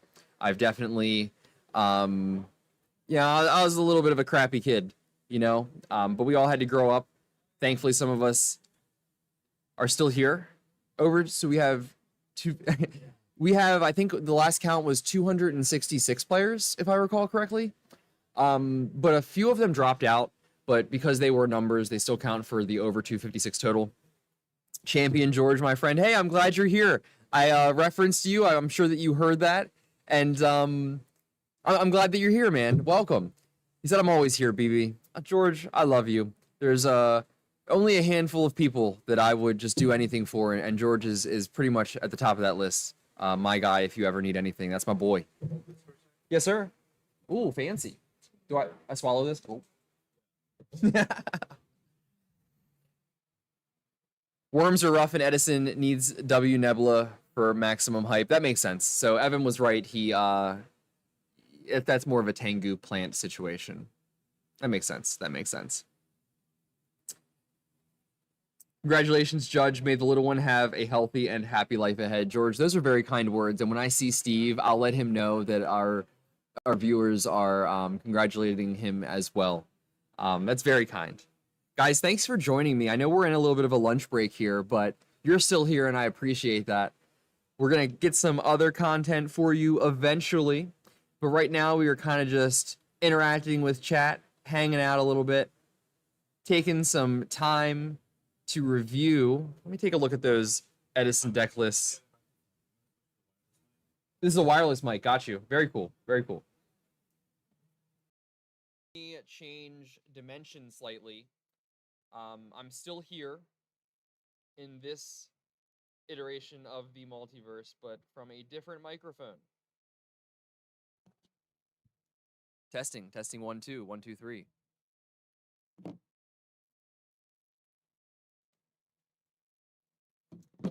George is my man. Shout out. Can't wait to see you again, my friend, even though I saw you recently. I'm always looking forward to the next time. And there's so many people here, honestly, that I'm just so happy to see. I've caught up with more people today than I have in a long time. I've just been on my own personal grind as of late, but I saw a lot of lovely people here. Oh. All right, we're going to take this camera on the road in a little bit. We're going to let guys know get a little rest. Hey, perfect. Bathroom break. This one's down. Just hit the button there to mute it. The blinking? Blinking? Yeah. Blinking equals mute? Yeah. All right. Ladies and gentlemen, I will be back, and we're going to give you a little bit of a tour of the Actually, it's room. already Hands gone. are in Clinton. In Clinton's hands? Quentin. Damn it. Darn it. Darsh. Quentin has control. I will see you shortly. Take care. I muted it in software, so I actually don't need that. Okay. Yeah. It makes All me right. feel better, so I know what's going on, I guess. Let's go on a little journey, everybody.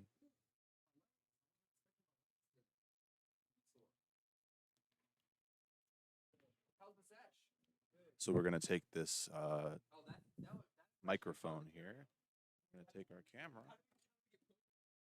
We're going to have a little adventure.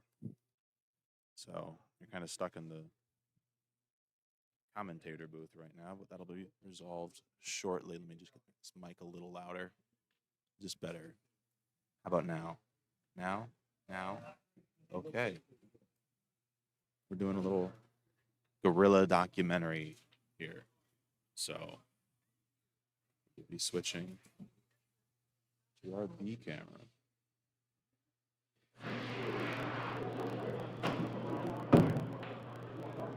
All right, everybody, here we go. Xanadu adventure.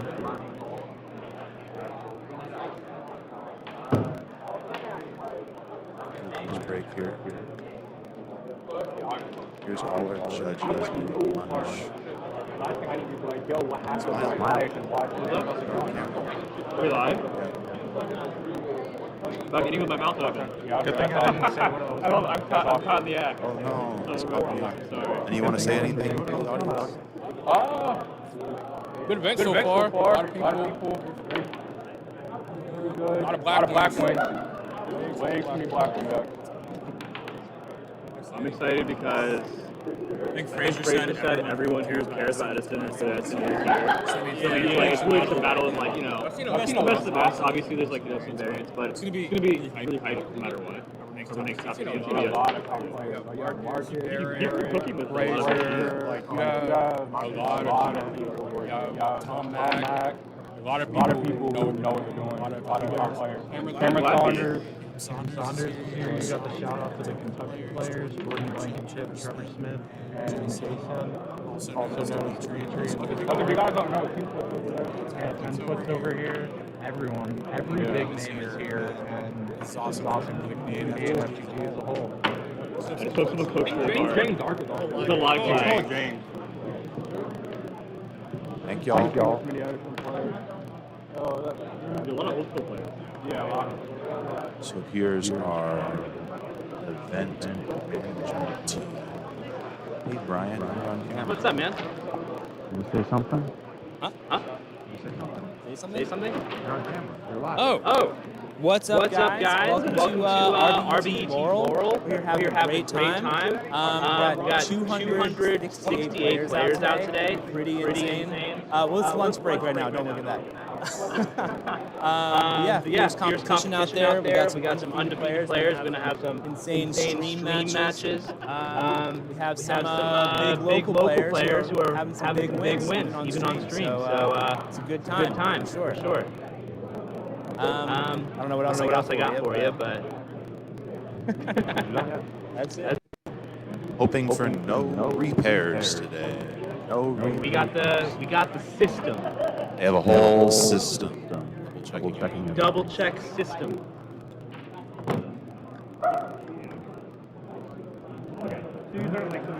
Hello. I'm here. Goodbye.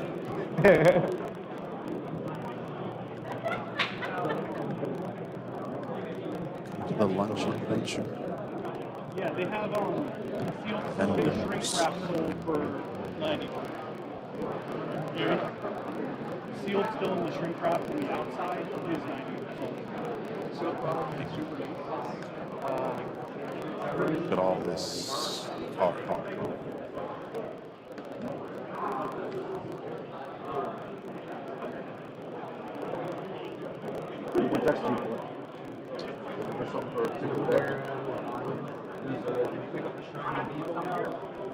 Here's Evan's sweatshirt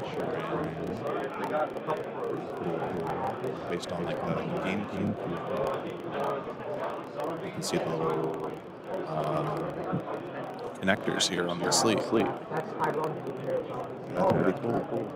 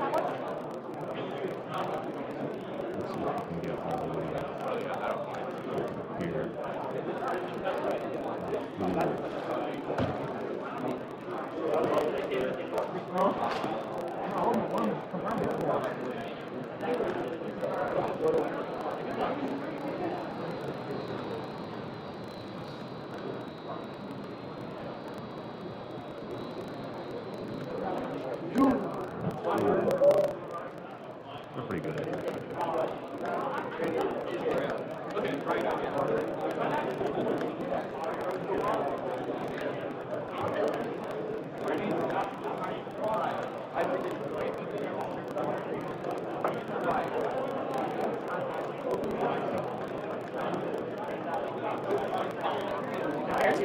Maybe a sneak preview of one of our rivalry FCC.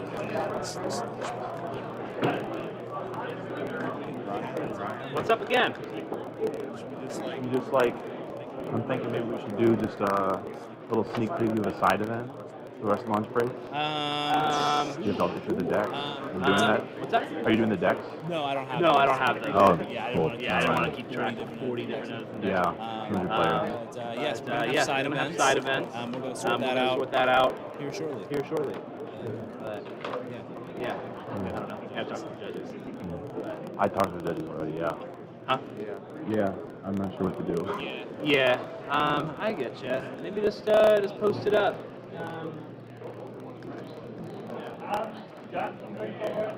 Maybe find Evan and have walk around with him. Interview some people.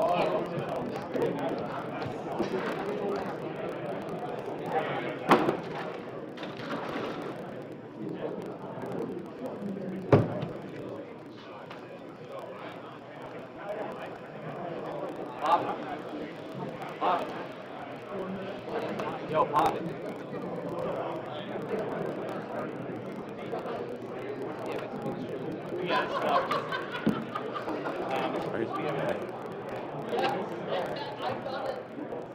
Fun lunchtime adventure.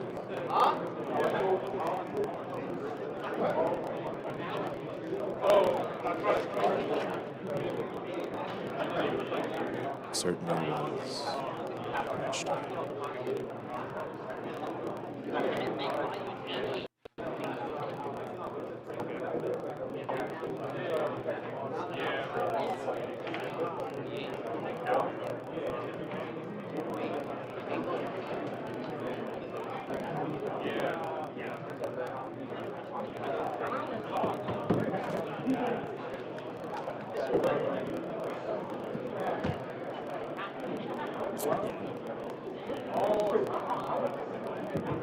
Can I have all judges at the judge station? All judges.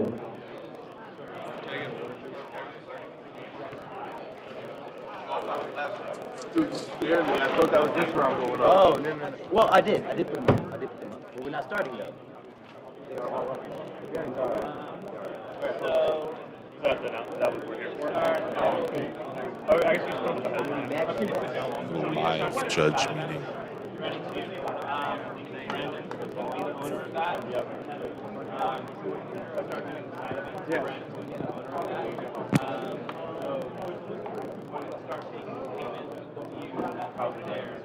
Doing good, bro. Alright, so. Right here. I guess not it. Players now. Random.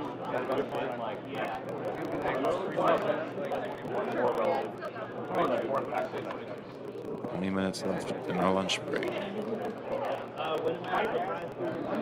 See if we can't get some people in the Back over there. Yeah, I don't think it's so good. I feel like you're best at like this stuff. I never really. Oh, dude, skate. It's so easy, dude. It's nothing.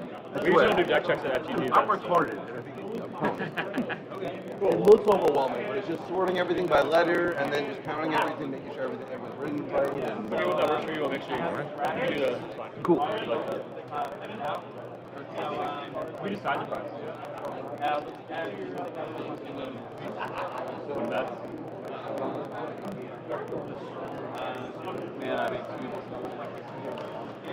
That's a yikes. You're a rocker. That's a yikes. What's this? A small difference. Small difference. Just one more. So, section was kind of this area. I would like to combine. Okay. Where were you? Can we put you over there now? And then push you here. And that way, there. So we can do sign ups there, and you can kind of that we're shooting to do that area plus the yeah, that was Alright. Did you guys just want to keep our session? That'd be easier for me because I literally cannot walk that far. Okay, so Tyree's side. So I guess. Oh, you guys are all going. It might be better. Yeah, sorry, is this one or free? That's right. No, $5, Luke. I didn't know. I don't want to just take $5. Dog. Give me a $5. Give me $5. Without Blizzard, give me $5. Yo, Avery, what's good, bro? When you play? Oh, I didn't know this happened. I know you look focused out here. I also like. I mean, I'm probably gonna ask. Hit me up. Maryland, whatever.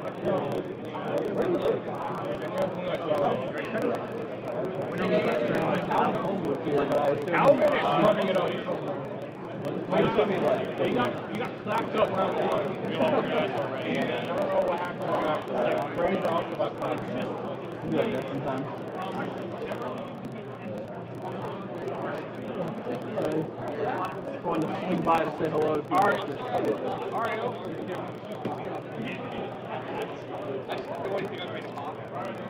Oh, my bad.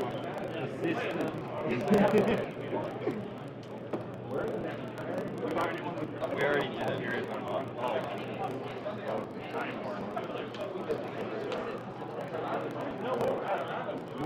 Matt was what I think. He did the weight. You two people subs and cheese quesadilla, highly cheese breakfast. Oh, so you did buy all of it? I'm like, I can eat. I have a bottle of it. Really? That's crazy. I think we're very similar in that. Like we're skinny. Like I eat well most of the week, but the days I cheat day, my cheat day is like 6,000 calories. I try to have it 2 days. Like I was making it 2 days. Like okay, 2 small meals is never. Me, when I have to cheat out, run with the food. That's what I was about to say. Yeah, I don't like having. Whenever I smoke weed, and I just go to the dude, I just stopped smoking weed because like dude. Well, because of like on medication. I'm making sure. Yeah, I see anything that were locked weed. I did quit. I quit like 2 weeks ago. I'm trying to lock back in. But yeah, my 2 days are similar.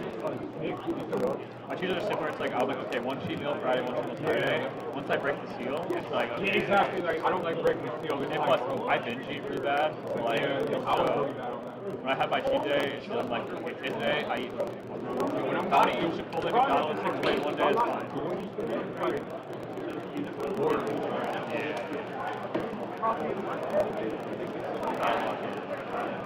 I see you back to stay about for a month. I don't know why.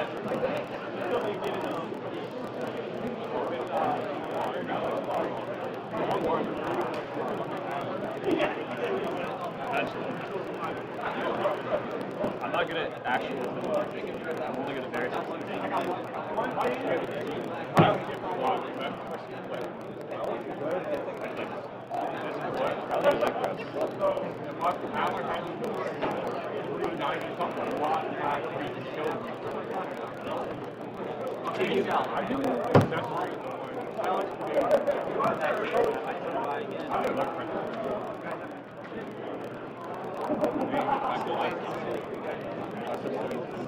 I haven't done them in that. I haven't done them like a week and I feel like it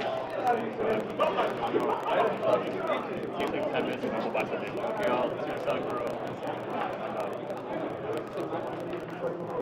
also, I guess,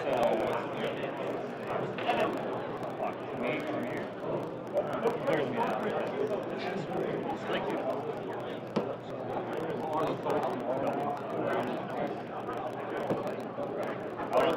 This is me 3 months ago. Okay. Your arms now. Your arms now are just like twice the size of mine. You don't need. I don't know if you get black.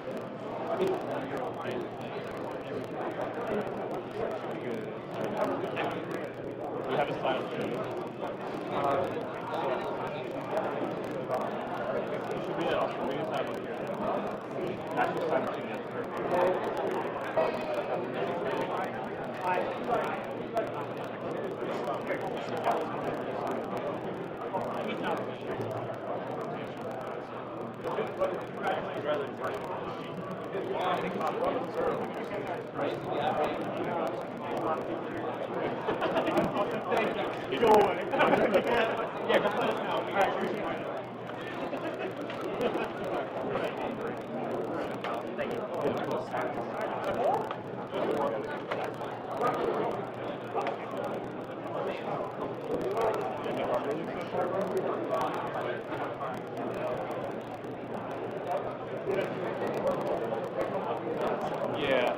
I mean, that's part of it. If you do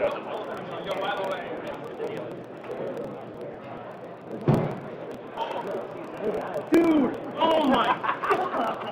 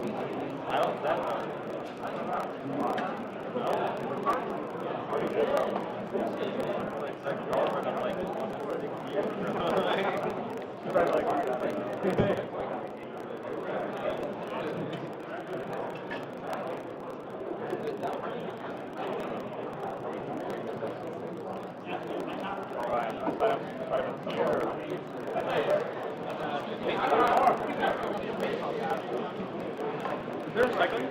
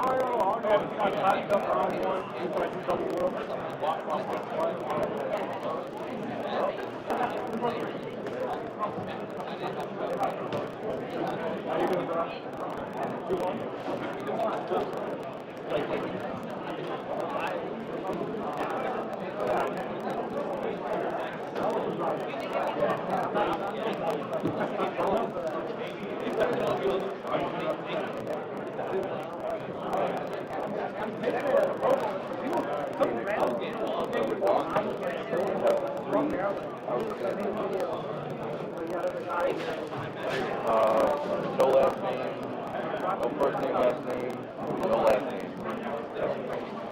Yep, it happened. Okay, for the ones that have a first and last name, you need to be like, if it's your hold on to it, hopefully it doesn't. I will say after deck check, I don't know why. I've only deck checked that like 10 minutes around the 4 starts. Pairing are up, there's 10 minutes. You still have lunch time. Giving you guys a heads up. Back there. Thank you, friend. Behind you, friend. Thank you.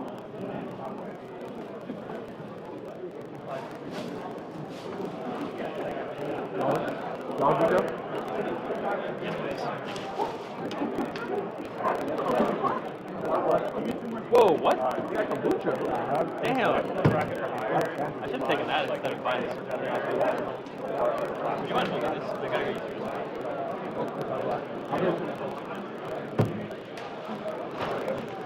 honestly, I'll let you take it. I don't know. Love you, Jay. Love you. don't under any circumstances lose a card or take it to, I don't know how it would go. Yeah, friend, where would you like me to do it? The water.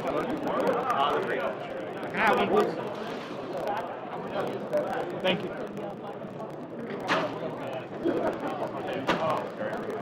Also, we're being very lenient on the amount unless something's like really unfixable or really hard to address.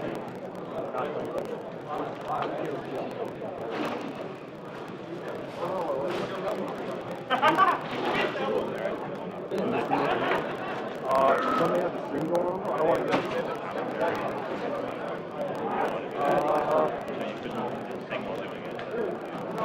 that would be really great, but I'm going to do it at the bar. That way I don't sit down. I'll go fast and stand up. Thank you.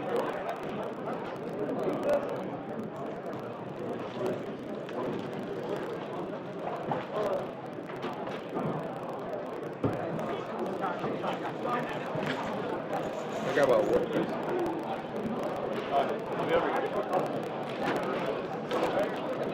I'm fine. Thank you so much.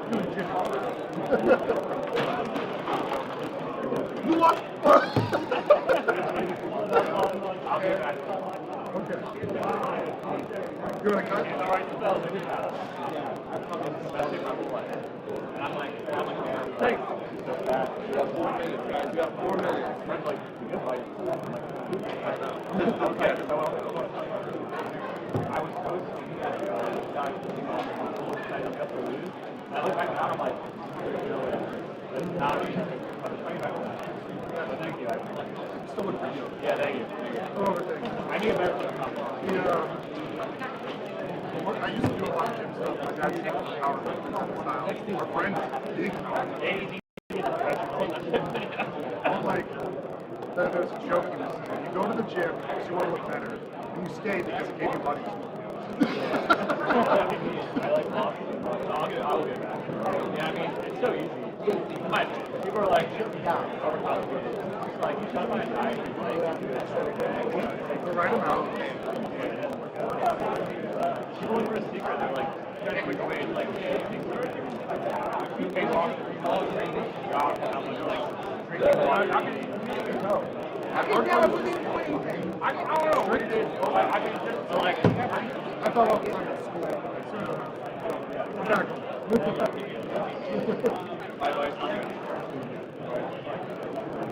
My diet is healthy. It's like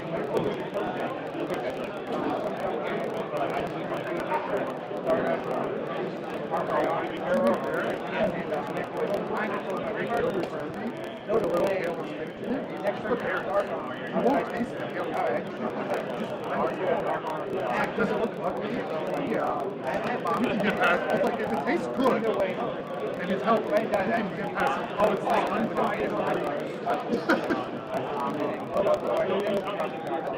yeah.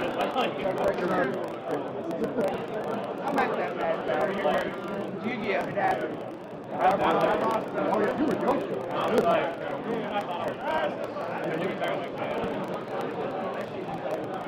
I'll get back.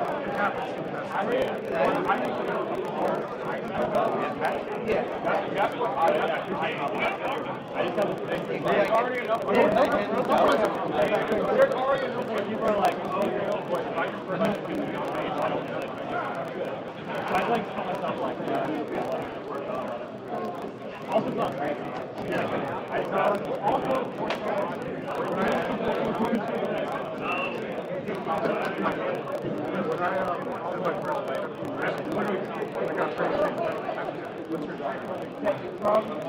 Yeah, you're worried. So I ended up picking up some basic history. You don't get the muscle out. It really puts you in basic cardio. So try not to choke. Great motivation. You will fight to not be choked. So like, you're going to be on your feet. Yeah. So I don't even do cardio.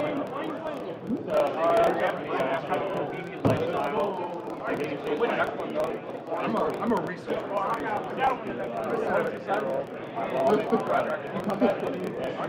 be around. It's whenever I don't know that one. It's more like when trials.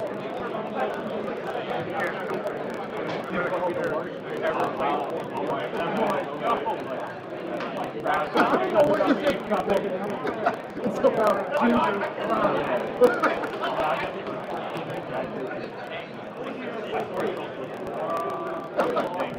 that's the correct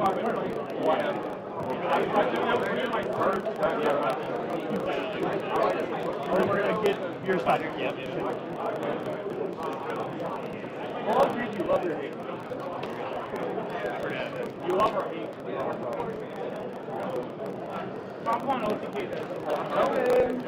Good. Last couple rounds been all right? Smoother. Nice, nice.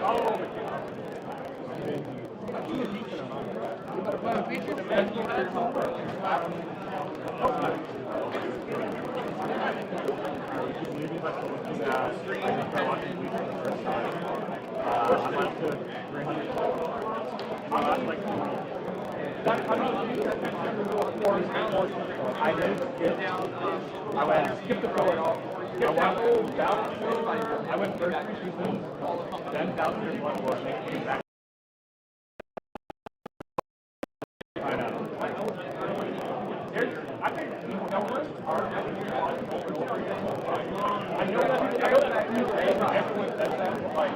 I love this one. Yeah, no, I'm going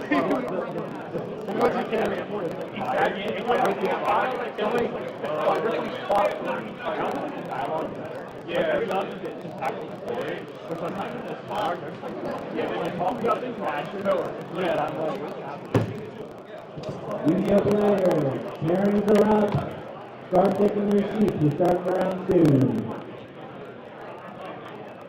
Going back it up.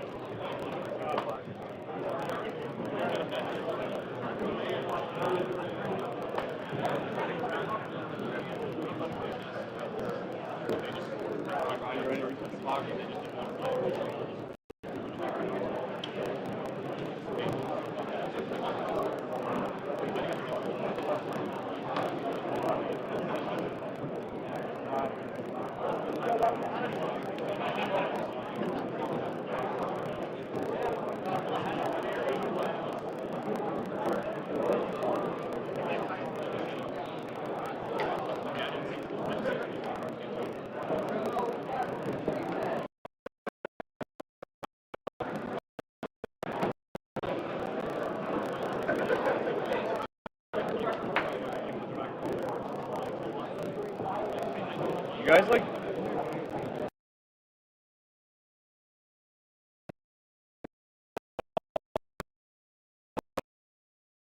each other. We look exactly like brothers. You look like fucking. My hair is getting long. My hair's getting long too. I gotta shave it again. Alrighty, try to heat up.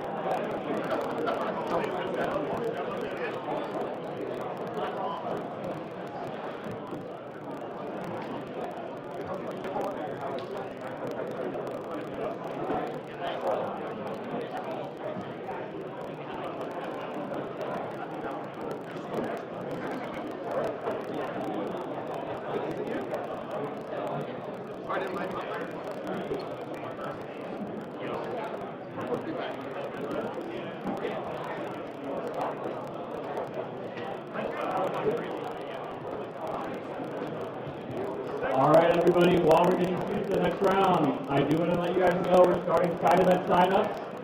$20 entry for and a winner take all 8-man entry pod.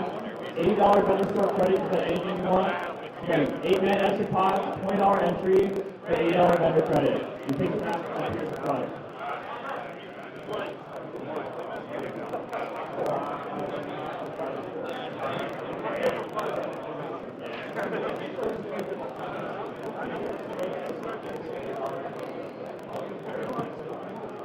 All right, everybody. Just one more announcement about the side events. So we're going to be taking the side event over at the Jig 5 table. This is Brandon, our judge. He's going to be owning the side event, so he's going to be standing over there and overseeing the matches. So they're $20, and the winner of the 8-man pod gets an $80 vendor credit. So you guys can pick out a card in a case or a mat, whatever you want. $20, win $80. That's it. Anyway, yeah, we'll get this round started soon. So hold tight.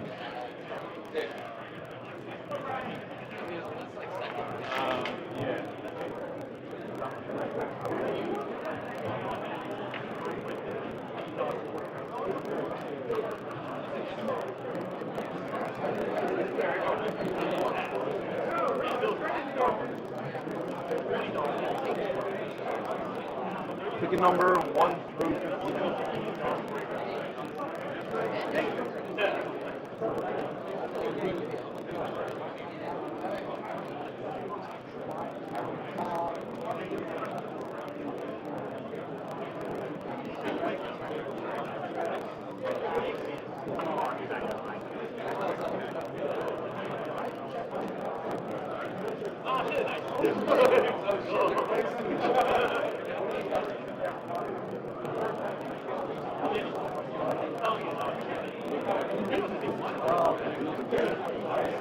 Yeah, the communication was so poor. All right, I'm fine. All right, got you. I'll check in later.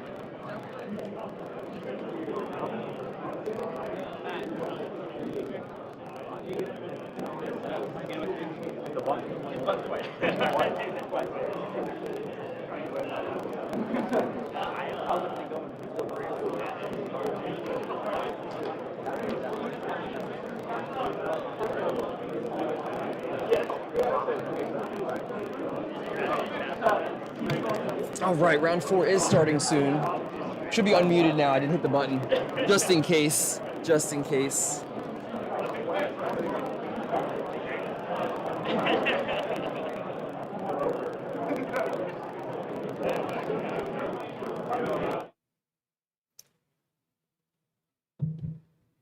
All right, players, welcome back. We are in round 4, currently live from the Laurel track. There we go. There is the judge announcement. We are live currently from Laurel, Maryland at Laurel Park Racetrack. Thank you to Feel Good Gaming and Xanadu Games for putting this on. My name's Gosnell, and it's a pleasure to be with you for this round 4. For this match, we do have Tony C on Vayu Turbo and Omar on Machines. Omar, wonderful duelist. Just got back from his 3rd consecutive national qualifier top. Congratulations to Omar, he got to top 32 this time around. Omar is a man that I watched grow up a little bit. Goes to the locals that I used to go to as a young man myself, and just so glad to see him do well. Trap Dust Shoot here, putting back one of the monsters. Pretty good opening here for Vayu Turbo, being able to special summon the Grepher by discarding the Sirocco and pitch the Vayu out of the deck. That's going to remove one of the bricks from his deck. Make it a little bit more consistent going into this match. Brain Control is going to take the Grepher, no effect. We're going to sacrifice that for Ancient Gear Beast. Ancient Gear Beast, 2,000 attack points, I believe, and that will, I think it negates the effects of effect monsters that it destroys by battle, and of course, it has that Ancient Gear effect of not, your opponent cannot play any spells or traps when that monster attacks.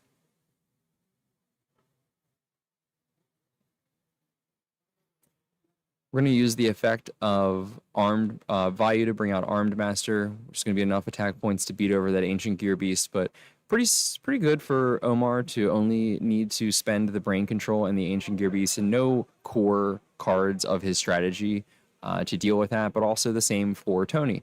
Tony only needing to use what was a result of the Dark Grepher summon to then deal with the Ancient Gear Beast. So both players on very much a back and forth for the first couple turns without investing too many resources. Jerick says he's not even the best Omar Jones. That's funny. That's funny. Oh, man. This is Omar Jones Jr., his father, Omar Jones, of course, another lovely member of our community here in Maryland. So grateful for everyone that's playing in this scene.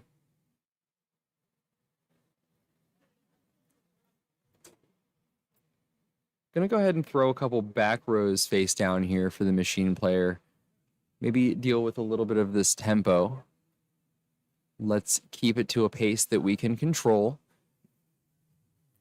Give me 1 second. I'm going to shut this door behind me while we're waiting for a play to be made. We've got Burial from the Different Dimension that's going to return the Vayu pieces to the graveyard, which can then allow for the summon of another Synchro for free. And the Heavy Storm coming out to get a potential 2-for-1, but we solemn that we pay half our life points to negate that effect and still keep one card. What a line here from Tony. The Solemn was protecting that back row, and the Raikou will then destroy it. If we fast forward a little bit, Tony would be able to remove the Vayu and the Sirocco from his graveyard to summon another Armed Wing, which would just end the game because, again, the life points of Omar were halved by that Solemn Judgment. He doesn't even show the card that was blown up by Raikou, but that was pretty good sequencing on the part of Tony. Having the Burial from a Different Dimension face down may have led Omar to set 2 back row, knowing that then the Heavy Storm would be a 2-for-2. Pretty standard in this format and formats involving Heavy Storm, but then we do in fact see that be a proactive play on Tony's part, a proactive card. He flips it, plays the Heavy for a 2-for-1, but in fact just at that point baits the Solemn Judgment, the Raikou, blowing up the other face down to give Tony game 1. And we are going very quickly into game 2 here.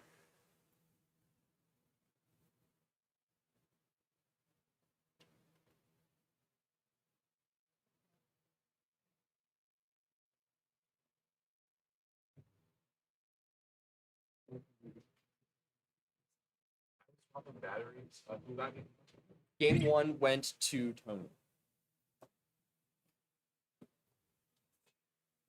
All right. Shout out to Quentin helping me out on the stream. Honestly, everybody here has been so great, and I'm so glad to be a part of this team today. Watching some of my favorite card games being played. Yu-Gi-Oh! Edison from 2010, retroactive format. We're live from Laurel, Maryland for the really big Edison tournament. That is RBET for short. RBET has been a series for, I'd say, about 5 years now. There's been online RBET events. And now that we're out of coronavirus, we can sit here and enjoy this old school format in person. One of the more popular Time Wizard formats. A lot of these cards have gone up in price, which personally, your boy had a lot of them. So I am happy, but I still keep them because they look pretty. Omar starting game 1. Of course, in Edison format, when you're playing back like it was 2010, you do start the game by drawing a card, which is different than modern Yu-Gi-Oh! So usually you'll find that going first is favorable. Omar drawing 1, setting 1 and passing. Tony matches that play. We've got 2 cards face down in just as many turns. That is going to be a Gear Town, if I believe, which allows you to, maybe Gear Town, maybe I'm getting my words mixed up, but it is the card that allows you to normal summon an Ancient Gear monster for 1 less tribute. So Ancient Gear Beast being a level 6 means that it can be summoned without any tribute. Immediately walks into a bottomless trap hole. So that is going to be out of play.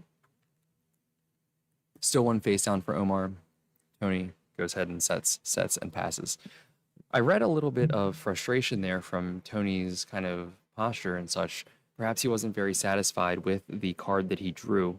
and wants to get online. I'd be interested to see exactly how bad his hand is, especially with him possibly telegraphing that he might not be as comfortable with his current cards. Somebody in chat will have to tell me, is that Gear Town? You know, a little bit of cheap engagement here. Chaos Envoy, can we get Carpath on stream? Yeah, I'm sure we could. Check the E3 channel. Shout out E3 Yu-Gi-Oh! They are doing the main stream for this event where you might find some other players who are undefeated going into this round. Machine is doing machine things. We see double Fortress come into play here for Omar Jones Jr. And he's going to equip it with the gear frame, which is going to allow the Fortress that it's equipped to avoid destruction once. The Raikou targeting the face-down Shadow Imprisoning Mirror, which negates the effects of dark monsters both in the field and grave. That's going to go ahead and turn off a lot of Tony's effects, notably the value from the graveyard. Cyber Dragon special summoned, which is going to allow the special summon of Chimera Tech Fortress Dragon. Tony here being quite hip, having the Fortune Cookie slips on his extra deck monsters. Actually, you know, not taken away from that. Something I used to do, and I'm kind of a little bit nostalgic for in the moment. Got like a pile of Fortune Cookie slips in a deck box, and it's always nice to have some reminders as you play, you know. I remember having a 4-leaf clover in one of my cards. That was always a good time. Love the personalization that the players are bringing to this game. And we pause for a drink of water.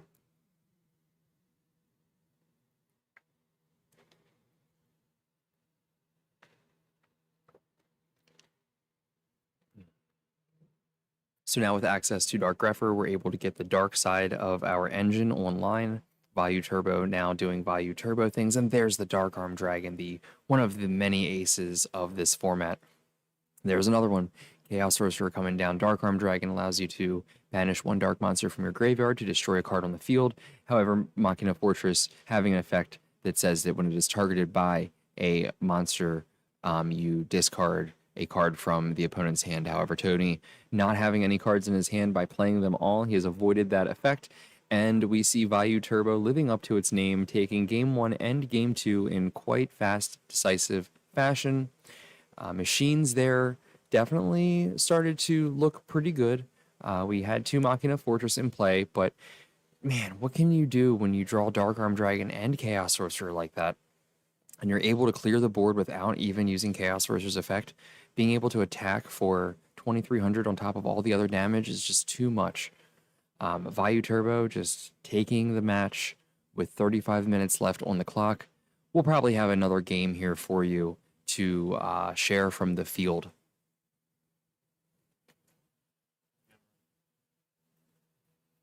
And we're back. How you guys doing? I'm Gosnell. It's nice to meet you. We're here live from the Laurel Park racetrack. Sponsored by, thank you to Feel Good Gaming and Xanadu Games for having me. We're currently in round 4 of a 9-round event.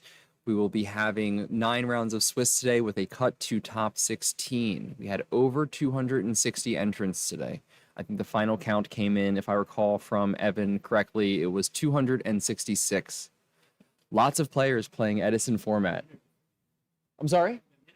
Yeah, sure, absolutely. Bring them in. We have ended our current stream for this round, and I would love to have somebody on with me. Or another match, it depends on what you'd like. Perfect.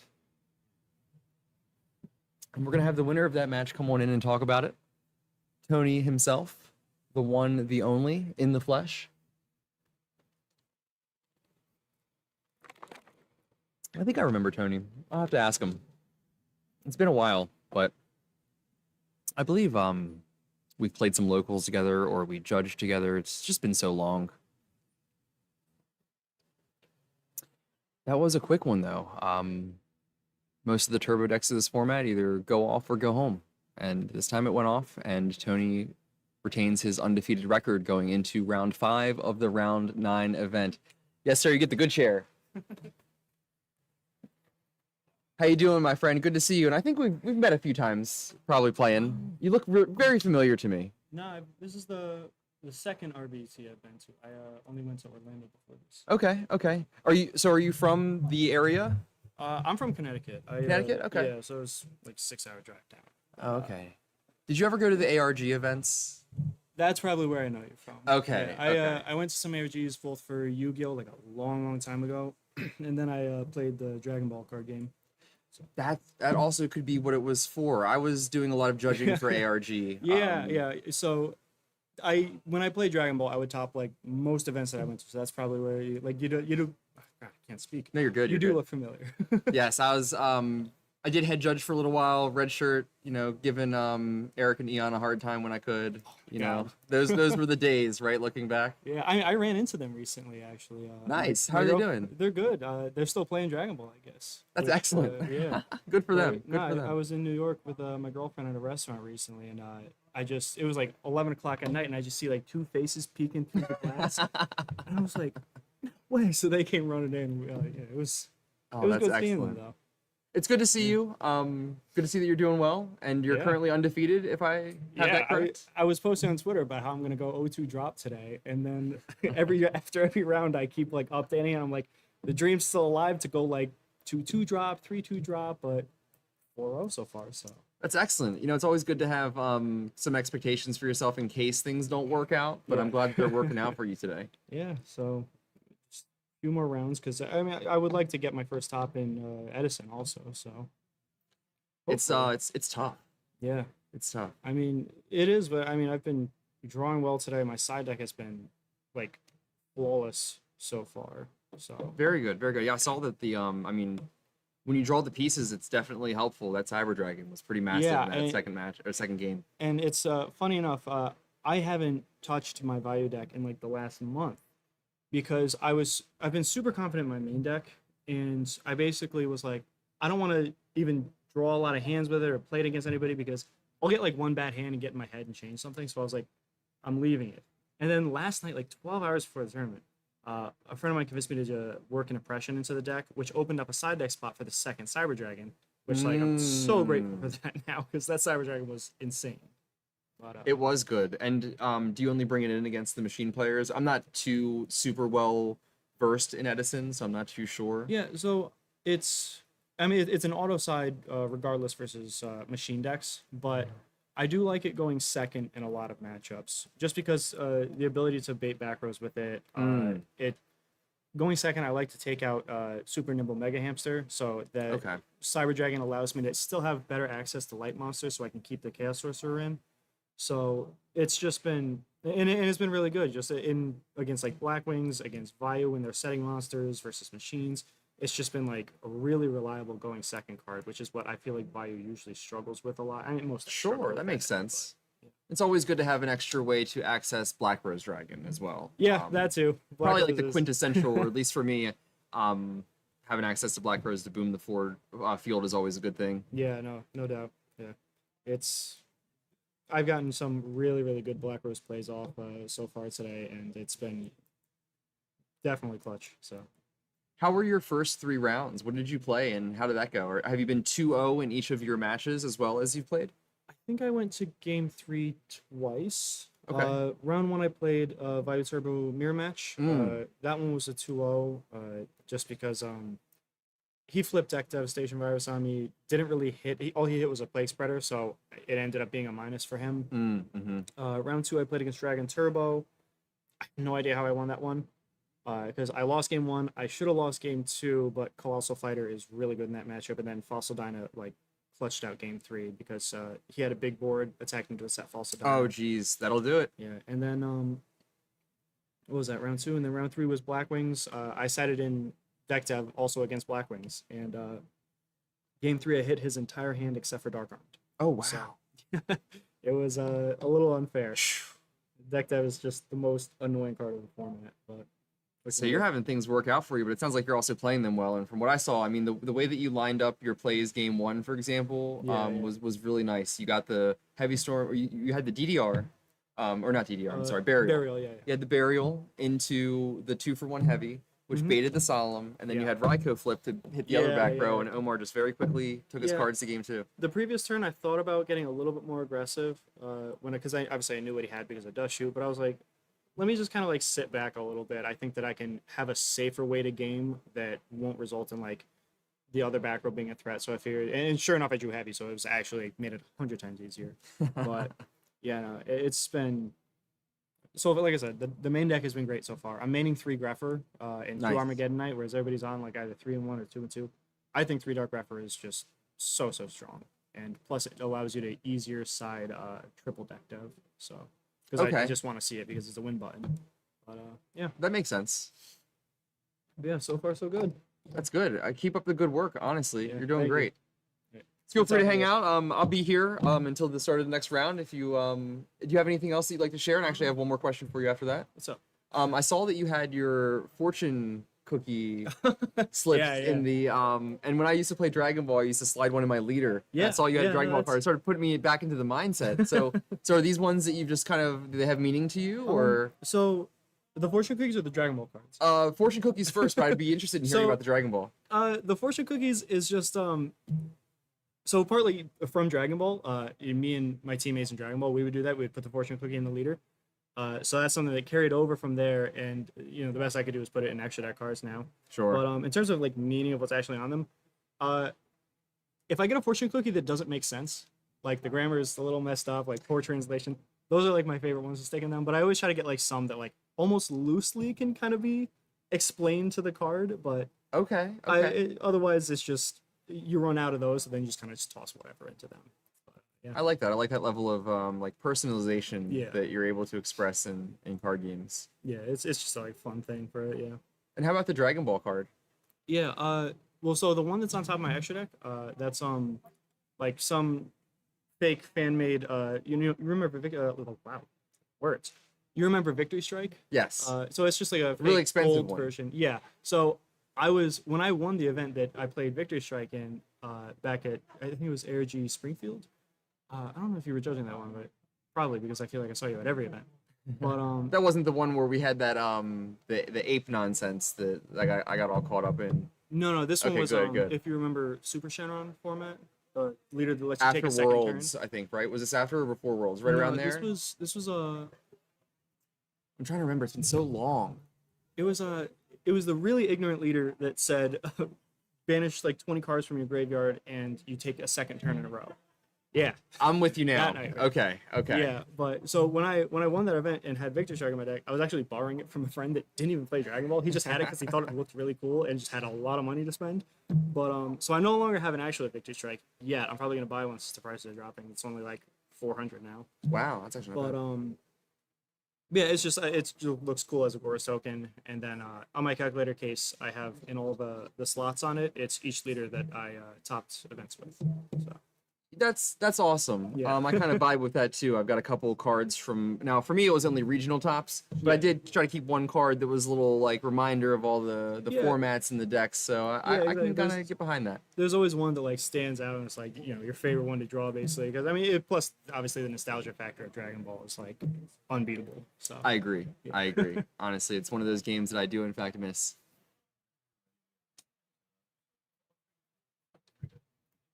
Perfect. Yeah, thank you. Thank you.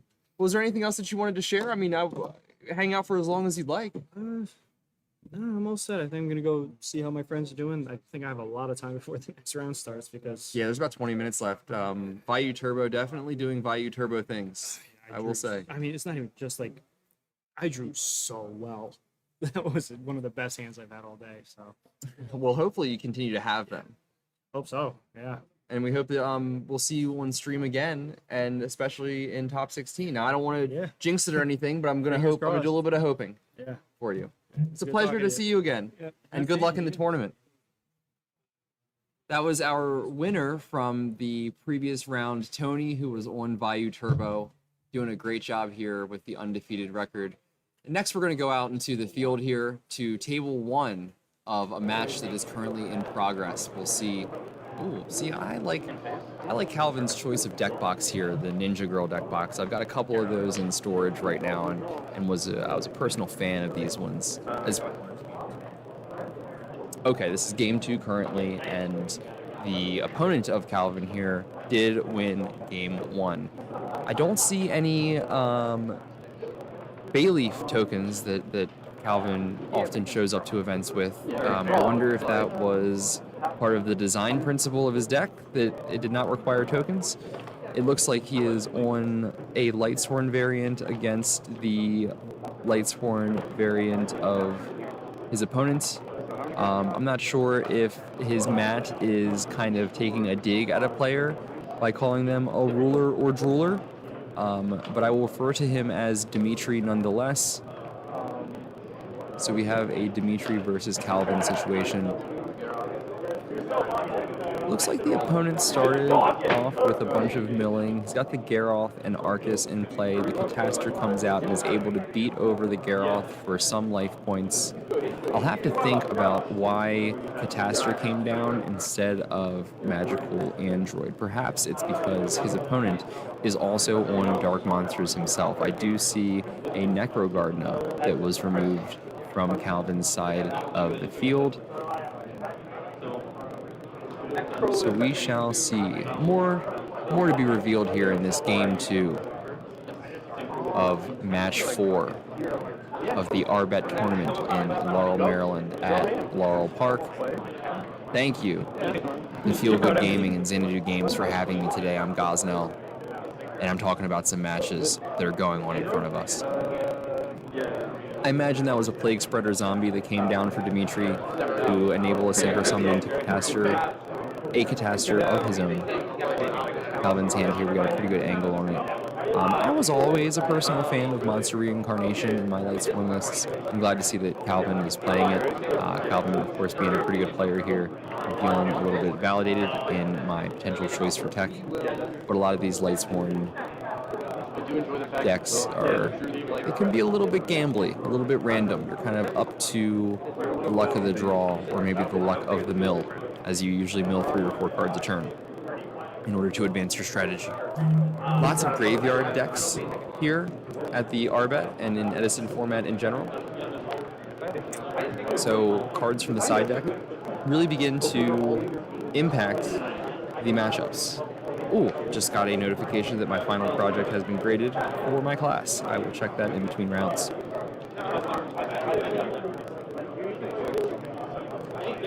Set 1 pass for Dimitri, and Calvin starts his turn with a draw.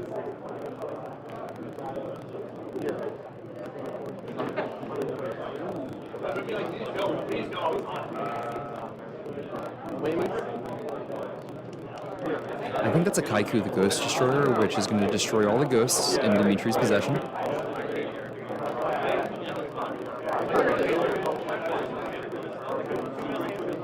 Kaiku the Ghost Destroyer. Is dude on the right E3? I don't believe so. I think that's Calvin Khan. It might not be. Is not E3 confirmed. Confirmed it is not E3. And that might not be Calvin. So I take that back.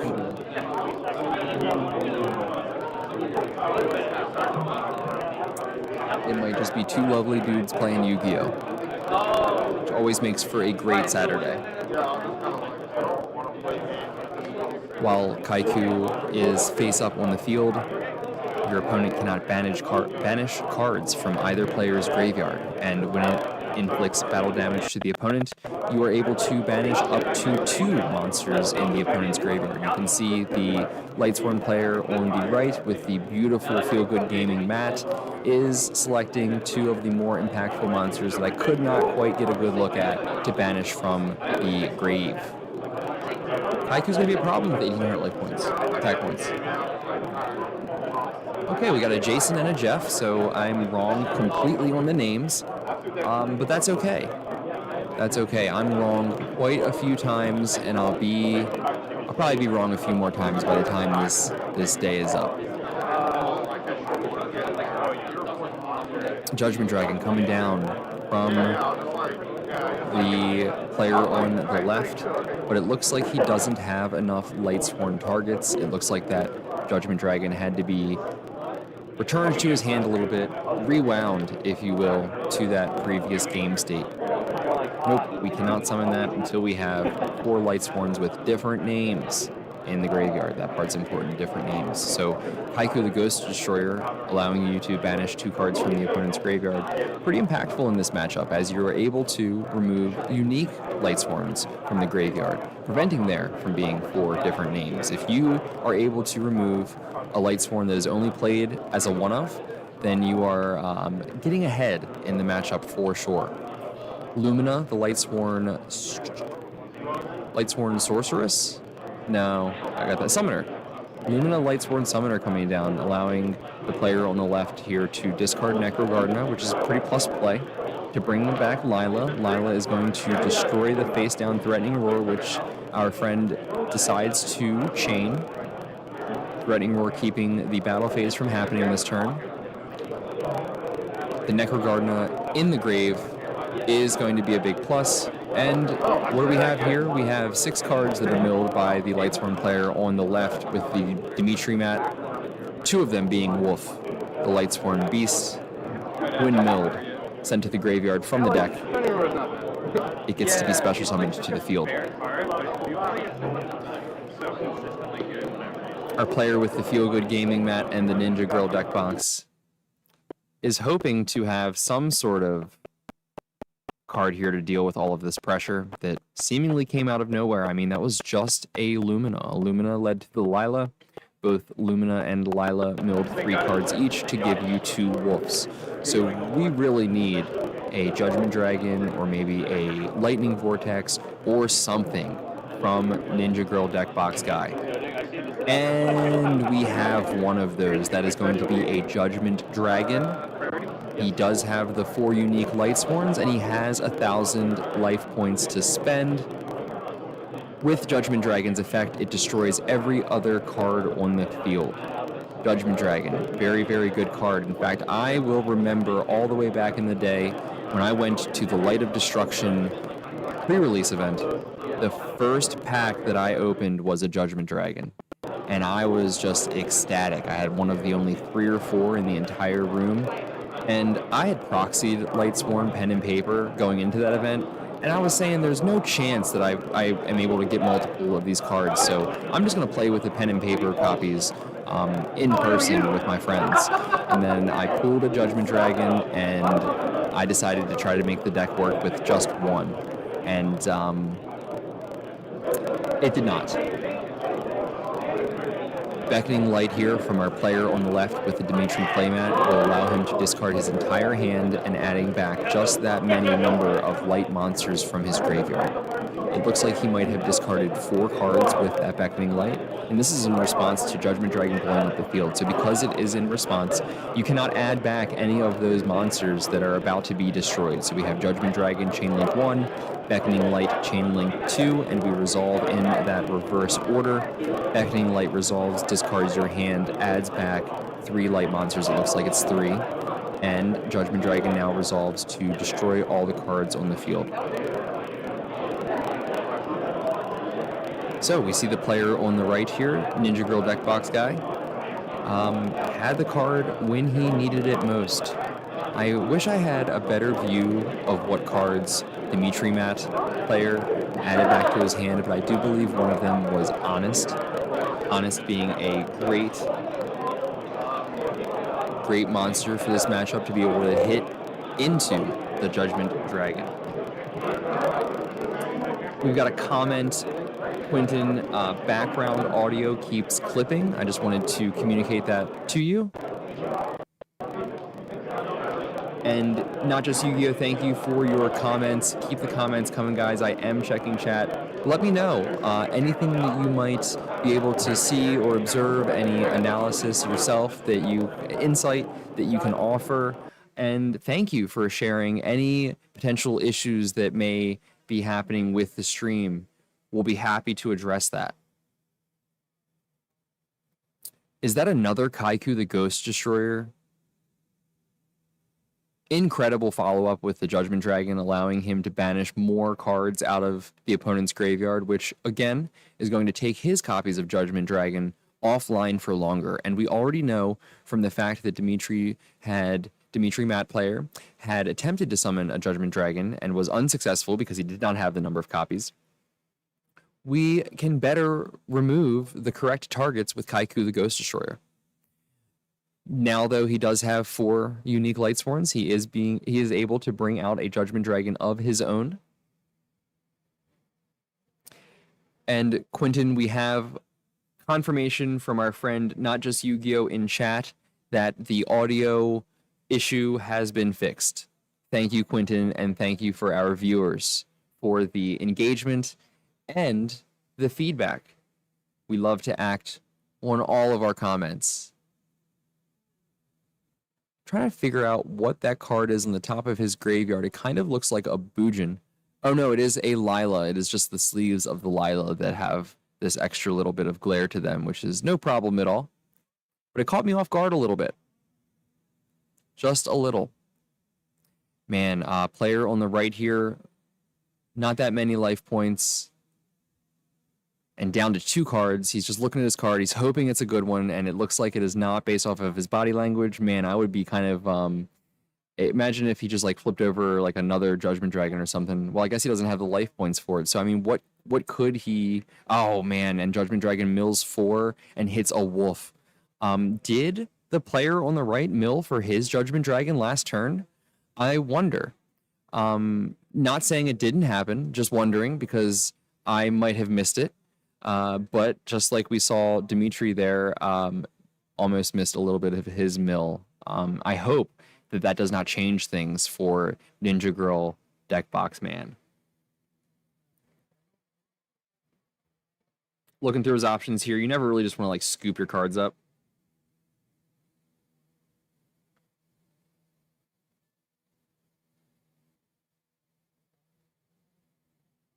And there's the handshake. That game is over. Honest and Solar Recharge. I mean, Honest would be one of those cards that you would want to see in that situation, but we do know that the player on the left had an Honest of his own.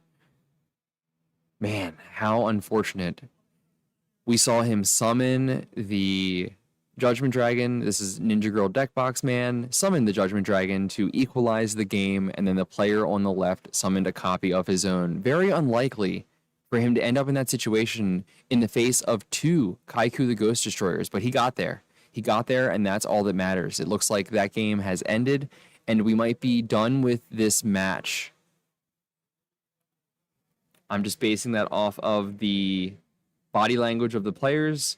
I am really not too sure. Match is over, confirmed. Very nice. His name is Jason, and he goes by Dimitri on the web. Shout out Dimitri for taking that game 2-0 and is now 4-0 going into round 5 of our fantastic RBET event in Laurel Park, Laurel, Maryland. Brought to you by Feel Good Gaming and Xanadu Games. I kind of like that Gengar deck box in the background as we bring the camera back over to our lovely casting booth. How you doing? I'm Gosnell again, and we are approaching the end of round 4. Going to go ahead and prepare a couple posts here. We are live for round 5. Will be the post. I do enjoy Lightsworn as a deck, but again, it can get a little bricky. It can get a little bit dependent on what you mill and what you draw. Personally, I prefer that. Your boy likes to gamble, so having a deck that has a little bit more chance involved is just what I like to play when I'm playing a little bit more casually. It might not be what I personally bring to an event, but it is definitely my preferred style of deck. We do see, though, that both of those players were undefeated in this round, so there are a lot of successful Lightsworn decks in the field. I do wonder how many will make it to top 16. We do have a 9-round event today with a cut to top 16. So those decks will have to go the distance. You have a lot of variance that works against you when you increase that sample size. So we'll see what happens. We'll see what happens. If they stay, I don't want to say that they're lucky. I don't want to say that they're lucky because I don't want to take anything away from those players, right? But you better be kind of lucky when you play those decks, because a lot does depend on your draws and your mills. Very pretty cards, though. Always fond of them. You guys know why. I just shared with you, because I opened a Judgment Dragon in my first pack of Light of Destruction. Light of the Duelist. It might as well be named Light of the Duelist as well. Speaking of, have you guys seen the Ultimate Rares from Light of the Duelist? Them kind of returning back to their old school Ultimate Rare format, but still remaining the larger frame and picture of modern cards. It's quite interesting. In Laurel, Maryland, we are. Also, shout out to E3 Gaming. E3 Gaming has the main stream today, and I'm here with you at the Feel Good Gaming booth. And maybe later on, we'll be joined with a friend or two. As soon as they get done their matches, we'll see who's available to come help out. Not that we need any help. We're doing great, but it's always good to share the experience with some of our near and dear friends from the Yu-Gi-Oh community. A lot of them here to participate today. Over 256 players makes for a 9-round event. And we are cruising. We are approaching the midway point of the day, not including Top Cut. And we'll see. We'll see what makes it.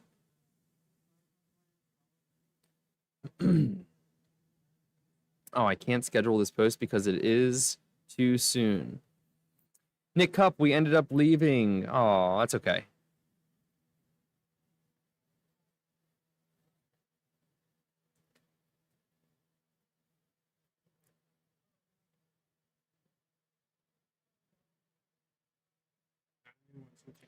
Got a new one for you live from the field. Let's take a look at these two players who we will see in a moment what decks they have and how they're doing. We're at table 23, so it's very likely that these players are undefeated. Oh, wow, nice sleeves. I'm envious of these sleeves. They are based off of the error cards in Yu-Gi-Oh! I mean, you're also talking about your normal black, cyan, yellow, magenta layout, but these specifically are the error cards that are included sometimes in packs. So a very recognizable and nostalgic design of these sleeves. Very nice.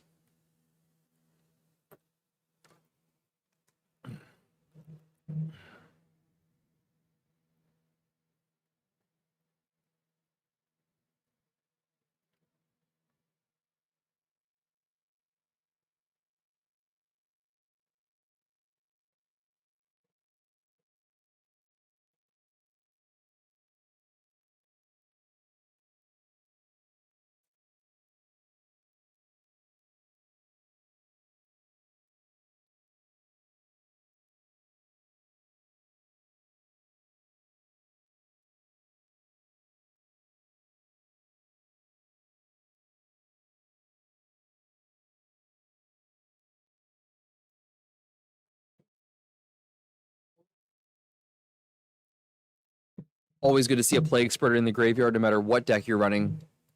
This seems to be a Blackwing variant. Remains to be seen whether it is a turbo list or if it is just Blackwings proper.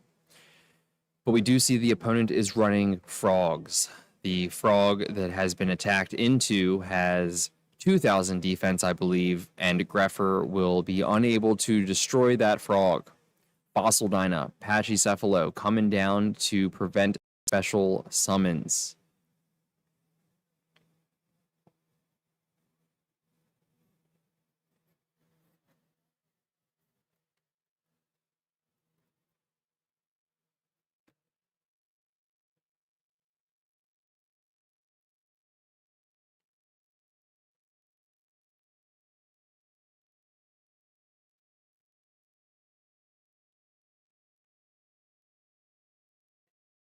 So I do believe this is Vayu Turbo, based off the presence of multiple copies of Vayu. After attacking into the Substitute, which is unable to resolve its effect due to Fossil Dyna, we set a card face down and pass our turn to the opponent. I can only imagine that the reinforcement of the army was able to search Dark Grepher, which discarded Sirocco to send Vayu, or maybe we had a discard Sirocco to special summon and then sent either Necrogardna or Plague Spreader. But it looks like those cards might be okay. Those cards are the graveyard. It looks like we have already banished a Vayu and a Sirocco. Could that have been from a soul release from the Frog player? I am unsure. Frog player with a beautiful Hunter deck box. And it'll be the Mirror Force that clears the board to equalize this game out a little bit. With Fossil Dyna not on the field anymore, the Frog player is able to activate his special summons, the first of which will be Treeborn Frog.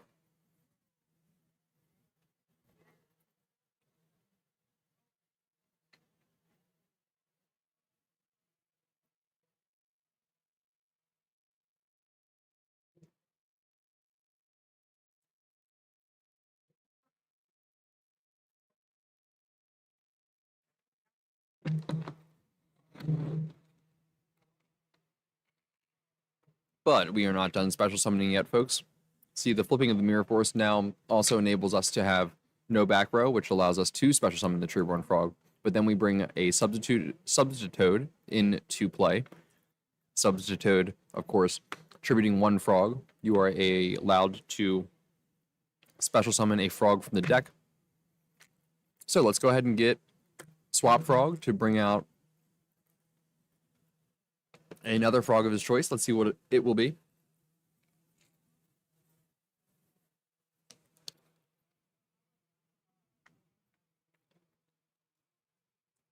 And it will be another Swap Frog. These Swap Frogs, as they continue to be summoned, will send monsters from the deck to the graveyard. Oh, after a couple summons, we have a Torrential Tribute. Now, the Frog player is arguing that Swap Frog was Chainlink 1 off the summon and that it resolved to send the Swap Frog from the deck to the graveyard. So he's saying because that effect resolved, he's unable to play Torrential Tribute, which is correct. You needed to play that in response to the Swap Frog effect. I kept wanting to say swap card, but that's not how that works.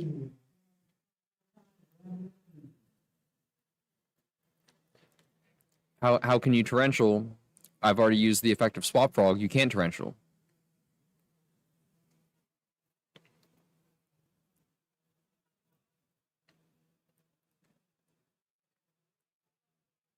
A little bit of a discussion going back and forth between these players. Now, I don't have audio. I only know what I saw, and it looked like there was no response to the Swap Frog. And it looks like there is no window to play Torrential Tribute here. However, I am not there, and I am not in a judge capacity today. So I really do not have any sort of way to assist here. But hopefully these players do get a time extension. Quentin, if it's helpful, I did notice there was 2 minutes and change on the clock, which should absolutely be granted as a time extension to avoid this from ending in end of match procedure at this time. But again, I'm only a distant participant.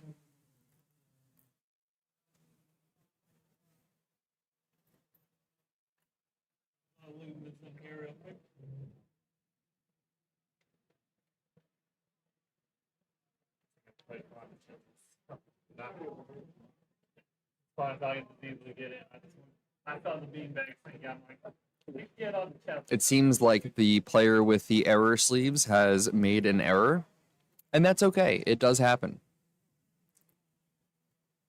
Swap Frog sending from the deck. Is it cost ? That will be the determiner. And I don't think it is.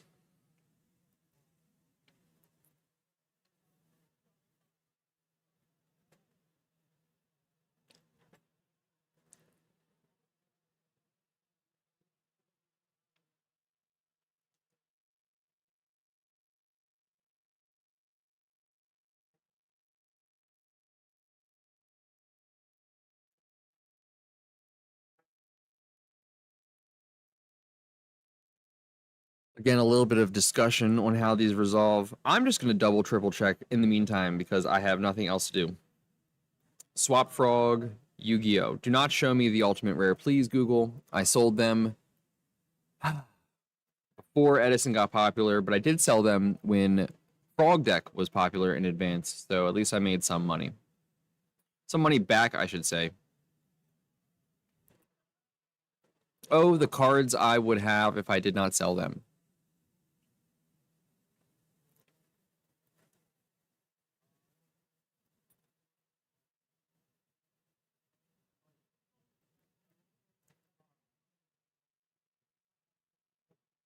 No, not Yugipedia. That's the bad one. Yu-Gi-Oh! Fandom Wiki is the good one, I think. I don't know. While they're discussing it, I just want to go ahead and read the text. Maybe there's something that I can gain from a quick refresher.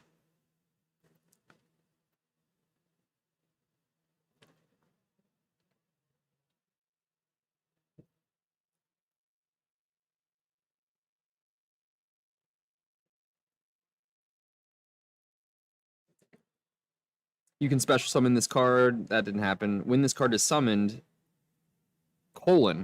you can send one level 2 or lower water aqua monster from your deck or face up field to the graveyard. So this is not a cost. Because it resolved, there should not be any window for Torrential Tribute to be activated because the player who activated Torrential Tribute would be gaining information by waiting for the fact that the opponent put one of the frog monsters in his graveyard. He might choose a different frog monster. He needs to respond to the summon of Swap Frog. In the window that Swap Frog is summoned, you have the effect of Swap Frog that's activated. We do have footage of this. I don't know if we can play it back to the judges. I don't want to necessarily influence the event, nor do I want to step on any of the toes of the judge staff. So okay, so we do have a resolution here. The Torrential Tribute is face down, and to my knowledge, I do have limited information. I don't know all the facts, and I'm most certainly not a judge today. But if I were, I think to my knowledge, this is the correct resolution. You do have to resolve... I'm sorry, you have to activate both effects in the same window, which is the summoning window. You'll go Swap Frog, Link 1, Torrential, Link 2, but now you do not have it. I hope there's enough time on the clock.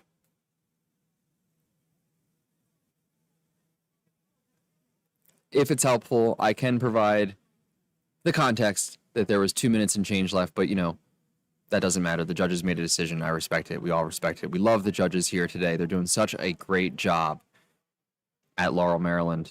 Now, I'm a little bit surprised that he went ahead and still summoned into it, but I guess he did it in a way that was advantageous to him.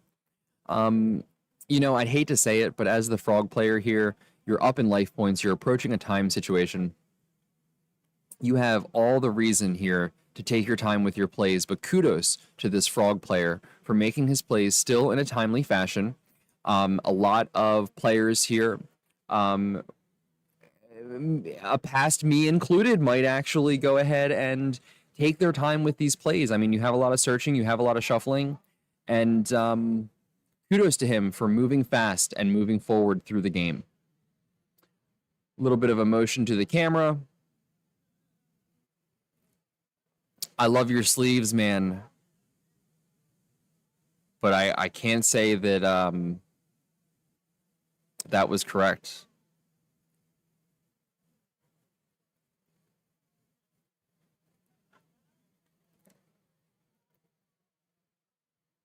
I mean, I think the mistake might have been walking into Mirror Force there. Not to say that the Blackwing player made any mistakes. Can't say that because I'm definitely not an expert. I am here casting and not playing, so these players are clearly of a different caliber than myself.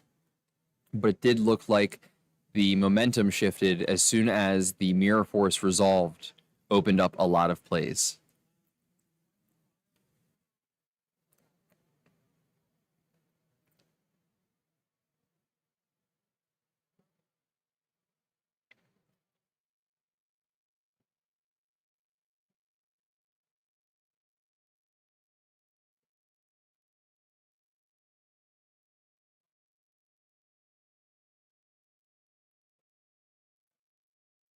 Round 4 is coming to a close. We have time in the round, and this very well could be the last match of round 4 before we get into round 5.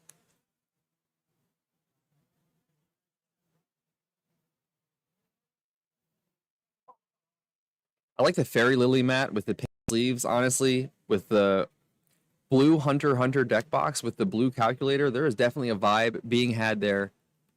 Very cool. Very cool. I love to see the way that players personalize their gaming experience when they play Yu-Gi-Oh! It's always interesting to see what combinations of colors and mats that they use. Always a fan, personally. How you guys doing? I am Gosnell.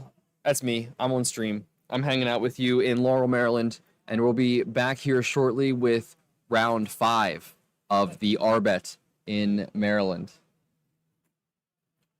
Laurel Park. Check out Xanadu for all of your Smash Bros. And fighting gaming needs. Shout out VGC Bootcamp. They do a wonderful job at providing us with Smash Bros. And fighting game content.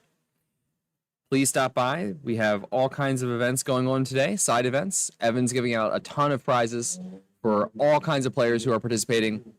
There have been raffles. For first place, we have Ultimate Caius, all kinds of really, really good Edison cards in their highest of rarities available for the top prizes. Definitely an event that you won't want to miss next time if you're watching this from home. Lots of good things always happening here.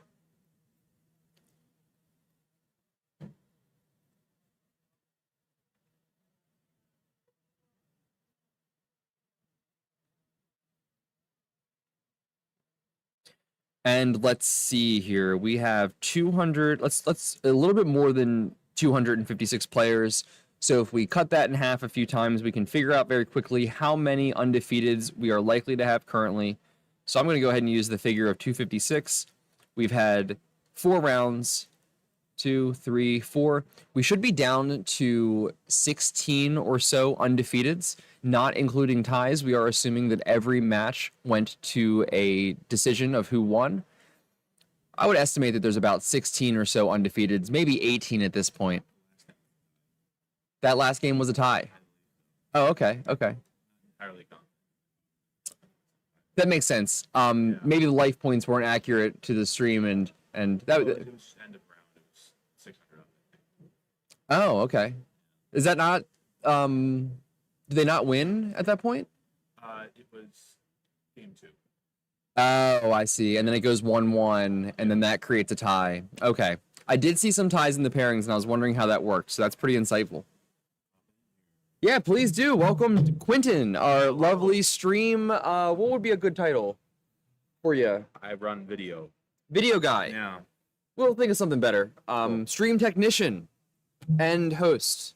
And honestly, all of this wouldn't be possible if it wasn't for your help. Make the cameras work. That is a very important role, my friend. How you doing? I'm doing all right. Yeah. Glad nothing's caught fire since round 1. When things weren't. Not since the first fire. Yeah, well, that was off stream. Yeah, that's why we couldn't do round 1. There was a horrible big old blaze going on. Yeah. Quentin is our guy walking around with the camera, catching some of these lovely matches, grabbing some players for interviews. It's been fantastic, and again, thank you for having me here. It's been wonderful. Don't leave me hanging. Hey. I thought you were doing a general gesture. I didn't quite. Fair. It's fair. so low down here. It's like it's hard to. Yeah, tell. this chair is something else. I'm glad that I've been saving it for the guests because it's almost too comfortable. What do you think? It's pretty good. Yeah, it's a good one. It's a good one. Pretty solid chair. Maybe the racetrack will let me take this home with me. Maybe they won't miss it. We'll cut that part out of the stream so that I can take this. No, I'm just kidding. So thanks for joining us. Thank you. Yeah. What are you looking forward to see? I think you said Dragon Turbo at one point. Dragon Turbo would be interesting, though. Yeah. It would be even more interesting if any of them are undefeated. I always like seeing Lightsworn players just because I have a lot of Lightsworn experience. Same with Pure Blackwings and same with Gladiator Beasts. Yeah. There's a lot of Gladiator Beasts running around today. Are there? Yeah. Okay. It's on a pretty big uptick right now. It just topped a couple events. That makes sense. That I'm makes gonna take sense. this off because I'm hearing myself. Oh, you're having a little bit of an echo. That can be distracting. Yeah, Sure. Yeah, so I hear you when I'm out there. I was about to say you've had to listen to me basically all day How am I doing? You're doing good. You're doing Hey, great. thank yeah. you. Thank you. For somebody who doesn't like play Edison for 40 hours a week, Yeah. I'm trying my best with predicting and analyzing what might happen. Yeah, I wish I got the card search working in time for this weekend, but Sure, live and sure. learn. That's Yeah. okay. I've been trying to search some cards here and read some effects, and I've Yeah. even, been able to show some cards as they happen. But thankfully, all the cards today, there hasn't been something that's like too off the wall, unnoticeable, or just. I mean, the Sky Scourge card. Yeah, It's been a that's- long time since I've read that card. That has been seeing some play recently. Okay. Well, not too recently. It was maybe about 9 months to a year ago. There was a deck that I think topped some stuff with that. Was that with Phantom of Chaos and stuff too, where it got popular? I forget, but I'd assume so. Okay. There might have been a Phantom of Chaos build with it. Yeah. Got you. So what games do you play? Is Yu-Gi-Oh your main jam? Yu-Gi-Oh's been the main jam, definitely. I'm considering trying Alestrals because there's a Alestrals. a Okay. card shop near okay. me is picking that up. I haven't played a game of that yet, but gonna try that out. See how That's that the one. goes. Is that like It's like- Neopets-ish or It's like something? Kirkland's signature Pokemon. Okay. Yeah. I love that. I love that Yeah. description, and now I know exactly which game you're talking about. Yeah. So I'm gonna try that. It seems pretty Yu-Gi-Oh-esque. Yeah. Okay. Modern format Yu-Gi-Oh's not been, scratching that itch for a very long time. Modern format Yu-Gi-Oh is a beast of its own. It's gotten so far off of what Yu-Gi-Oh's identity has been for. I mean, even this format of 2010 is way different than modern Yu-Gi-Oh. So I Well, feel you there. It's a very different game, and I honestly, I enjoyed modern Yu-Gi-Oh up until maybe around Power of the Elements format. And Okay. then that's one of those, power creep sets like, Duelist Alliance or like Tachyon Galaxy was Dragon Rulers, right? Yes, I think I was in college at that point. I had to quit completely, but I when I wasn't came playing, back, it yeah. was like very crap. So I do know what you're talking about. Yeah. There's some sets that just Yeah. advance the. So they've had a couple of those, and I'm just I can just play Edison. That's fair. That's Yeah. fair. I'll have to check out Alestrals though. That's an interesting they one. I don't love really- playing new card games. No one really carries it, which is why I'm interested in trying it, because there's like one comic shop in like Columbia who's picking it up. That's what I was gonna ask. Is Yeah. what store? And that must be Gritty. Is that Gritty Goblin?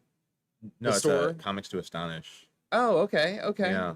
Interesting. I hadn't heard of them until recently, but yeah, Eric, who runs all their card stuff, was like, "Yeah, we're just gonna try this out." So Nice. got a Well, starter deck, and I'm gonna show up one day. it's not bad. Literally, have never played a game of it. So, don't I've heard expect good it. things. I've watched a couple of like, hey guys, we got our hands on a, Yeah, well, Alestrals. it's all like YouTube advertising at this point. I Mhm, think the person who mhm. made it's a YouTuber or something. Oh, really? Really? Yeah. Was it one of the Kickstarter games? Is that? I think so. Okay. Yeah. There was a lot. We're in like a I would like to think like a second golden age right now of card games. To be honest, there's so many. There's a different lot options. of new card games. I've had friends who play Yu-Gi-Oh, and they're like, "Oh, I'm actually gonna go play One Piece or Lorcana or There you go. or like the Dragon Ball game," and then they were like, "Actually, I'm not gonna play the Dragon Ball game." Oh, they rebooted it.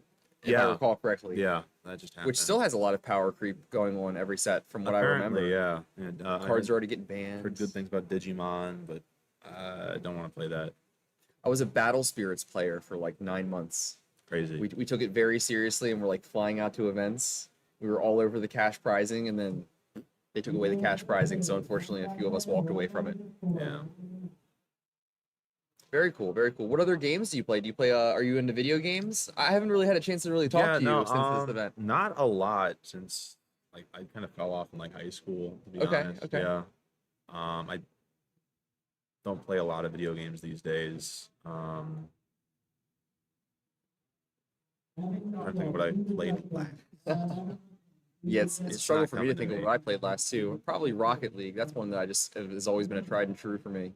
Yeah, I could never get into like the multiplayer. Like I of course I played Counter Strike when I was young or whatever. Sure, that's a Yeah. good one. That's a good But one. I haven't played it in 10 years. Hey, some of your items might be worth quite a bit if you had any. I know people I are taking sold that them very all a seriously. while ago. Well, I mean, Yeah. good for you too for getting some value out of them. I Honestly, needed some theme other games, which I had forgotten what they are. Maybe without that meant like Fallout something or something. I don't there you go. know. That's a good one. That's a good one. I never finished it. Yeah, I'm like that with I got halfway through Fallout and I got halfway through The Witcher and didn't finish it either. I got The Witcher on Switch and then didn't get like only a couple hours in, unfortunately, and I had to do something else, and I put down the Switch and I never picked it back up. That's one of those One day, games that I feel one like day. any of those RPGs these days, it's like if you stop playing them for a while, you lose your place, and then it's like, what was I doing? When I last played this. I've got like 4 Stardew Valley farms that I just don't know which one to Oh, advance I played that on. over Thanksgiving one year. Oh yeah? And I spent, said like 48 hours straight in this game, and I was like, this is not good for me. Sure. So I know that. I haven't played it since. That's a good Yeah. one though. Never thought when I started playing that could be a game of the decade contender, to be honest. Stardew Valley. Shout out. Cool. They're still updating it too. Really? Yeah, a multiplayer update came out a couple years ago, and then 1.6, I guess, just dropped in March, which added a lot of content in a new area. Cool. And I hadn't played in like 4 or 5 years myself, so I had a lot of other content to catch up on. Was still amazed that they're still putting hours into. I guess not they. It's one guy. The guy Cool. Eric who made it is just like constantly updating it. And it's been his passion project. Cool. Mm. So like you said, you were like out of Yu-Gi-Oh pretty much by Dragon Ruler format. So like, what's your format? Chaos Dragons right Chaos beforehand, Dragons, I would okay. say. I'll toot my own horn a little bit. I topped back-to-back events with Chaos Dragons. I went to YCS I heard Indianapolis. this over the wire earlier. Yeah. Yeah, That's cool. and then went to yeah. Nats and topped there as well. And I just always really enjoyed that deck. Looking back, it's not the best format perhaps, but it's one that's I'm fond of. Any of those Chaos formats I'm a fan of, as you probably also heard. Also Necros. Necros was a very fun format for me. Necros format? Yes. Not a fan of a fan of the mirror then? I like the mirror for how it can be skill intensive if you guys have the same tech. Yeah. But if you remove a lot of the like if you remove Jin, Releaser, Yeah. Rituals, and a couple other of the key cards, it does become a little bit more of I can go off here, or maybe I'll make a smaller play with less of my resources and try to go back and forth and kind of battle with the opponent a little bit more. So I kind of like the mirror. I found, let's say, I Do you know about found the- an appreciation. The Necros, I think it was Necros Patrick Hoban siding thing. Yes, How do you feel about that? I am hip. I respect it. I can't not respect it. Because what he did is he sided out face-up copies, but then sided in more copies. Yeah. I mean, you gotta be smart enough as the opponent to know that could be a possibility, I suppose. I go 65, 35, 65 being the it's okay, 35 being the You've been out of the game for a while. Stuff like that. I don't know actually how that would fly these days, but a lot of that angle shooting kind of stuff has been pretty cracked down on in Yu-Gi-Oh recently. Okay. Yeah. I will say I'm always a fan, first and foremost, of keeping all authenticity and integrity intact. Yeah. So if I had a perfect utopia, Yu-Gi-Oh would exist in a space where none of that was possible. So maybe like a Master Duel type situation. Cool. What's up? Quentin's got to run to get the next stream set up, perhaps. We'll be getting it started shortly. Thank you, Quentin. I appreciate you. Love talking to that man. He's really been helping us out today with the stream. And it sounds like we're about to have 2 more streams going for round 5. Please join us at either E3 Yu-Gi-Oh stream for what is happening here at the RBET or our channel currently. I'm going to go ahead and put out 2 Facebook posts here reminding our players that we have a round coming up shortly. Got a little bit of a glare here depending on how on this. That's not too bad. Okay, so I gotta look like right there. Okay. Not bad. It is getting a little not chilly, but I'm gonna go for the button up. Honestly, this fan has been amazing. I love this little back room. Very comfy, cozy. It's your boy, Evan in the flesh. I'm back. I gotta help them pay real quick, but I'll be back. Yeah, please. Come back and cast the round if you'd like, You know where to find me. Hey.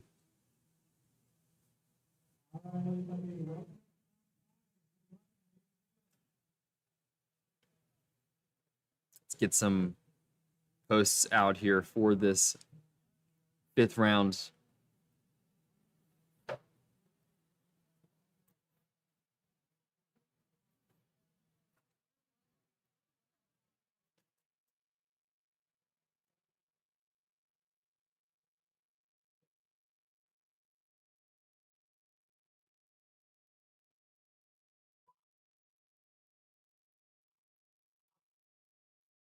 Round 5 will be starting here in just a moment.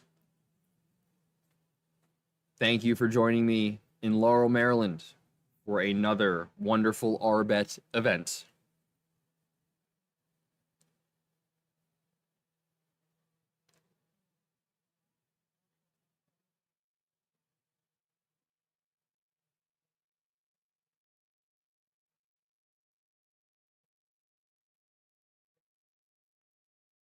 And I'm wondering what kind of matchups we'll be getting here. Of course, all the players at this point on stream will be undefeated, I believe. So each of these players will be pretty familiar with their decks, pretty competitive about them. And unfortunately, somebody's going to have to win. So will we see a player that we've already seen continue on their hot streak, or will we see perhaps somebody new that will come to compete and potentially maintain their undefeated record?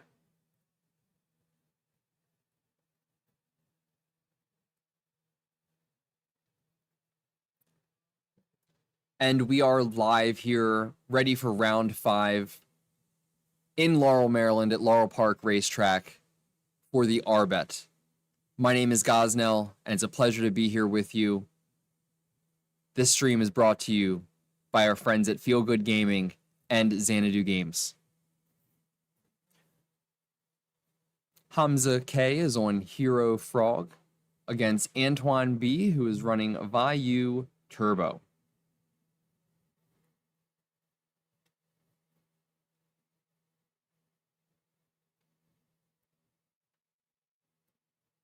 Let's get a post out here. There we go.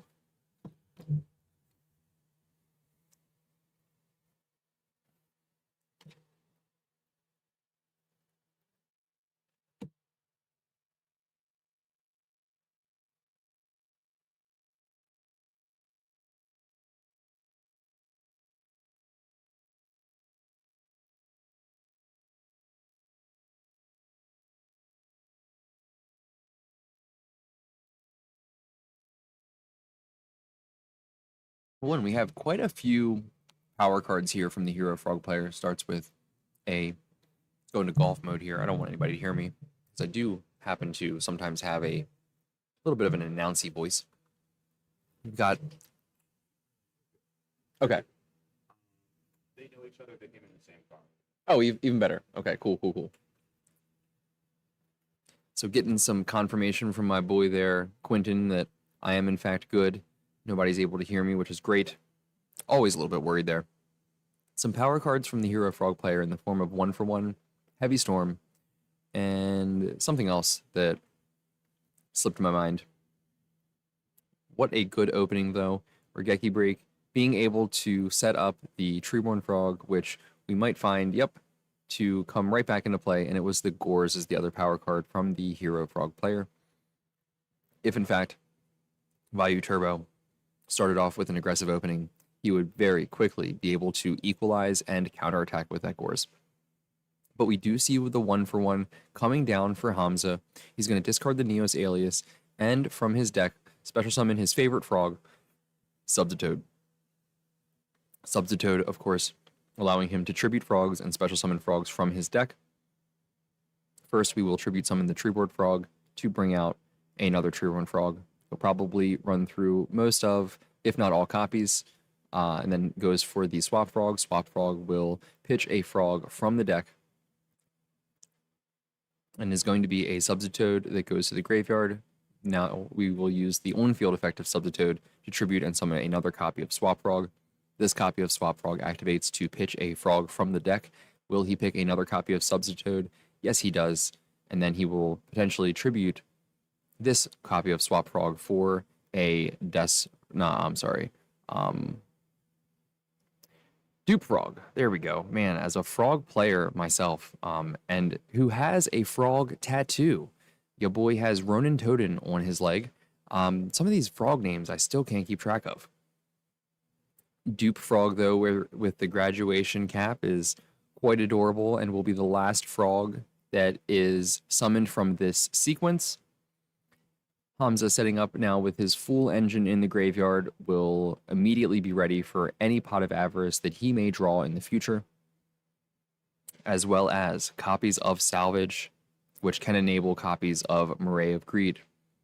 Antoine draws a card to start his turn and summons a Sirocco. He's got 3 cards in hand. After he summons a Gale afterwards, Gale will have the attack of Substitute.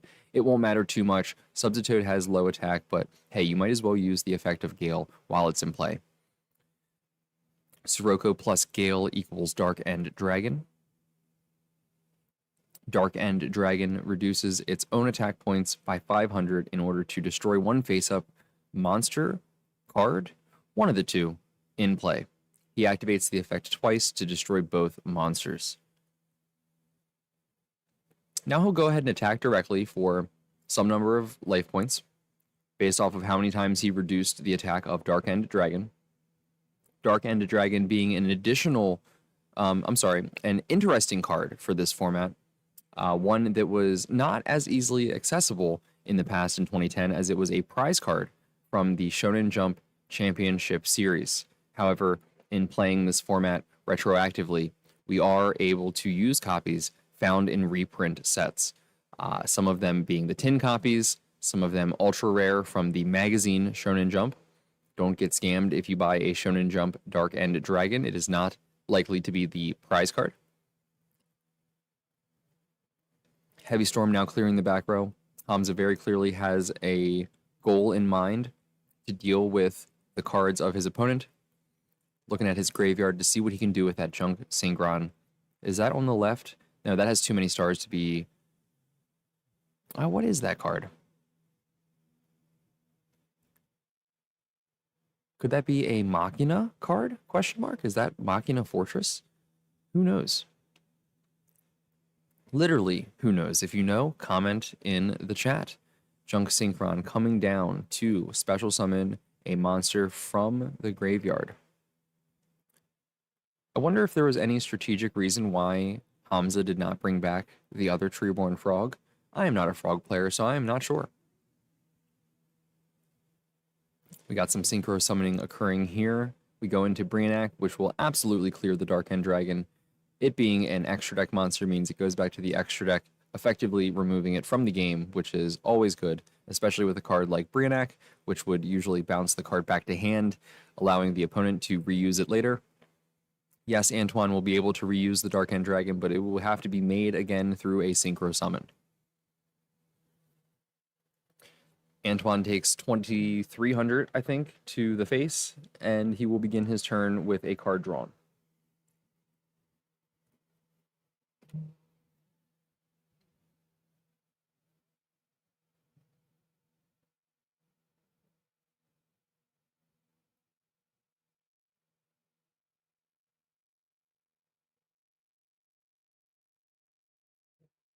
Interesting line here, just to say that it looks like, obviously, with Antoine only drawing 1 card per turn, he very clearly started the turn with at least 1 copy of Dark Grepher.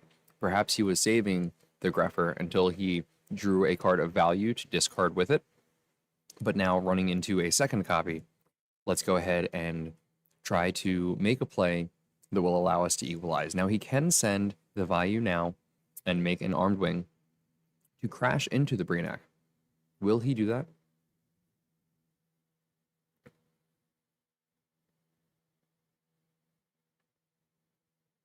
And of course, having the Armed Wing in the graveyard allows him to later make a Armor Master with other copies of Vayu or his current copy of Vayu that may be brought back with burial from a different dimension. Let's go ahead and up the Gores counter to 3. This is our third Gores of the day. Coming out in defense with 1,800 attack points. Attack and defense brought to you by Dark Grepher. The monster that attacks directly determines the value of the token. An Infernal Prodigy off the top for Hamza, and I believe that might be a Malicious Edge in his hand. There's no way that it's Machina Fortress, right? But I'm still unsure what that is. I want to guess that it's Malicious Edge. This time he brings back a single copy of Treeborn Frog. I'm still curious. What am I missing, guys? Let me know in chat. What am I missing with not bringing back multiple copies of Treeborn Frog? There's got to be some reason for it, right? Is it the fact that the opponent has piercing in their effects, and therefore a Treeborn Frog in defense is very susceptible to free life point damage? That's kind of the only thing that I can really think about here as it pertains to only bringing back one Treeborn Frog. Malicious Edge indeed. Gores and the token get in some damage, and Antoine starts his turn with a card. Will it make a difference?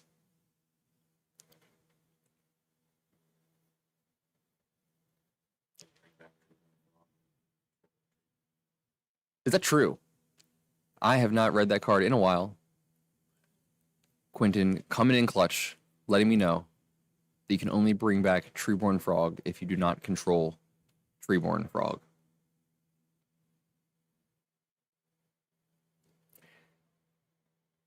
I'd like to think if you could bring back multiple Treeborn Frogs that perhaps Hamza elects not to because of the piercing that Black Wings have access to.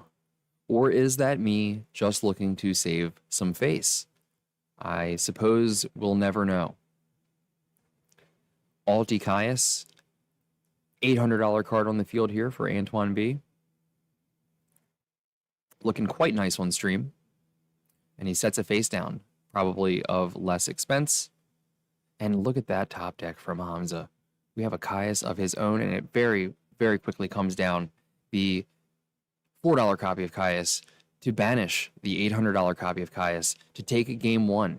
Antoine only sitting at 400 life points means that you can banish any dark monster on the field to deal 1,000 life points to the opponent direct. And that is in fact what happens for Hamza to take game 1, and we go to the sideboard. Game 1 brought to you by Caius, and that is actually our... I'm going to think about it before I say it.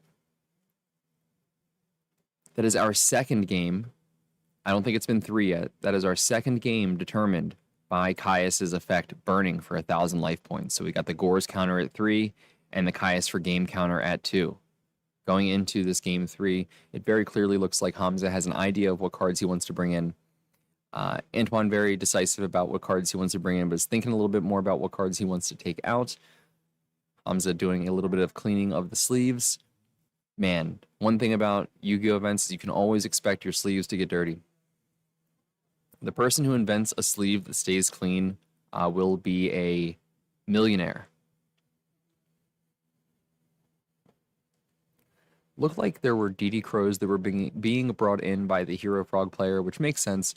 You absolutely want to cut off your opponent's access to Vayus in the graveyard.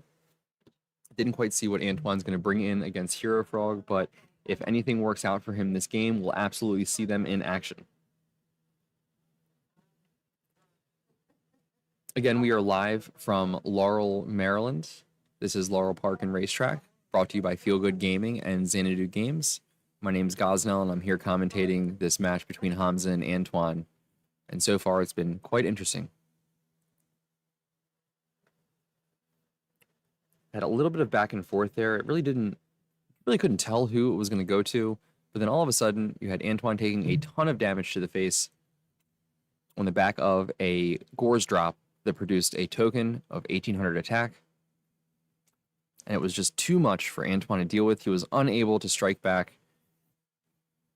And game 1 is decided by a little bit of burn damage, but he only had 400 left. I'm pretty sure that he would be able to attack directly for game that turn if it was not for the Caius.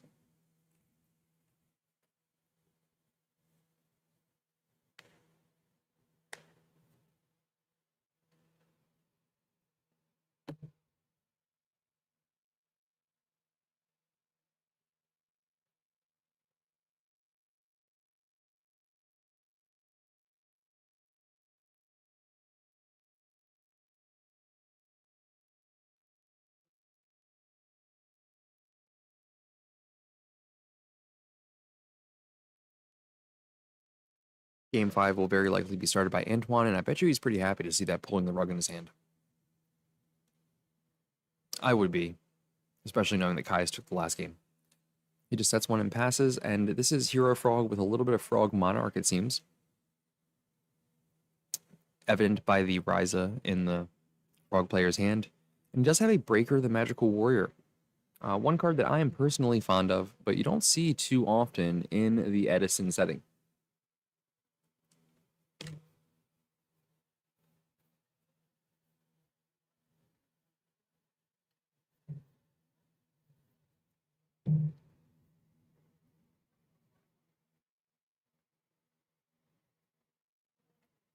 Swap is going to send Treeborn Frog. Swap is going to return itself to the hand. It may or may not be used next turn, and it's a Dust Tornado that comes from the destruction of Mystical Space Typhoon.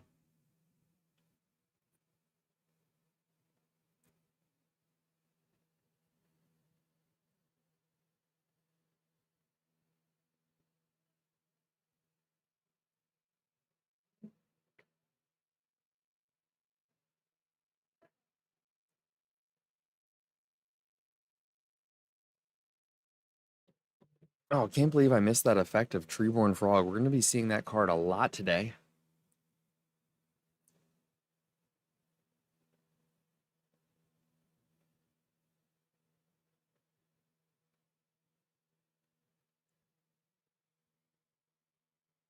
I guess it would be quite ridiculous if you could bring back 2 or 3 copies and sack them all for Light and Darkness Dragon. I mean, at that point, it's probably the earliest and easiest way to get out something like Obelisk the Tormentor. If that's your vibe.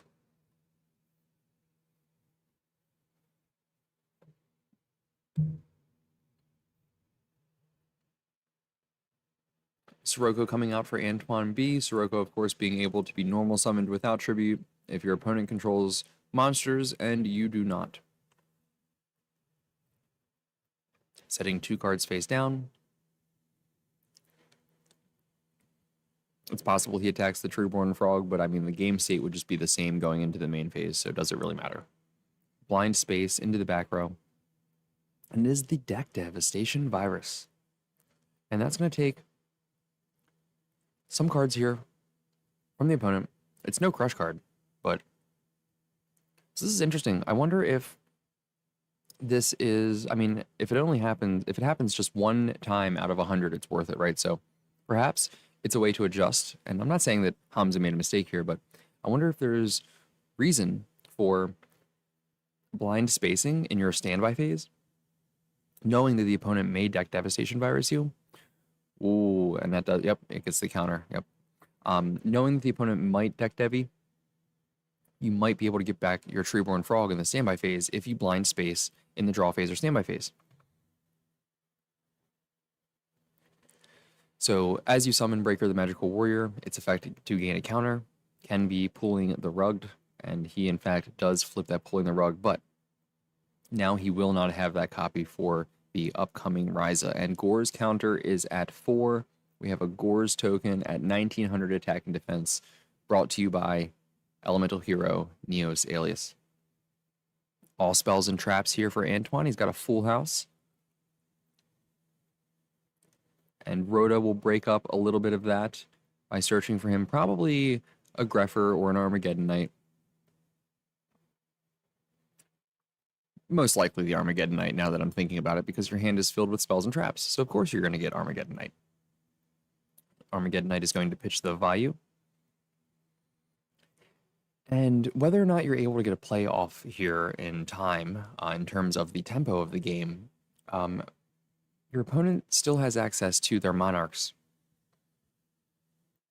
So we'll very likely see a tribute summon into, I assume, perhaps Caius first, and then potentially afterwards a Ryza to hopefully brick the opponent. Caius will likely banish the Gores with its 2700 attack, which cannot be broken by the opponent, but we will see. The opponent still does have 4 cards, and it looks like they are all pretty impactful. Might as well just set them all. blind dust for hopes that we can get somewhere with Treeborn Frog through this incredible field. And it was a draw, Dupe Frog, that gets discarded by the second turn of Deck Devastation Virus. Treeborn Frog comes out, and we're likely to sacrifice that for a Caius. And then that is likely to get Pulling the Rug. I believe I did see an additional copy of that was set by Antoine, which means this will likely very quickly go to game 3. But it ain't over yet, folks, so let's see what happens. We do have access to Brain Control, which could allow us to attack with Gores first and then later Tribute Summon it for one of the Monarchs. Of course, all that being said, you really hope your opponent doesn't have something that disrupts that play. But we're on the back foot here. We really need to make something happen, so maybe a little bit of additional risk is really not at much cost to the player who is very much down in resources and tempo at the moment. You may spend it all to have a chance. So we do see the Brain Control for Gores. The opponent promptly puts it in the graveyard. They should maybe be attacking with it first, but I'm not sure. Again, these guys are friends. They came here together, so they're likely just shortcutting a little bit. Gores attacks the token. I guess that makes sense. You don't want to give access to the benefits of having a Blackwing in the graveyard, I suppose. I think maybe I would have attacked the Armed Wing, but I don't know if that's correct. And Pulling the Rug is there, and that is going to be the... Yep, you're 22 because of the Brain Control, and that is going to be game.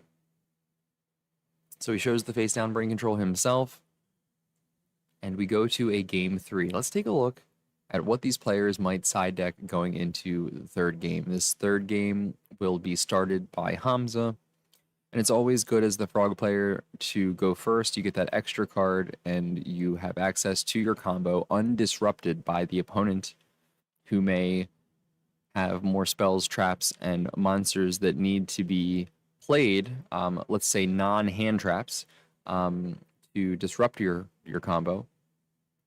The opponent going first might decide to summon cards like the likes of Fossil Dyna. They might set cards like the likes of Trap Dust Shoot, Royal Oppression, etc. to disrupt that. Don't have to worry about that too much if you go first.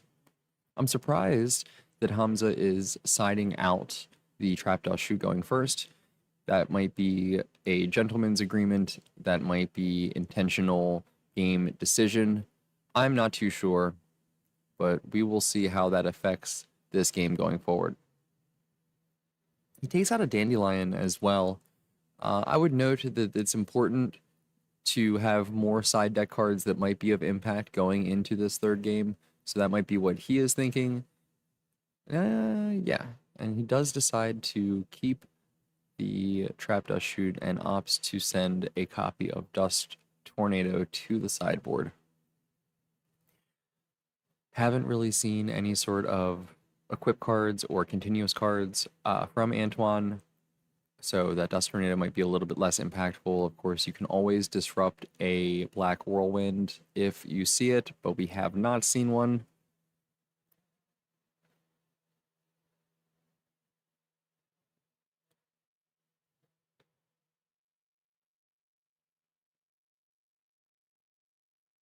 We are finishing up sideboarding, and we are almost here for our third round of this match.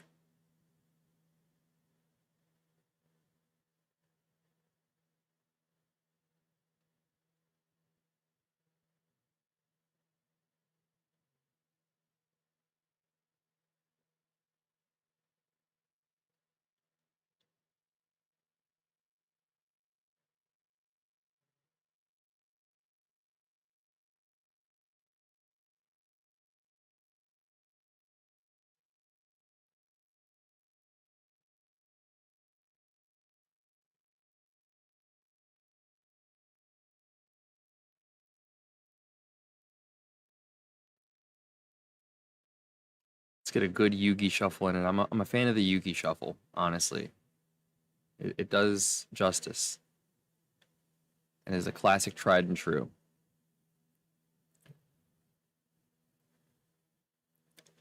This game recognized game moment is brought to you by Feel Good Gaming.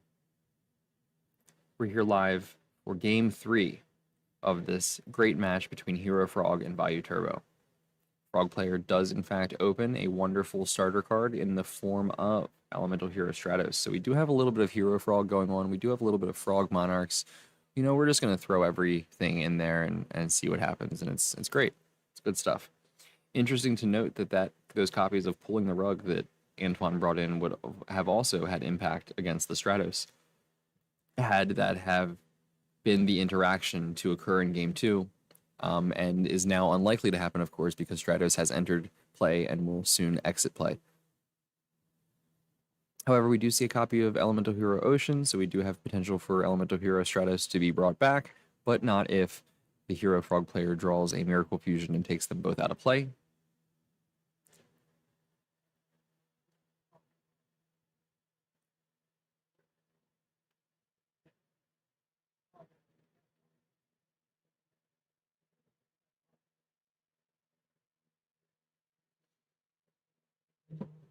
Always nice when you open up Treeborn Frog and Swap Frog, you're able to special summon the Swap Frog. Oh, and silly me, that's right. Swap Frog can return any monster you control, so that is an incredible opening by Hero Frog. I wonder if it's the A+ opening, the best one that you can get, or if it's just in the A tier of openings, but that's still pretty strong for you to be able to summon Stratos, summon Swap Frog, mill a Frog, and return Stratos to your hand. Wow, what value he will get out of that Stratos. We have a charge of the Light Brigade that's going to go ahead and mill Oppression and Vanity's Fiend. Both cards that cut off special summoning from the opponent, which would be huge in this matchup.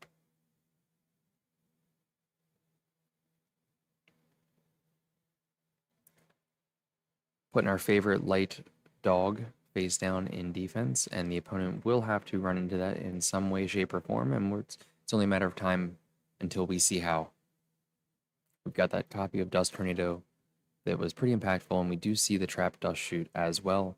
The opponent sitting with 4 or 5 cards in hand here, going into his next turn, will be revealing them to the opponent, and he will be sending back 1 monster. But not before Swap Frog returns itself to the hand, and it's going to be a set 2 pass situation. Might as well, I guess, not throw your cards into the potential Pulling the Rug. But it was, in fact, a Space Typhoon, and it hits the Dust Tornado. Rather fortunate for Antoine. He's going to hate to see Trap Dust Shoot, knowing that he had a 50-50 chance. All development cards for Antoine, nothing of the power variety. With already a card face down in defense, you may think, okay, let's have Antoine keep the hamster and let's put back something else that could develop him. It's very possible that he puts back the Armageddon Knight and makes Antoine go back into his deck to find it later on, whether it's through reinforcement of the army, whether it's through natural card draw. That would probably break up a lot of the Bayou Turbo strategy and its current timing and tempo in these turns. Not really much you can do. However, Hamza's probably thinking, okay, well, that face down might be Hamster, that face down might be Raikou. How do I want to deal with this without losing my Stratos? I would love to keep my Stratos online again for another turn now that you have no back row. It sets a card face down. We all know it's probably the Hamster, right? We, including Hamza, is thinking that there's no way he's going to set Necro Gardener here. He's going to keep that in his hand in case he draws a Dark Refer or a reinforcement of the army. The Hamster face down is just going to go into a copy of Raikou, and now Hamza's got to think, okay, there's a lot of potential destruction that I'm going to have to deal with to start pushing for damage that I don't really necessarily have a great way of dealing with now. The Ryza is going to set back Antoine a turn, but I mean, you're still looking at a situation where the Hamster or the potential face down, which very well could be a Raikou. We know it's Raikou, but from Hamza's point of view, it could be anything. It's a little bit, you're leaving a lot up to chance here by tribute summoning into the Ryza and targeting one of the 2 back rows. I mean, honestly, you might be better off just tribute summoning for the Ryza, hitting the one that you know is most likely to be the hamster, and then attacking into the unknown face down.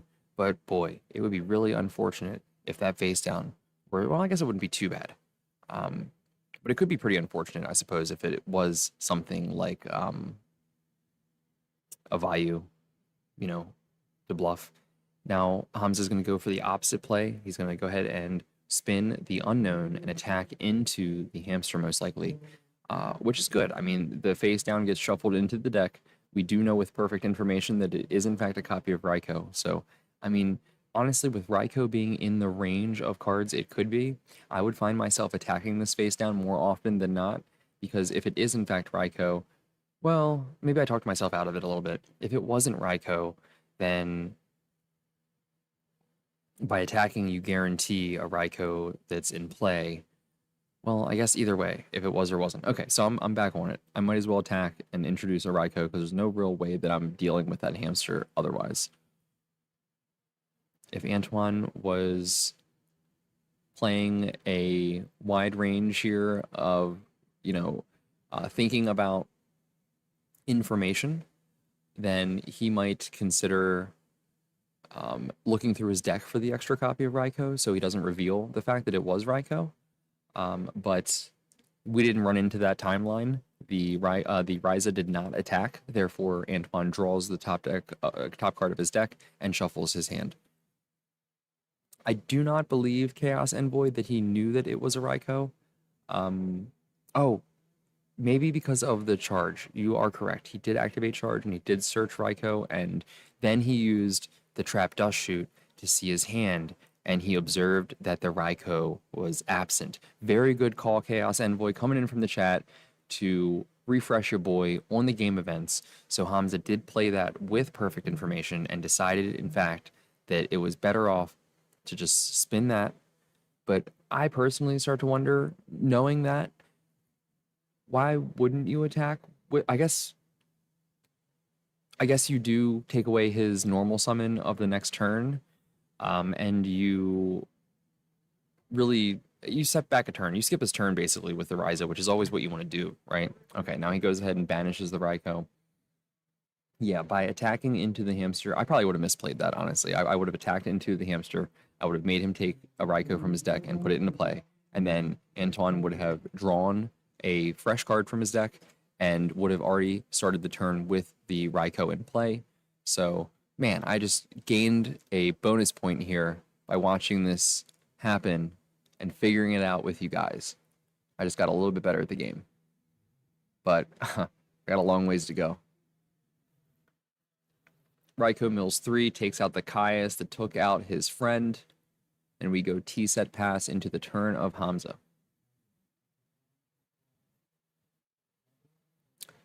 Lots of random Space Typhoons occurring in this matchup, more than we've seen today. And we do see that standby phase Space Typhoon happening here, which could have changed things in the previous match a little bit if it had the ability to be a deck Devi that could be activated, or a Trap Dust Shoot when Hamza would only have 4 cards in hand, but that's not the case. He is currently ripe with about 6 or so. Goes for the Tribute Summon and subsequent attack of Malicious Edge. And now the Necro Gardener is in the graveyard for Antoine to prevent one future attack. We've got a little bit of discussion in regards to, I think maybe Quentin here is just asking our players very kindly to use the Life Point app so we can keep track live on the stream. Thank you very much, Quentin. And thank you, Hamza and Antoine, for using the Life Point tracker so that we can stay up to date with the amount of life points that both players have. 2 T-sets in 2 turns for Antoine. Playing Vayu Turbo. Love me some alliteration whenever I can find it. We've got 5 cards in hand for Hamza. So less than I had said earlier. In the standby phase, we're thinking about it, but I'm interested in wondering if there's any reason not to. I want to know what that consideration was about. I guess it was Torrential Tribute. I'm playing around Torrential Tribute here by not summoning the Treeborn Frog, but I guess if you're going to, you might as well play the Treeborn Frog to almost, in this case, soft bait the opponent to playing the Torrential Tribute, because now you're going into a swap frog play, which if he waited and played Torrential Tribute here, Hamza would lose more. Not saying that Antoine would activate Torrential if he had it, but you might as well always give the opponent enough room to make an error. So interesting little consideration there from Hamza. I wonder if my physical read there is correct, and if that's what he was thinking with the consideration to potentially not bring back the Treeborn Frog and then deciding to bring it back. An Icarus attack here will tribute the Vayu to blow up 2 of Hamza's strongest monsters on the board. He does take some life points due to the Swap Frog, but it's not going to be enough here to cause a major difference. It's going to be the Treeborn Frog that gets returned to the hand, granting Hamza an extra normal summon, which he does not opt to take. It'll be the 3rd set monster in just as many turns for Antoine. Makes sense. He had Regeki Break face down. That Regeki Break, having the free frog to discard, very interesting stuff. And we were almost going to see our Gore's counter go up to 4, but not today. Not this match. Hopefully today. Love me some Gores. And these friends are going to talk about the game a little bit here. Again, Antoine and Hamza coming to the event together, both undefeated. And now between them, they have 9 wins. Of course, Hamza taking the 5-0 and the victory over Antoine B. Antoine unfortunately dropping to 4-1, but well played, sir. Well played to both of these players. And thank you to these players for honestly showing me a little bit more about this matchup and about their decks. It really made me think out some of the lines that I otherwise would not have thought about. Something about having perfect information on both sides, but still remaining open to the possibility of the range of the players' face downs and unknowns can cause for deeper thinking over time. Like, yes, of course you know that you have Dust Tornado face down or pulling the rug here. I'm just looking at these cards, but even in our perspective of having that perfect information, we pretend as if they could be any of the possibilities so that we can better analyze what options one player could take. For example, if that face down was Torrential Tribute, maybe there was room for an error, but we see that that was not the case. Still interesting to consider. Excellent. We're going to have Hamza on for an interview, and we'll get his perspective on the previous match and exactly how that played out and what he would like to do. Quentin, before you switch the camera, oh, there you are. I'm going to go grab a bottle of water real quick, and I will be right back.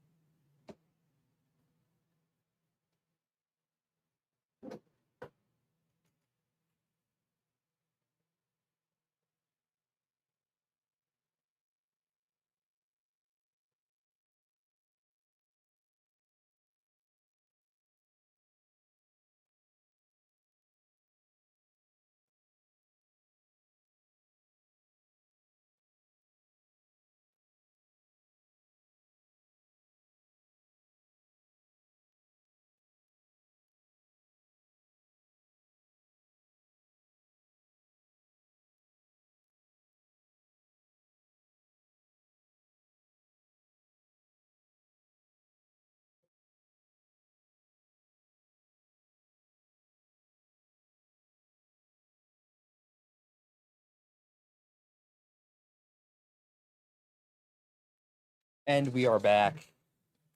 Back and better than ever with another bottle of water. Staying hydrated here at Laurel Park.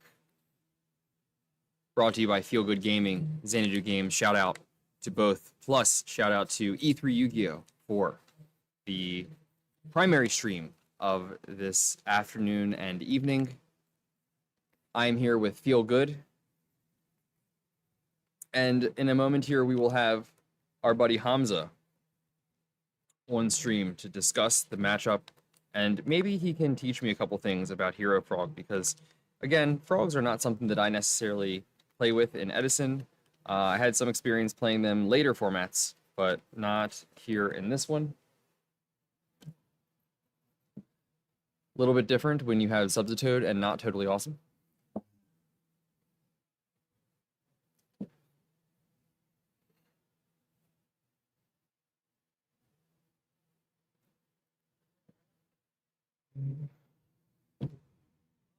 Welcome, sir. Welcome. And Quentin, I do see that you are busy doing something there. If you get a moment, we are ready for you to flip us around whenever you would like. Excellent, excellent. I'm here joined with Hamza, the Hero Frog player that we just watched. Welcome, sir. I'm Gosnell. It's nice to meet you. Nice to meet you, man. How are you doing today? I'm doing pretty well. Better than I thought I would. Better than you thought you would. What were your expectations going into today? So this is my first time ever competing with Hero Frog. Really? Really? Okay, okay. I could not decide what deck to play. I was like, I played Vayu Turbo for most of this format. I've Okay. only been playing for maybe about a year. Nice. And I was deciding between that and Amaryllis and Frog Hero. Frog Hero's that deck I always wanted to play because I love heroes, I love frogs. I thought it was a super cool deck. But I was too scared to play it because it's a very big brain deck, right? That's what I'm seeing, honestly. Yeah. I'm a little, I feel you. It's a little bit more complicated, and I don't want to make any mistakes. Exactly. But it looked like you were playing it pretty well, honestly. You taught me a few things about it as you were playing, to be honest. Oh, I'm glad. I got to practice with my carpool a lot last night, and it helped me get comfortable with it. Plus, I played it for fun with friends a lot. I just wasn't fully confident. I was like, if I care about doing well, maybe I should just play Bayou because that's very stable. Sure. But I said, like, I've been drawing well with the deck. It's been fun to play. Let's give it a shot. But honestly, I was like, if I go 0-2 and I can chill for the rest of the event, that's okay. I did not expect to be, what am I, 5-0 now? Yeah, you're 5-0, so definitely a little bit better than you were thinking. Yeah, definitely. Pleasantly surprised, it sounds like. Exactly. My whole car, actually, we were all undefeated. And so I just had to play against another carpool of mine. Oh, my okay. friend. Yeah. We knew it would come down to this eventually. Like. Sure, sure. And it has to. I mean, it sounds like your entire car is stacked, to be honest. So yeah. eventually you guys are going to play each other. We were all saying, like, oh, we might go 0-2, scrub out, whatever. None of us were like, oh, yeah, we're definitely going to do well. But we all did. So I think that's awesome. That's excellent. That's excellent. So you guys test all together and kind of share ideas and such. Yeah. So I live in New York now, but I'm originally from Connecticut, and they're both from Connecticut. So I don't hang out with them as much these days because we're in different states. But yeah, like at locals and stuff in the past, we've hung out. Oh, very nice. And you guys have kept your connection. Yeah. That's awesome. That's good to hear. Honestly, if it wasn't for Yu-Gi-Oh, I might not have made as many friends as I did. And now that I don't necessarily play the game, I still find myself somehow involved, clearly. Yeah. Just because of everybody who's in the room I've just like bonded with over the years. And I'm just like always welcome to return to some of the things that we connected on, whether it be old formats, or really any new card games that might pop up. Exactly. It's just it's a wonderful sense of community. Yes, yes, absolutely. And it can't be replaced, honestly. It can't. Yeah. The closest I've gone to is I play fighting games sometimes too. Nice. Which fighting games? Like Guilty Gear, Blaze Blue, like the anime style. Oh, Blaze Blue. I haven't heard that one in a while. I know. Okay, it's old nice, now. nice. They need to make a new one, but I love that game. So I've started going to those again, like locals for that. I'd stopped competing for a while. I'd also stopped playing Yu-Gi-Oh for a while. I tried to keep up with modern Yu-Gi-Oh for a while, and then yeah, for a couple of years now, I just stopped. I don't blame you. It's a different. It lost its identity. Yeah, as I like to say. Yes, I agree. But now with Edison and all the RBETs and my friends that are still into Edison, being interested in going to them, I'm like, this is a great opportunity to just travel, have a fun weekend, meet a bunch of new people. Yeah, for sure. Experiences like this. I never thought I'd be getting interviewed on stream. That's never happened to me before. Well, it's a first for everything, you know. Yeah, I'm definitely glad to have you here, and it was awesome watching your match. Thank you so much. So you told me a little bit about how you arrived to Hero Frog. I'm curious. You said you were playing a little bit more Vayu decks. What other decks did you play through your time playing Edison? I've tried a lot of decks. So I've tried Black Wings, I've tried Light Sorn, Christia Sorn. Okay, okay. What else have I tried? I like the Norlaris decks. Oh, sure. Yeah, Dragons, the Disaster Dragon deck. Nice. Not the Turbo. Not Turbo. And I tried like the Fitz Dragons, like the more defensive one with like Okay. hamsters and Rangos. So I tried pretty much everything I can get my hands on. Nice, nice. I'm somebody who just likes when I get into something, I get into it really hard. Sure, sure. And do you find that helps you prepare for a lot of those matchups when you're playing against a deck that you also have a lot of experience with? That's true, yes. I guess that's one reason why I think I'm doing well is no deck has been a surprise. No matter what matchup I'm up against, I know exactly what they're going to do, and I know exactly what to target. That's excellent. Yeah, I feel like that's a huge component, to be honest, to not be caught off guard, not giving your opponent any sort of plus ones or unexpected shifts in tempo. So I do think that one of the keys to success a little bit, from what I'm hearing from players, is practice on multiple decks. Oh, it's super helpful. I played against Gladiator Beast twice today. Oh, wow. And that deck is kind of tough for Hero Frogs if they get going. Like, it just snowballs out of control. They damage the Treeborns. But I played against that deck a lot. I have friends who were into it. Even back in high school when I was growing up playing this game, I had a friend who only played Gladiator Beast. So it's like, I know what the whole deck does. I know what I have to do to play around it. Okay. I think it's invaluable. I played against a Machina player, and it's just like, I know what Fortress does. I know what that deck likes to do. Sure, I knew how to play around it. So I think it's definitely invaluable. And even if it's not for like try hard, sweaty reasons, just have fun and play different decks. It breathes a lot of life into this format. So I know some people saying, like, sometimes there's a sentiment that it's starting to get solved. Everyone's like playing Black Wings or Black Wings beats everything. But I think it's still pretty open and anything can still win. It really feels that way, especially with like more modernized tech from the side deck. Yeah. Like I'll remember the first time that I thought about Snowman Eater in the context of being able to destroy Blackwings, while Blackwings are very popular, for example. There's always a little bit of adjustment that occurs. I think that we're not quite to the solved point. We may be approaching a little bit of a curve, a plateau, if you will. Right. But I still think we have a few years left before it's really all said and done, to be honest. I think so too. I think we're getting to the point where everyone's like Blackwings, Vayu, and Hero Frogs are top 3. But then sometimes you're like, wait, this Machina deck has been doing surprisingly well, like has a really high win rate. So that's always on the table. Dragon Turbo had its moments where it won like a couple tournaments in a row. Sure, it did. So there's always something new that's popping up, and more innovation we had. The Fishborg deck, for example. Okay, that's a good example. That just who thought? Yeah, who thought? And even with Glide Beast, to be honest. Glide Beast winning the event to bring itself into relevancy, quite a surprise. Yeah, it brought itself back. And that's the other thing is, even if we get to a point where we kind of know the format, I think it's always going to be going in a cycle anyway. Because if you think about it, one reason Glad Beast and even Blackwing saw a dip in popularity was Hero Beat got really popular. Sure, that makes sense. Right, but now Hero Beat's not popular because it loses hard into other decks. Like, I don't think it does well in the Frogs at all. I don't think it does well in the Amaryllis at all. There's a lot of decks that have higher ceilings that, Hero Beat kept topping and topping because it's consistent, but it couldn't win. Sure. Couldn't go the distance even, right. Yeah. But now people aren't playing that deck, and that might be Blackwing's worst matchup in my opinion. Okay.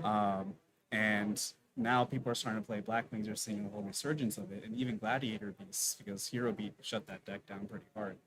And now that Gladiator Beasts are coming back in, all the Frogs and Amaryllis decks have to sweat a little bit about Ready Ari and all that stuff. So everything's gonna go around. Now Blackwings is like really well posed in the meta right now, against the decks that have been popular recently. But I think now people are gonna start playing more decks that people have been saying does well in the Blackwings. I'm not entirely sure. Some people say like Lightsworn does well because of Wolves. Some people say Fairies do well. So I just think people are gonna keep trying to beat what's currently popular, and then people are gonna try to beat that, and it's gonna keep going. So you can expect almost just a natural cycle to just keep emerging over time. So you think it'll still stay fresh to a degree? I think so. Because, and beatable even. Yeah, because even if you look at the last RBET, where the top 2 final decks had like a handful of draw traps, 5 or 6 draw traps. Right. Because draw traps got so popular, people were saying, well, maybe Value's on a downtrend now because Raiko's not as good into blind backwards. Okay, that makes sense. And so, but Value is the deck that's been like king. It's been like winning everything. And now people are suddenly saying it's not as favored in the meta between draw traps and Amaryllis. So you see a dip in Value.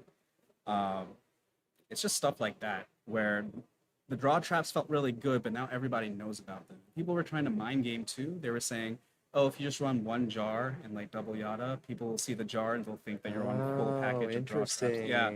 And because they feel like that, people are going to be afraid to attack into your back row, but now your back row is just real back row. Now, sure. Now that people feel like the gig is up and that knowledge is out, people are not as afraid of the back row anymore, or afraid of them being draw traps, because they're like, oh, everyone's just kind of faking that they have so many, but they probably only have. That makes a lot of sense. I didn't think of it that way. The impact of just the strategy itself in the meta has created this sort of sub game revolving around, attacking into blank back row or maybe blindly spacing. Yeah. Which I actually saw a lot of in your match. You guys were blind spacing kind of like all over the place. And not to say that it was good or bad, because I mean, I'm here and you guys are there, but it was just interesting to see that after a while. Yeah, because after a certain point, it's like, I want this play to go through. So I just need to know that that back row is not a threat. Sure. If your hand is broken enough and you feel like you can just push through whatever back row it is, then by all means, you don't have to use your cards until you really have to. But especially if it's end phase, you don't have to worry if it's a draw trap. That makes sense. But also, if you look at your hand and you're like, there's this really specific play that's really going to put me in a good spot, it's like, I don't want to risk what that back row is. So sometimes a blind space is not the worst thing. But ideally, if you don't have to do it, then... Sure. And maybe what I see is too many players defaulting to not blind spacing, right? Which has kind of actually taken away some of the critical thinking of specific situations where it might be exactly what you need to do to guarantee that your attack goes through or your strategy is successful in that turn for you to be able to make it to the next turn, for example. It's already happened to me today where I summon Stratos and it gets bottomless, or I attack into a deep prison and I'm like, that's no big deal. I got my search. And then later, the fact that the Stratos was banished actually did end up hurting me and making me fall behind, and I lost some tempo for that. Where I think I didn't want to use my MST or Heavy or whatever was in my hand, because I was like, I don't care what that is. I'm just going to summon Stratos. Okay, so you've been adjusting a little bit as you went today. Yeah. Okay, interesting. Because I was also just holding my cards, and then I realized sometimes having that position is just really important. Okay. You won't always be right, but sometimes you can just kind of make educated guesses about, like, if this play goes through, what's it going to do for me versus if it doesn't go through. And if there's a big enough difference, then maybe you just need to make sure it's safe. Very good. And you say that, and I feel like there's a moment in your match there, game 3, where that exact situation happened, or that thought process where there was like do I bring back Treeborn Frog? Does he have Torrential? Or and I think you went for it because it's like, oh, well, if I already have Swap Frog, if I might as well just give him the chance to misplay and play Torrential, well, I'm still going to summon the Swap Frog. At least I keep the Swap Frog. At least I don't know Frogs too well, but that's kind of what I thought about in that moment, was the range of cards he might have, and how it might not be bad if he did, in fact, kind of like hang himself, so to speak, with the play of like something like Torrential Tribute. I was thinking that exactly. So okay, nice. When I was thinking about whether to bring back Treeborn, I was like, is that a Torrential? And I thought about it, and his hand was pretty weak that game anyway. And I looked at my hand, which still had a lot of threats in it, and I said, even if that's a Torrential, I'm actually not that worried. So I might as well go wide and put as many threats on the board as I can at once and just close this game out. Very nice, very nice. Yeah, I was sitting there thinking that. I was like, I'm not the best Frog player, but look, I saw you kind of hesitate there, and I was like, what could he be hesitating about? And I kind of explored it a little bit, and I was like, he's smarter than me here, so what's he doing? So I'm glad that you confirmed that, because I picked up on a little bit of that, and I'm glad I was right. I need to play this game a lot more, honestly, especially with Frogs. I played Frogs when it was more Totally Awesome from the Paleozoics, modern, but I never had a chance to play them in this Subzitoad type context, so I've missed out. Yeah, when I got into the game in high school, like when I first started playing competitive, it was later 2010, I think after Frog FGG had been banned already. Sure. Close to 2011. Format. So when I played Frogs and was exposed to Frogs, Substitute was already banned. I see. So like Frog Monarchs was very basic. It's just you're relying on Treeborn Frog. It wasn't actually that good. So when I heard about Edison and started getting into it, it's like, oh, Substitute is legal. And I saw what it did for the deck. When I first learned about the dupe block, I was like, that is insane. It's a little bit strong for for a retrospective format, that lock can be quite insane. Yes. Yeah, so it's cool. Frogs are awesome. I mean, not everyone will agree about that. They're very annoying to fight against, but that's why I like playing with them. They're just a lot of fun. They have a lot of utility. Even the newer Frog cards that come out, like Ronin Toadin, totally awesome. They continue being annoying and like a cool toolkit. But it's good to see that even back like in Edison, that it was still really cool and had a lot of options. Yeah, definitely. The way you see the engines kind of change and evolve over time just by a couple key pieces rotating in and out. Yeah, It's and nice. utility with Swap Frog is insane Mhm. because I never thought too much of it because again, when I first started learning the game, I wasn't thinking of Swap Frog as anything other than I just dump a Treeborn Sure, and bounce it sure. back, right? But then as you get better with the deck and you start realizing what all the good players are doing, you're like, oh, you can recycle your Monarchs, you can recycle your Stratos. I did that at Yeah. one point, except I don't think I ever got to summon that Stratos again. But I don't think you did, and yeah. and it took me a moment when you did that. I was like, oh, total like aha moment for me that yes, Swap Frog can return other monsters, and that's exactly why you went for the special summon of Swap Frog. And I just had this like I learned a little bit, Oh, like I said okay. from your match. Maybe I could have figured out that effect by reading the card, but by seeing that A+ opening of Stratos plus Swap Frog, it made a lot of sense why you Right. would go for something like that. I'm thinking like, okay, well, now you can avoid everything. You can avoid all the pulling the rugs because you didn't have a face down at the time Right. by returning it to your hand, and you can even use that to sort of bait a pulling in the future or something. I don't know. That's there true. was a lot of moments there that I had just not thought of that now I have like these new pathways that I have opened up to me. At the very end of the game, when he only had a set and I had to swap. All right, I forgot what I summoned, but then I think I brought back Treeborn. I just remember he said you still have Stratos in hand, right? And I said, "Yep." Oh, he said that. Yeah, and then he gave me the this one. Like that card is powerful, and it being in your hand, it gives you so much flexibility. Whether you need it to pop a back row, which I haven't done in a while, but that's there. It is there, yeah. Or just keep searching, get your malicious edge, get your other heroes. A +1 is a +1.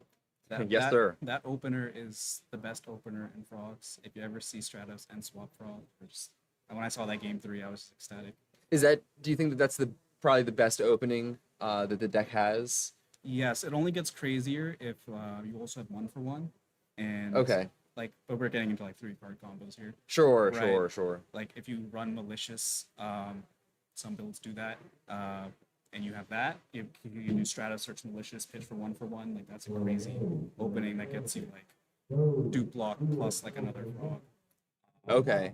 So 1-for-1 really gets you the crazy boards, but as far as a standard opening goes, Swap Frog and Stratos is very common because you run a lot of copies. In like Stratos, you have Rhoda and you have Equal, and then you've got your multiple Swap Frogs. And every time you see that, you get your Treeborn dump, you get your +1 from Stratos, you can recycle one back to your hand. So it's sometimes it's Stratos. Sometimes you leave the Stratos if you're playing against Black Wings and you don't want like Shura to run over your Swap Frog. That's interesting. Yeah. That's something that I would not have thought about until Ashura beats over my face, and Right. I had to learn from example. Right, exactly. So sometimes you want to leave the Stratos up because you want the big body on board. Interesting. That might be good against Bad Interesting. Beast as well. You probably want to leave the Stratos up. Sure, that makes sense because Laquari is of course met with Stratos. Yeah. Okay. But Okay. in that matchup against Vayu, like he needed to have like a really strong opening. I felt like I didn't feel as scared because that deck doesn't have Shura. What's gonna happen if he runs over my Swap Frog? Not a big deal. And then I have Stratos in my hand. Stratos beats over Grepher and Armageddon Knight. So I thought leaving Swap Frog was okay. Okay. That's very insightful. Do you have any other kind of comments about how the match went there between you and your friend Antoine? Yeah, so I was definitely very nervous. I actually didn't want to be on stream, but he was cool with it. And my friend, the other one that we drove with, when someone came to ask if someone could go on stream, he was just like, "Yo, put them on." Nice. So I had some nerves going into the first game. I don't even remember it super well. It felt like we both used our cards very quickly. Is what I remember. Sure. There's even like a couple shortcuts, or maybe not shortcuts is the best word, but I saw you guys being a little bit more casual. Yeah. Yeah, because all I remember is he had to invest in this arm wing, and then I did Bryonac on the arm wing. Yes. Now, I wasn't sure if that was the best play. With my hand, because I had the Junk Synchron, I wasn't sure if that's what I should do. But I decided to go for it because my thought process is that if he has the slower hand where he can just kind of set Raikou or set Hamster, then I can keep bouncing with Bryonac and just kind of maintain the pace. But then he actually ended up doing like a bigger push, getting over the Bryonac. That's right. Yeah. So then I thought, oh, I messed up. But I forgot how that game ended. I just remember that I had enough to crack back and just kind of take it. Okay. Okay. Thanks for the heads up. Thank you. And yeah, I guess we'll wrap up. You probably want to use the bathroom, get some air before your next match. Yeah, Focus back in. You are currently 5-0, and we might even see you again. So it's good that you got to shake off some of the nerves of stream, because it's Right. likely that I don't want to speak too early here, but I hope that you do well and are on stream again perhaps, and you'll have a sense of confidence going into that. Yeah, let's hope. Hamza, it was a pleasure talking to you. Pleasure I talking to you. actually could sit here and talk to you for a little bit longer. I've got a couple things that I was thinking about picking your brain about, but I want you to be prepared for your next match, and I want you to end this undefeated against your expectations going into today. I want you to do appreciate well. that. What was your name again? My name's Jeremy. I go by my last Jeremy. name, Gosnell. Gosno? And it's a pleasure. Pleasure. You prefer Gosno? Yeah, a little bit. Okay, a little I'll bit. do that. Yeah. Yeah, we'll talk later if you want to ask me Absolutely. questions. Yeah. I'll be here, and if you or any of your friends or anybody really wants to come and hang out and commentate one of the matches, send them my way, and we'll be happy to have them. This Okay. is the guest chair for anyone who would like it. It's an awesome chair. I was afraid I'd fall asleep if I sat in it all day. That's fair. All right, thank you. Hamza, thank you so much, and good luck on your the rest of your tournament. Thank you. That's a great guy right there, very knowledgeable about the format. You could just hear it, the way that he approaches the format by playing multiple decks, I find to be very correct. You definitely want to see the output of all the decks so that you don't end up with a surprise.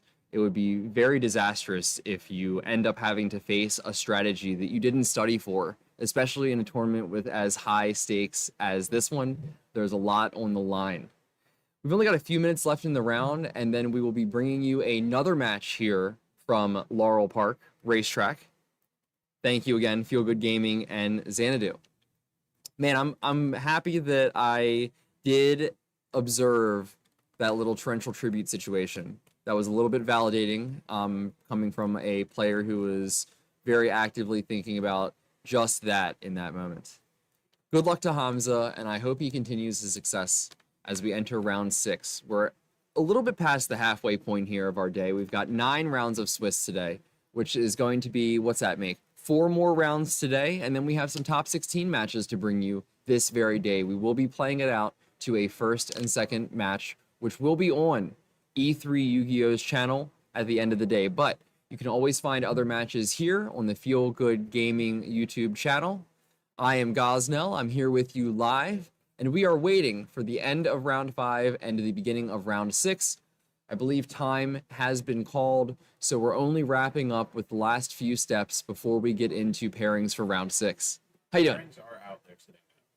Pairings are out for round 6, and they are taking their seats, and we'll probably have a new match here shortly. Very good, very good. Oh, I hope I didn't take up too much of Hamza's time there. I know that he, every player wants to kind of reset a little bit going into the next one, so I hope that he meets his next round with the same success that he had in this round, and hopefully he doesn't play against any one of his friends. That's always a disaster, honestly, when you have to play with somebody that you rode with. You really only hope that you see them in top cut, and honestly, even then it's kind of rough. Man, I really learned a few things about Hero Frog from that gentleman, and just watching their games. Even Vayu Turbo to a degree. The lack of sure is interesting in how you determine what line you take moving forward. 4:30, we've got some good time on our hands here. Not bad. Not bad. We are moving pretty fast for an 11 a.m.-ish start. 10:30, I believe. With 45-minute rounds, and we are flying.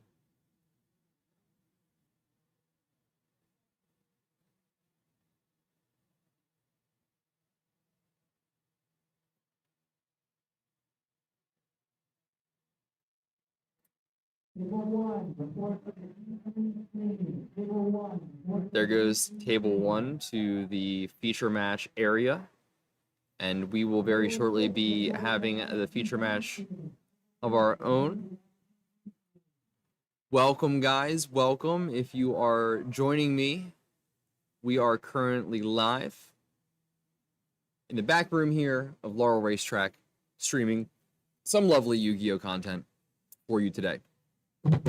I'm your host, Gosnell, and I'll be back. I'm going to throw this away. Give me 15 seconds. How you doing, my brother and friend? How are you? Okay, I see you. I see you with the King 8. Yeah. tell you, it would be amazing if we could mirror that and do some light commentary. Yeah.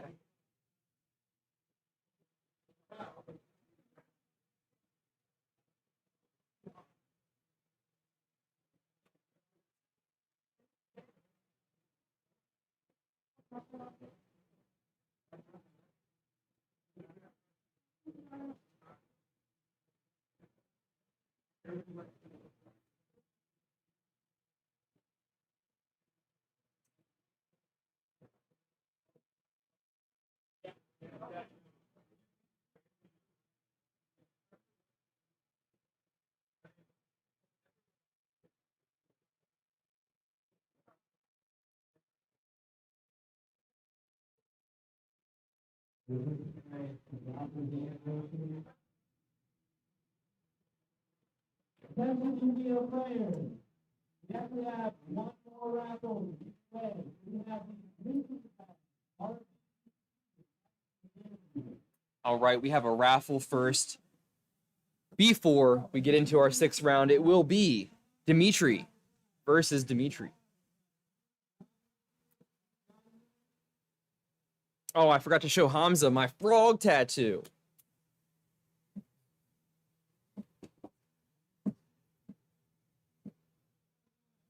As he mentioned the Ronin Totem by name, I should have whipped out the leg.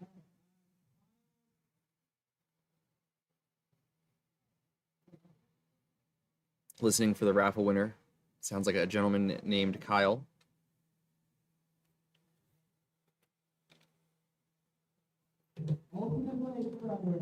Wow, Ultimate Plate Spreader. Very nice, very nice.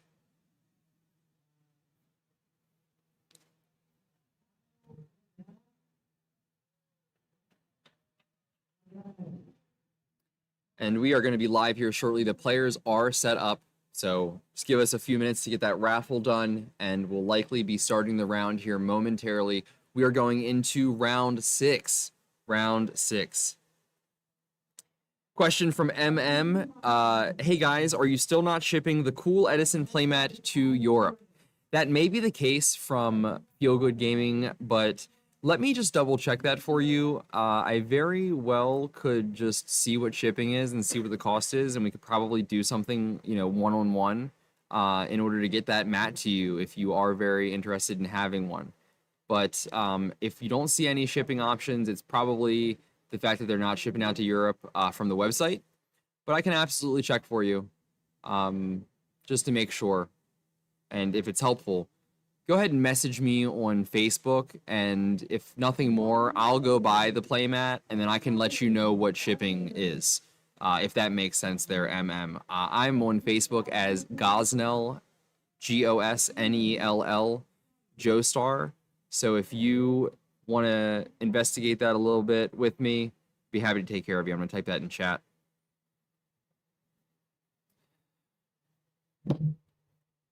For this stream, we have the Battle of the High Roll. It will be Dimitri on Dragon Turbo versus our boy Jason, known online as Dimitri, with Lightsworn. We saw Dimitri win on table 1 in the past there, about a round or two ago. And he is now on the feature match, probably table 2 or so, doing great.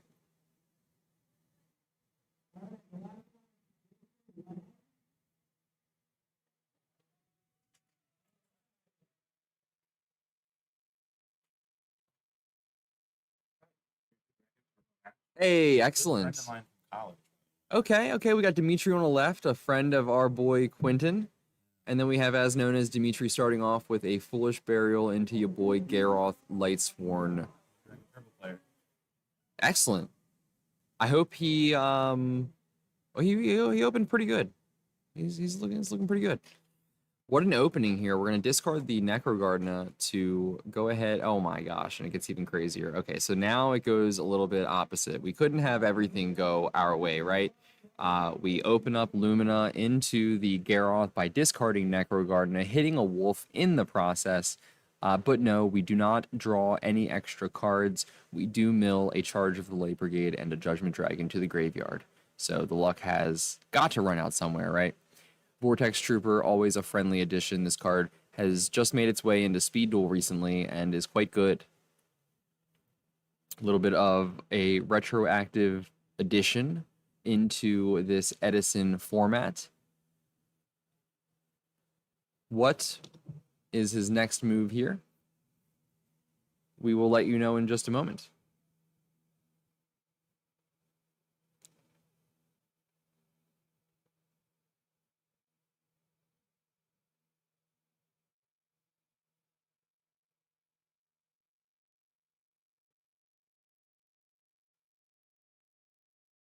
So he's going to go ahead and shuffle 2 cards back into his deck and draw 2, and he drew 2 more draw spells. It looks like he put back one of the Kawaki Meru Dragos. I'm not sure about the other one, but he's going. How deep will he get this time? He's got a Cards of Consonance and a trade-in. It does look like a little bit of a slight brick at this point, as Red Eyes, Darkness, Metal has more than 8 stars. It's unable to be traded in. The Avarice is a little bit of the end of the road as well. So we shall see how he proceeds. Double Red MD, Cards of Consonance, Trade In, and Pot of Avarice. Will he crash the Vortex Trooper into one of his opponent's monsters in order to draw a card? I mean, he's got to try, right? Or else then you are looking for I mean, you could bait the Necrogardener in that case, but he chooses not to. Hand Destruction comes down for Dimitri on the right. Very interesting card here, allowing him to discard 2 cards and then... Oh, no, I'm so sorry. He discarded that for the Lumina effect and did a Synchro Summon with Plague Spreader. Okay, it looked almost like he played that and discarded it quickly, but these guys know what's going on.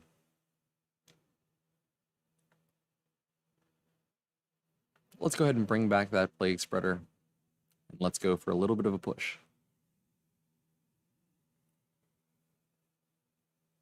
Jane into the Vortex Trooper is going to be a handful of life points. I mean, this is looking like a lot of damage. Oh, that was Super Rejuve, not trade-in. He just drew the trade-in, which, you know, as long as you're moving through your deck, it can't be too bad. Thank you to the players there for updating life points with the iPad.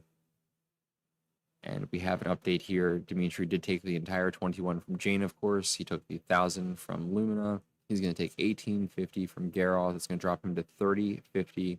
And then Plague and Goyo might be threatening the game here on turn 2.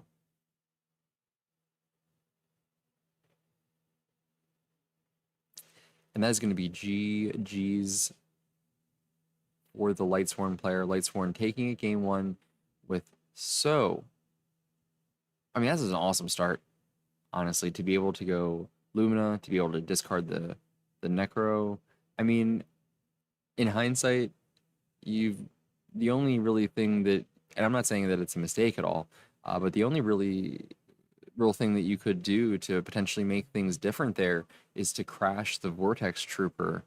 And even so, Dimitri on the right, Lightsworn player, could have banished the Necrogardener and kept that outcome from occurring. So, you live by the high roll, you die by the high roll, and that's what we see here.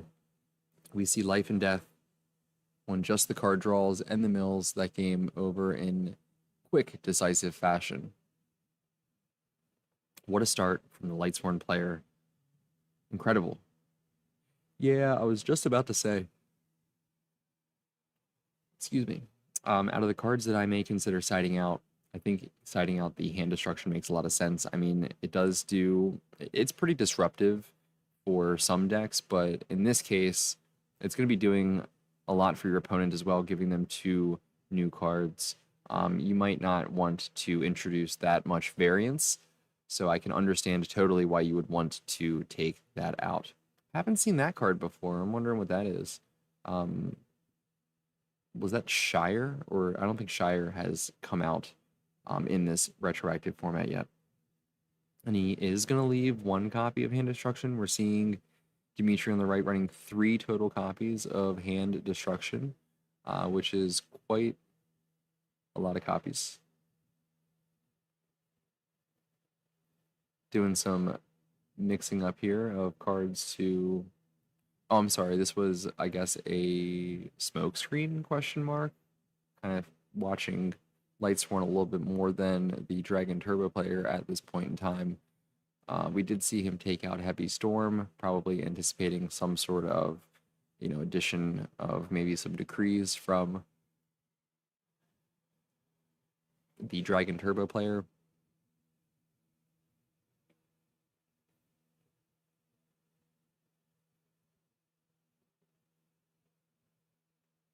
Looks like Lightsworn is...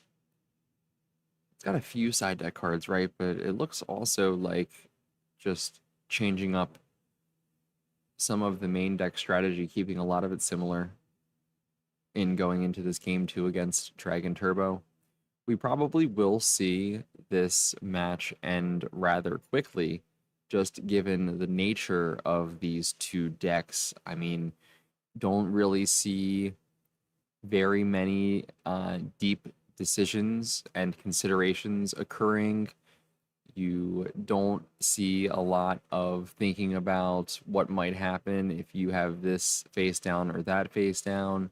It is usually Unga Bunga, Lightsworn, summon, attack, blow up, and Unga Bunga, discard cards, draw cards, summon a bunch of dragons, which summon more dragons, and win or lose, your strategy develops rather quickly, and the game is decided quite soon thereafter.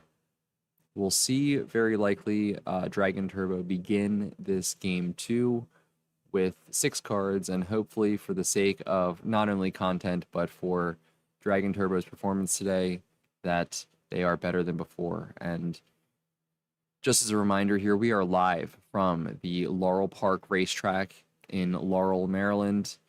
I am your host today, Gosnell, and thank you to Feel Good Gaming and Xanadu for bringing this stream and having me on. We also do have E3 with the main stream, and I am here chilling with a secondary feature match. Currently, we are watching Future Fusion discard multiple dragons out of the Dragon Turbo player's deck. Of course, each of these Whitestone of Legends will have an effect to add a Blue Eyes to Dimitri's hand. That is Dimitri by name, playing Dragon Turbo. We have also the Lightsworn player known online as Dimitri. DDS Blue Eyes coming at you live from the deck of Dimitri. That's going to be quite expensive. Is that more expensive or less expensive than the Alticaius? Yeah, I'm not sure. I remember having DDS Blue Eyes. Unfortunately, I no longer have them because I make bad decisions. Go ahead and take 1,000 life points, my friend. Here you go. They're yours. And let's go ahead and start drawing cards. We'll begin our counter of how many times we discard dragons because it might come up for Super Rejuvenation.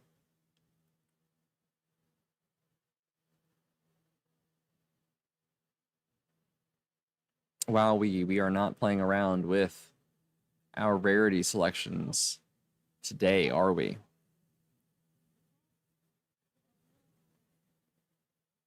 We got 2 Red Eyes, Darkness Metal Dragon. We got a Card Destruction. We've got a Cards of Consonance. We have 2 copies of Blue Eyes, and we have a Magical Stone Excavation. Magical Stone Excavation here in the future might grab one of those trade-ins to keep the strategy moving forward, but we shall see. Probably not going to Card Destruct quite yet. Let's keep moving into our Red Eyes plays first so that we can then cycle some of our cards after our power cards have been played. Red Eyes is going to bring back Kawaki Mirror Drago, which is going to prevent the special summon of all non-light and dark monsters, if I recall. And we're going to go ahead and pass the turn with many options going into the next turn. Ah, no lights, no darks. was just pulling that up on my phone. I wasn't too confident. And he went ahead and showed probably a Blue Eyes at the end phase. I don't know if he actually showed, but it is current common knowledge. I won't say it's public knowledge, but it is common knowledge that Dimitri on the left with Dragon Turbo has multiple copies of Blue Eyes White Dragon in his hand. And it is neither player can special summon light or dark monsters, so you can only special summon the wind, the water, the fire, and the earth. Not going to see too many of those as a Lightsworn player, though, unless you're one of those guys who runs like Gigantes or something like that. I, for one, would always like to see a format where Frost and Flame Dragon is relevant. We almost got there in Speed Duel, but we didn't quite make it all the way. There were just some better options. Now, off the top of the deck here, we do see, I believe, which was a Debris Dragon from Dragon Turbo, which is going to enable the card of Consonance in the hand. And we'll see if that's exactly what... Yep, okay, so we're going to go ahead and discard the Debris Dragon and draw 2 cards, getting further in our deck. And now we've got into some of our side deck. A second copy of Kawaki Meru Dragu is going to allow us to feel comfortable about attacking into the face down of the opponent. We really do have to be a little bit cautious of our power traps, such as Mirror Force and Torrential Tribute, but all things considered, maybe not too much of a threat, given how good we can rebuild, given our current card selection. We do go right into the battle phase and begin attacking, as not to make ourselves susceptible to both traps. This is only, of course, making us susceptible to the Mirror Force. The Kawaki Meru Drago is going to go ahead and attack for going to attack a Necro Gardener, giving Lightsworn a option in the future to negate 1 attack. Lightsworn is going to take some damage through Debris Dragon, and what are we going to do? Are we going to attack with the Red Eyes? Yes, we are. I think that was an attack declared, or was that just him pointing to the card? We shall see.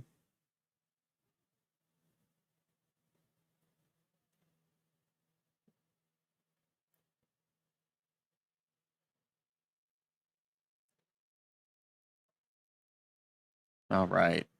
Damage taken. Stone Excavation. Blue Eyes Revelation. Card drawn by Lightsworn.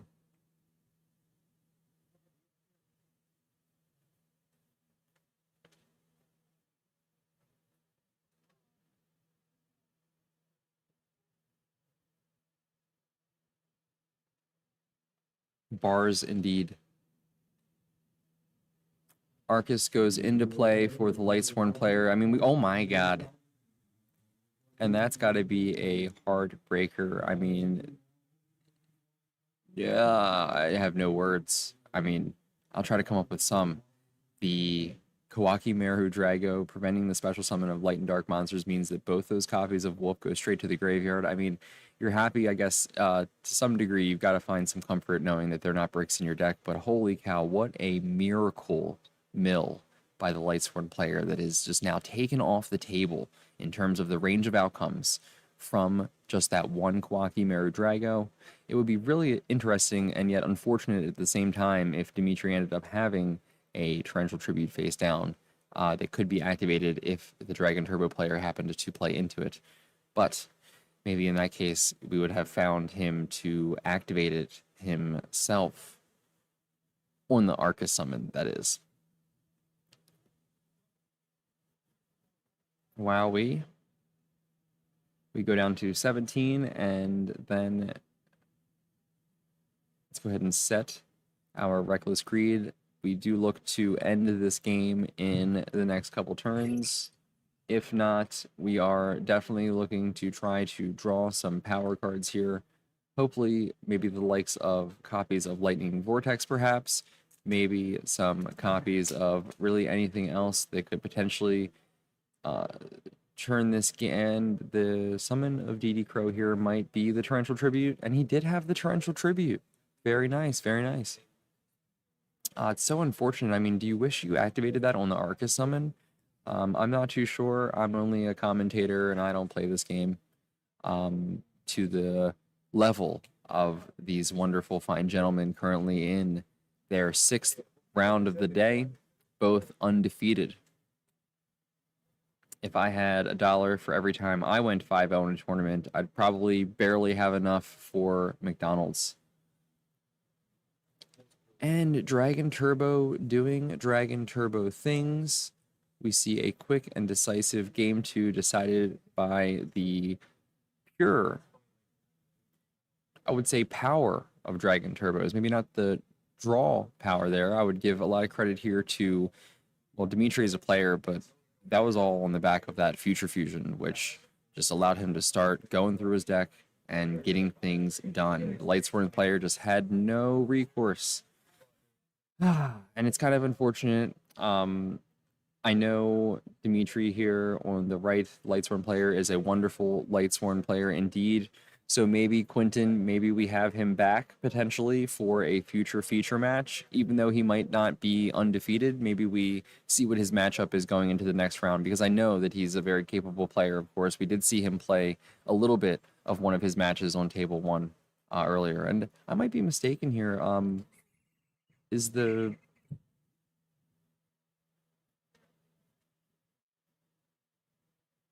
Oh, right. The Dragon Turbo player kind of bricked game 1, so I'm getting a little bit ahead of myself here. We are going into a game 3, and we will, in fact, be able to see if potentially Lightsworn has a chance here to remain undefeated.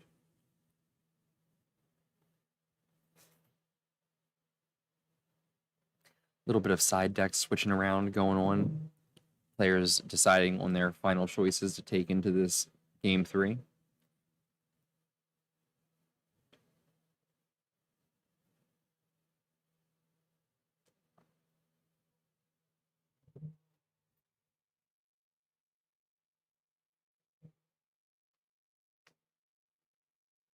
So we just see the absolute stone cold nuts from the Lightsworn player game 1. And then game 2, I mean, it wasn't far off. The double Wolf Mill from the Arcus is just incredible in a vacuum. It's only just a little bit fortunate for Dragon Turbo that he had the Quacky Mirror Drago. But I mean, with that very well developed board with multiple big beaters, the presence of 2 wolves might not have made much of a difference other than to promote the opponent to attack more and make himself a little bit more susceptible to a potential mirror force.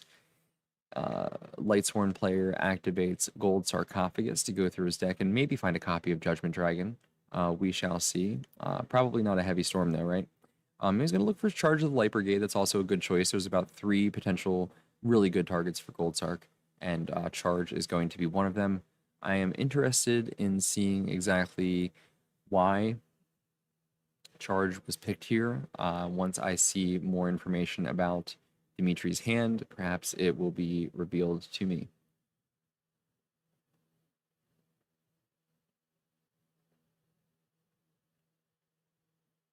So Compulse is an interesting card. It's not going to be... It's going to be a way to remove Kawaki Meru Drago for a turn without giving up a card of your own in comparison to something like Regeki Break, etc. Cards of Consonance on Whitestone is really just all you can ask for, and you draw the trade-in, which is going to be traded in with the Blue Eyes. He's going to keep the DDS copy in deck and opt to search for the good old SDK. Discarding that, hopefully drawing 2 really good cards. Already, you must be pretty happy that you started off with this as your option.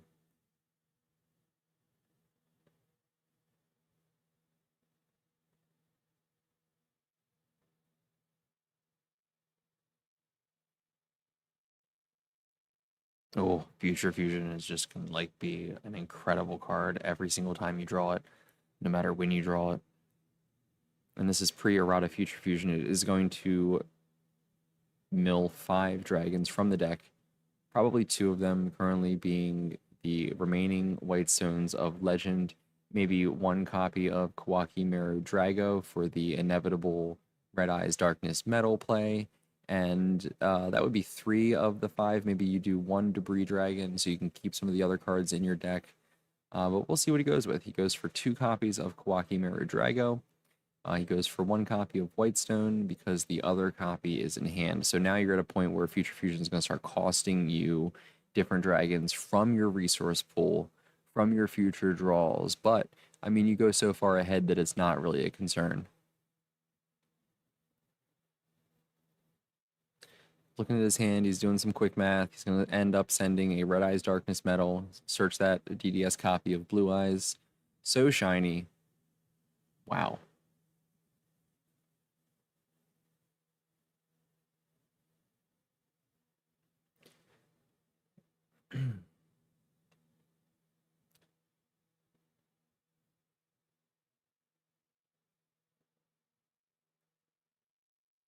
Let's go ahead and get this Red Eyes Darkness Metal out right away on the back of the normal summon of Whitestone of Legend. Bringing back most likely the Kawaki Mirror Drago number 1.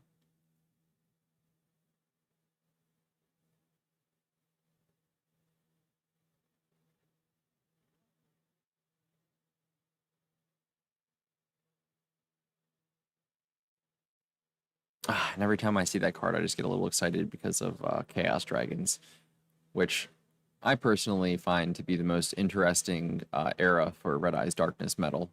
I mean, I prefer the control decks a little bit more than the other decks, so its presence in here, while very, very powerful, is just not quite enough for me to be interested in using it at this current phase of Yu-Gi-Oh!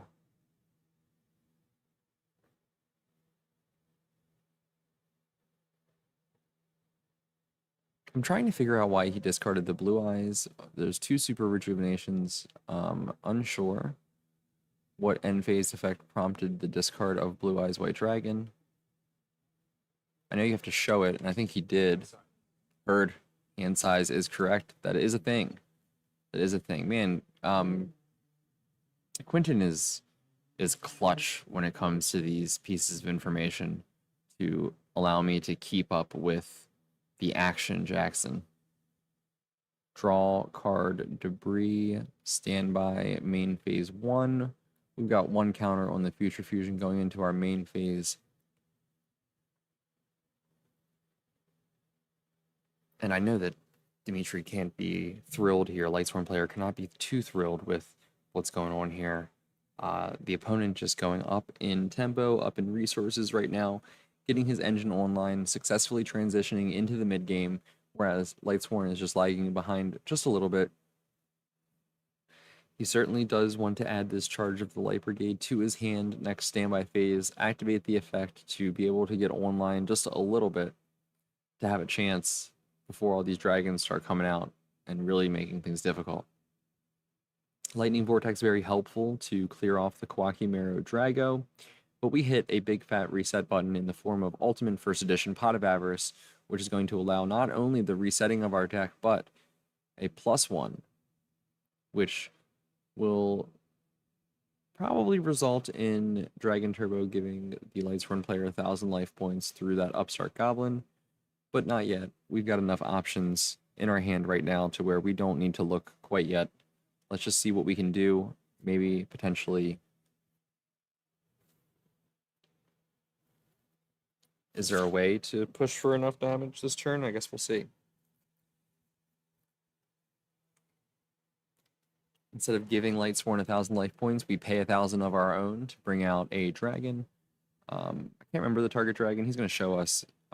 Is it Darkfire? I guess I just saw it, but usually the idea here is it's a free dragon that you contribute or you can banish for Red Eyes Darkness Metal, but you do keep a few other options in your sideboard depending on the situation, and it'll be an Ojama Knight. Ojama Knight is an interesting card here. I am excited to see exactly what the relevance is. Maybe it's just a synchro option. Most likely their Lightsworn was reading Instant Fusion to double, triple check that you cannot tribute with it, but what about synchro? In any case, the Compulse sends it back to the extra deck. a good 1-for-1 trade and 1,000 life point swing now turned 2,000 life points from Dragon Turbo paying 1,000 from the instant fusion and Lightsworn gaining 1,000 LP. We are now at 7,000 to 4,300. And, you know, if there's anything here that could be going for you, it's the fact that you have charge of the Light Brigade going into your last turn before Future Fusion turns into 5-headed. But it doesn't matter. The Red Eyes Darkness Metal is going to bring out another Quacky Mirror Dragu, and you're looking at a situation where does he go for the Blue Eyes to try to go for damage? His opponent is at 4,300, and it looks like that's what he's going to attempt to do here, is end the game before that charge of the Light Brigade gives any tempo to the Lightsworn player.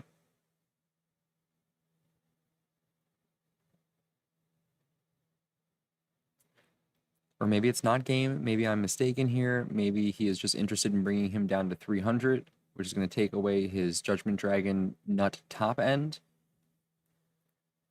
300 life points and a dream. We're hoping that Charge of the Light Brigade here, as the Lightsworn player, mills just the absolute stone cold nuts. And not this time, but it still is something to move us ahead by searching a Lumina Lightsworn Summoner. Lightsworn Dimitri had insane mills game 1 and arguably game 2 as well. Multiple copies of Wolf. Some in a great moment where he was able to bring them out. Some in not so great of a moment where there was a Drago on the field. Here, there was no copy of Drago. Dragon Turbo's thinking, man, should I brought that out? What is the difference between, 1,100 life points here now? Leaving Dimitri at 1,400, keeping up a copy of Quacky Mirror Drago may have been a more desirable outcome, but who knows?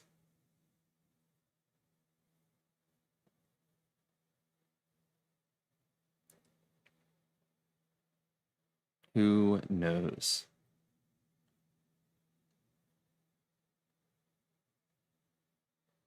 Thinking about what to do here. We've got Illumina. Wondering what we should do. We're just going to go ahead and attack the Debris Dragon. It's the only thing we really can attack without ending the game through battle damage.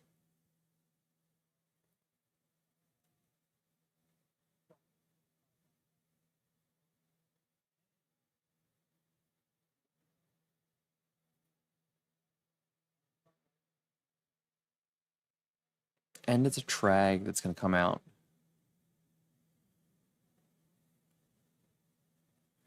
Trag is going to enable him to discard the Debris Dragon to take the Wolf on his turn, effectively removing the...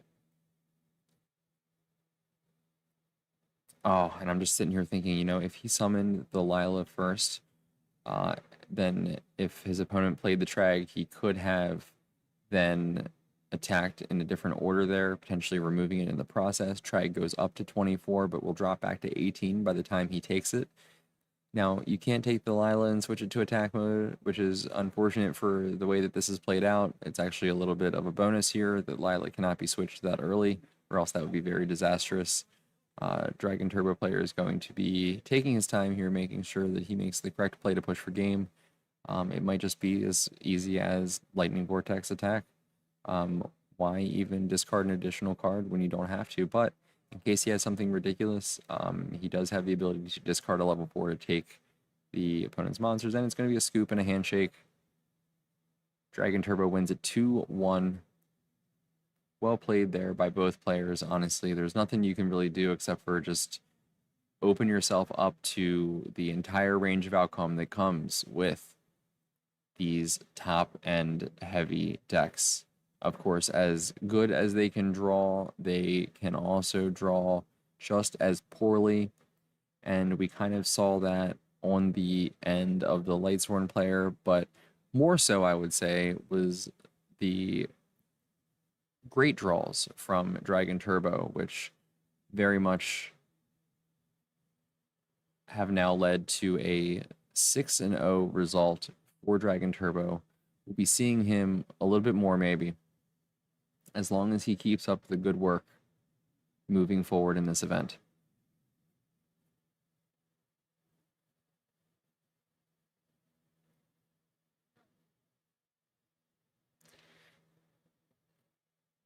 as known online as Dimitri, the Lightsworn player here, is taking it in stride. Looks like he's a little bit disappointed, but still smiling, still laughing about it. He's a good sport. He's a good guy. He's not too worried about it because he is 5-1 and still has a fantastic shot at making top cut. If he can just repeat most of his performance from today in the next 3 rounds, he'll be there as one of the top 16 players, joined with 15 of his buddies, playing it out in single elimination for a playset of Ultimate Caius the Shadow Monarch.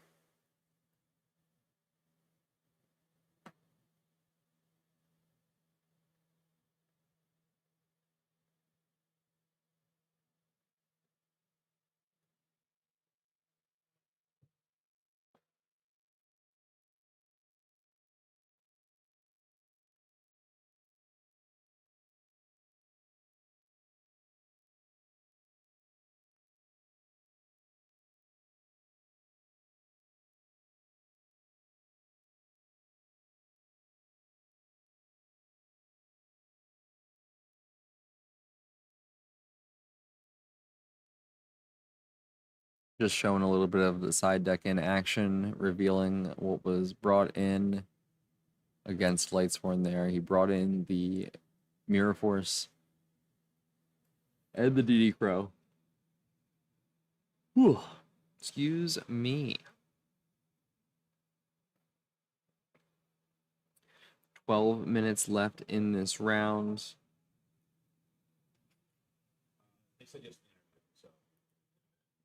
What was it? Oh, nice. Perfect. Sounds good. We're going to have Dragon Turbo on for a quick interview. Quentin, we could really interview both or either of the players in this case. I'm sure we will see more of the Lightsworn player on one of these streams. But feel free. I mean, it would be interesting to know his perspective as well. We could bring them both in at the same time. Oh, I don't know. I'm just making suggestions. I'm just filling the space and the void here. It's your boy, Gosnell, here live from Laurel Park in Laurel, Maryland.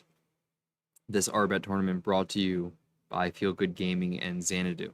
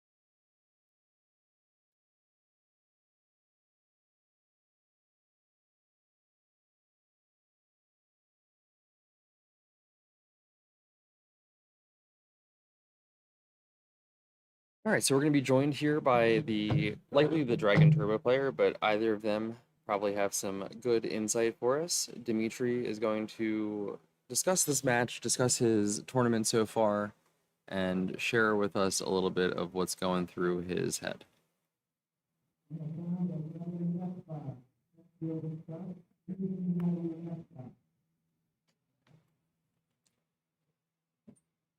How are you doing, sir? Come join me. Thank you, sir.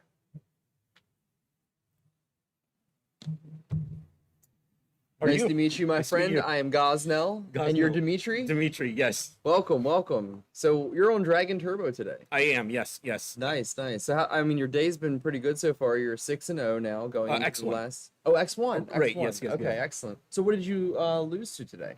I lost to Vayu Turbo in round 2. Yes, yeah. That can be tricky. Right, right. So what are your matchups like today? I don't really have too much experience with Dragon Turbo as a deck. Yeah, so my first match was against Christia Sworn. Second was Vayu Turbo. Third on Christia Sworn. Fourth was I believe it was Diva Hero.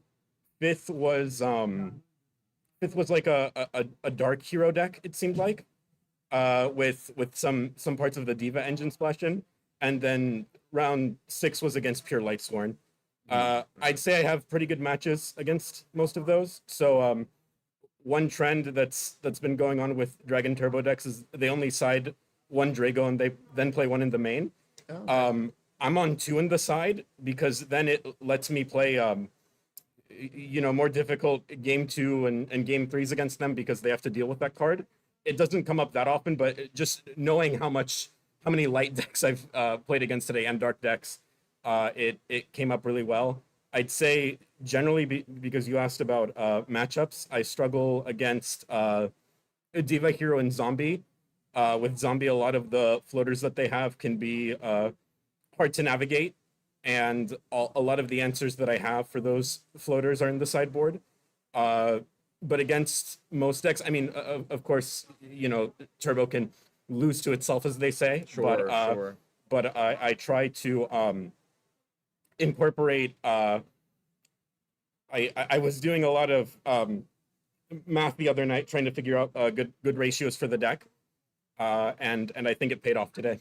It looks like it, honestly, and it sounds like by being X1, hopefully you can avoid at least the zombie part of what might be your more worse matchups. Yeah. Now you really have to worry about just the better Diva heroes in the room.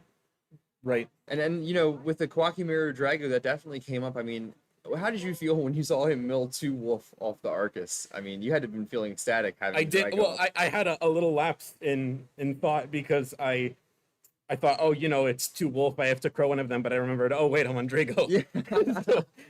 He was definitely not happy, but his mills actually were insane. Game 1 did very, very good with the Lumina play. He really had everything that he was looking for.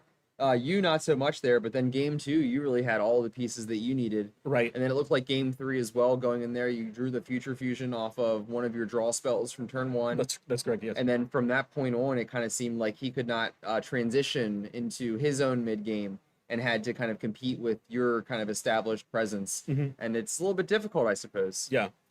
It with both of the top end decks, I kind of feel like sometimes it is a little bit out of the hands of the players at times, but it did look like you guys both played well. Yeah, I was nervous going into the game because I saw the name in the playmat. Like I knew about this guy because of my name. Oh, We're sure. both Dimitris. So like when I started getting into Edison, I thought it was cool that there was this guy that had the same name that I did. And going into this, I thought it would be cool if I went against him. And not only did I go against him, I was put on stream, so I was really nervous. But he is a really good player. But I think I navigated it well. I tried to respect his back row in game 2, so I had a lot of fuel in hand, but I didn't commit the red met or any of the other cards. I just let him go through the torrential tribute, and it paid off. So were you surprised? And I'm only asking this because, of course, if I was a better player, I would have been playing, but I'm here casting, and I'm also learning a lot of things as I've met with players such as yourself who have a lot more insight to offer. Were you surprised when he did not, after you knew it was torrential, were you surprised he didn't torrential his own Arcus summon? A little. I think he wanted to establish some board presence. If I'm trying to get into his headspace, maybe he knew that because I had Drago, I couldn't commit a huge board of my own. So try to, sort of out some of my cards, give me less resources. Maybe he was looking to get some good mills. But yeah, I mean, it could have. There would have been merit in trying to TT on the front Got end. you. Yeah. I was almost a little surprised when he went Arcus and immediately milled to. I took Torrential Tribute off my list of possible face downs. Even though I usually can see both players' hands, I wasn't really quite paying attention to what he had. But I was like, yeah, he probably doesn't have Torrential at that point. And then boom, it was Torrential Tribute. Right. It was a little surprising to me. Yeah. So how do you like Dragon Turbo? I know you are 6-0, but is it your favorite deck of the 5 and format? 5-1. Yeah. Thank you. Is it your favorite deck of this format? I would say so. There's a lot of other decks that I really like. I think Gemini's pretty cool. Oh, nice. Yeah, I was on that one for a while. When I first got into the format, I was on Trap Dragons. I've tried to make Plant Toolbox work before Amaryllis was a big thing. He was cooking with that. Oh yeah. Yeah. I had a list. It was all right. But I like Dragon Turbo a lot. It's the ceiling of that deck is insane. Sure. Like being able to say end phase draw 10 in a format like this just seems obscene. There's a lot of combo potential, a lot of different lines. I play a lot of other card games in general. Like I'm really big into Magic, and consistently in the TCGs that I play, those more adaptive decks tend to be my favorite. Okay. So yeah, I think that's why I've been doing well with Dragon Turbo, and I try to improve. So they've hosted some 2Ks here. I went X3 in the first two and then X2 in the second, and now I'm getting on a pretty good run in this one. So I always try to learn from my mistakes and see how I can pilot the deck better. That's awesome. That's Yeah. awesome. I'm glad to hear that. And it's clearly paid off for you. Even you said you were tweaking some of the ratios going into this tournament. A little, yeah. What was the last change that you made? So for a very long time, I was between whether I should play Flamville Guard or Wyvern in the main. Oh, interesting. Okay. Okay. The conclusion that I came to is that if you calculate the probabilities of opening Future Fusion and not Wyvern, assuming a 37 card deck with Upstart, I think it comes out to around 14%. But if you add all the probabilities for situations where you would want guards, so that's either instant fusion guard or guard cards of consonants, and having not drawn the other dragon tuners, it comes up to less. I think all the probabilities add up to 8. I don't have I wish I had my notes with me, but that's how I came to. So I've been, but I mean, there are merits to running guard, but the one card that's really carried me, and I've had this in my list since the beginning. I think if you're playing Dragon Turbo, you have to main one Lightning Vortex. Interesting. Yeah, because it gives you a lot of, there's so many games where it's just Raigeki with upside. It fuels your dragon count. It outs Ab-Zero. It outs Duplock. It outs Christia. You can, find outs to some of those boards with a tuner plus instant fusion, but very often you're trading your board for some of those, and that's not very optimal because then you're left with nothing and you don't have any follow-up plays. That's fair. Yeah. I like that so do you have a math background? I'm a computer engineering background. Oh, nice. Yeah, So do you do a lot of these probabilities with coding? Sometimes, yeah. I'm doing my work is more in robotics now. Okay. So I'm trying to I'm doing my PhD over at University of Maryland. So I try to find ways to incorporate math into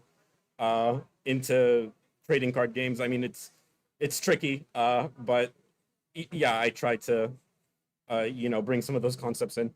That's excellent. I am myself more of a poker player than I am a Yu-Gi-Oh player. I probably have more hours playing Hold'em than I do Yu-Gi-Oh, Oh, wow, even though okay. I've been playing Yu-Gi-Oh since like 10 years old. And I remember writing, I didn't feel like doing the pure math, the theoretical probability, if you will, but I wrote a Python script that would test 100,000 hands and give me some output. Okay. So when you're talking about the probabilities there, I'm right there with you. That's so valuable to take into an event, especially when you will see variance increases as you increase sample size, as you know. Yeah. So, that difference between 8% and 14, you're very likely to see that difference across 9 rounds, across potentially 27 games. And then you Yeah. go into Top Cut.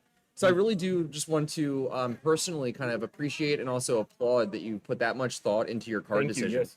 I really appreciate that. I got a little bit of a I have a math degree, but I went into education, so I don't really Okay, necessarily thank- apply it as much. Yes, yes. But I always appreciate where I can see it, and it looks like you put a lot of thought into your deck. Thank you. Yes. I'll let you. Do you have anything that you want to add? I'd be happy to hear it. No, I think we went over the matchups. Really excited with how I'm doing so far. The tournament's looking great, and yeah, I'm excited to be here. I'm so glad that you joined me for a little bit of Thank you, insight thank you. on your match. I hope you do well. Thank you so much. You've got about 10 minutes before the next round starts, so I want you to take enough time to, get a breath, use the bathroom if you need to. So I won't keep you too much longer. Dimitri, it's been a pleasure. Thank you so and much. I hope to see another one of your future games today. Great, thank you. Yes. Absolutely. Love that we were able to get a Dragon Turbo on the stream today, and it was a win for the Dragon Turbo player. Dimitri putting a lot of thought into his deck, maybe some more than some other players, which personally, like I said, I just really appreciate that. Sometimes you're making last minute deck choices that sometimes are based more on feeling, and I'm not judging anybody who does that. I'm definitely not trying to put in all of the time to deduce maybe mathematically or theoretically what cards are better, but I love that people are out there doing that. That's excellent. And honestly, if I were to be playing a card game a little bit more competitively, it's something that I would personally probably want to do more often, is a little bit more math on what my starting hand texture might look like, the pros and cons of each. Thank you so much to Dimitri for that lovely interview. We're here live, Laurel Park in Laurel, Maryland. Excuse me.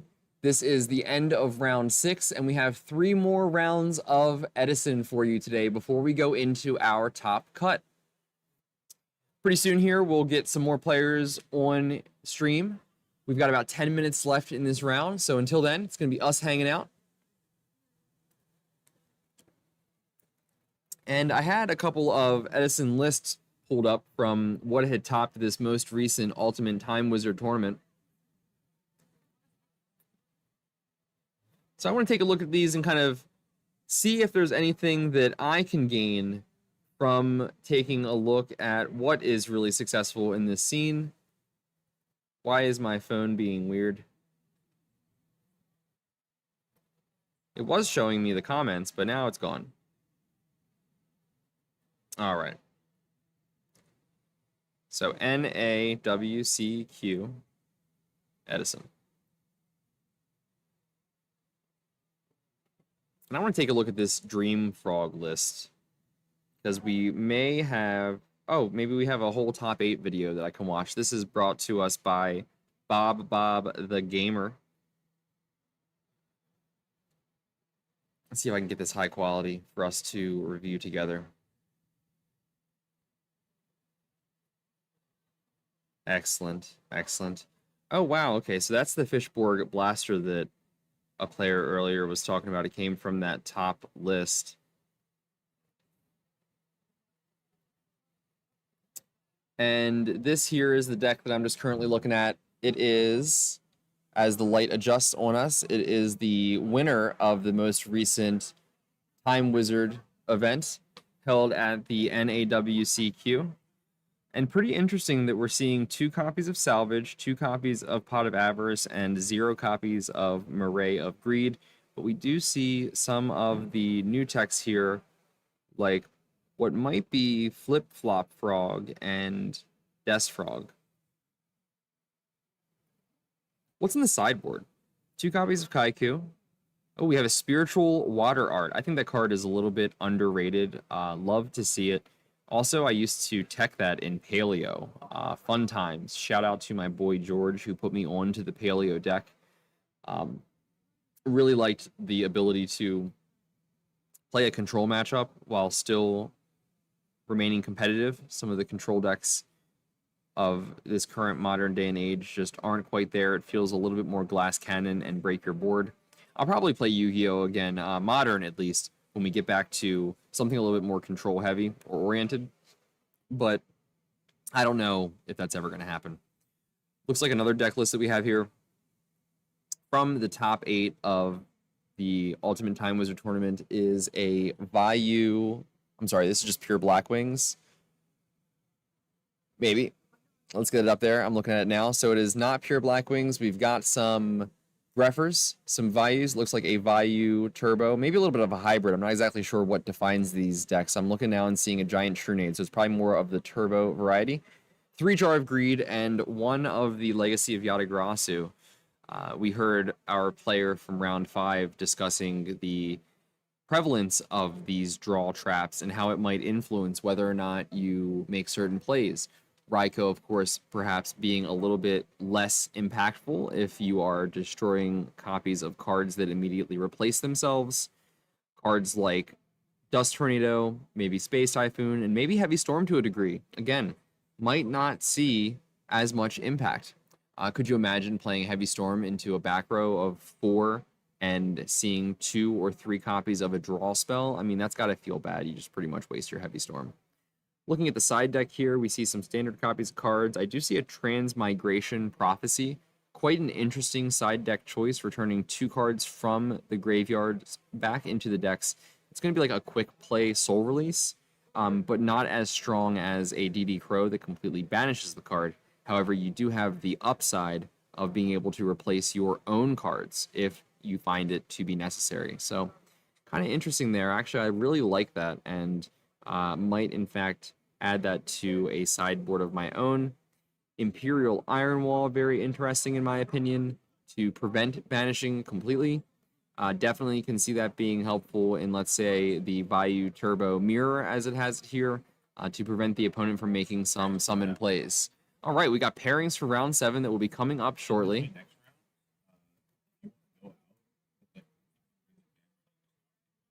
Yeah, that sounds good. That sounds good. Are you able to... You have the portable microphone. Sure, yeah, that sounds great. I wouldn't mind an opportunity to stretch my legs a little bit type situation. Okay, excellent. All right, pairings are going up. In fact, I'm going to go see if I can find a buddy of mine who might be able to commentate with me. So I'll do a quick little tour while pairings are going up, and I will be right back. Unless our judge here wanted to have anything to say for the stream. Oh, no, thank you. Round's about to start. I gotta get up. Someone dropped their keys? I put it there as a visual so nobody trips. Oh, I was okay. on some big brain, trying to big brain it. Some big brain stuff. All right. Yeah, because, my dumb self would not see this, and then I would mess all I'm not gonna lie, I'd probably still trip over it.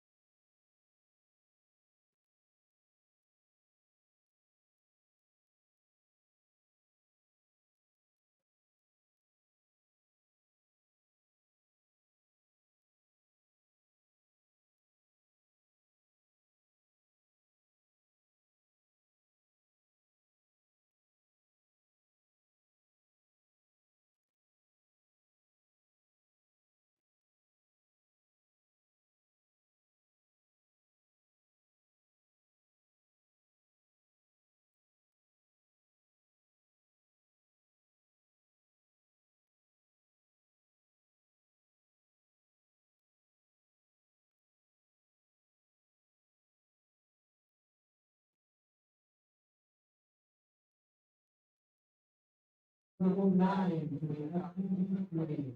Table 9 to the FGG. Table 9.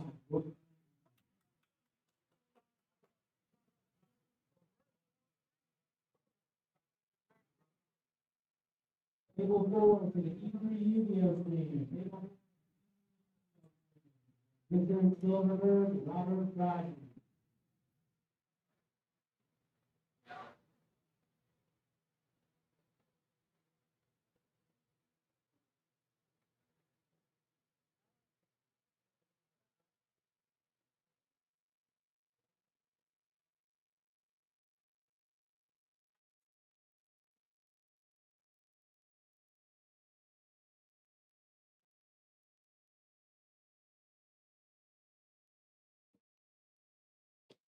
Oh.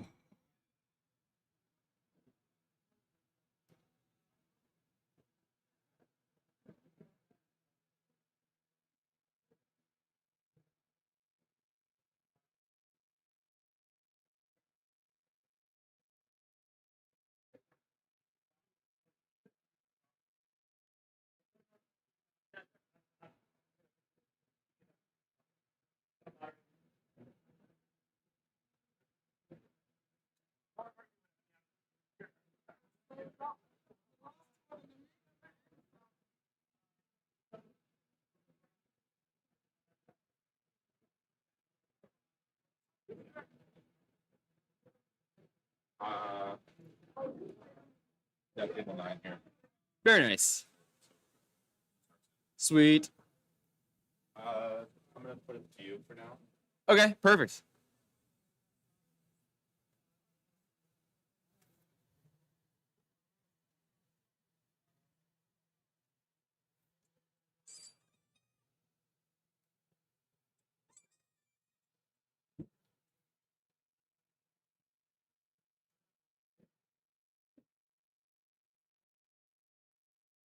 Welcome back. Welcome back. We were just about to start round 7.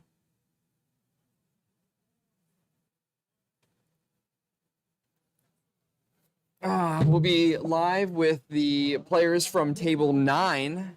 Table 9. Probably 2 players who may very well be X and 1.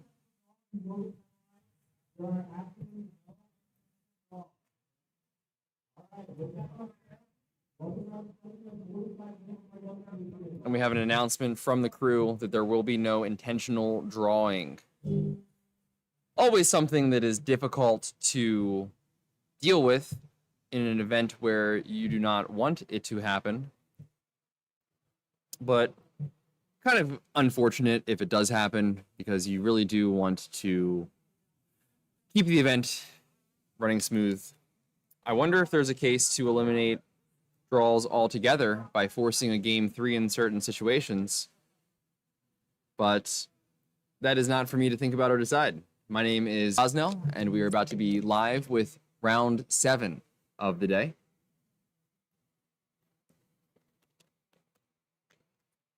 And if you are joining us, welcome. Welcome.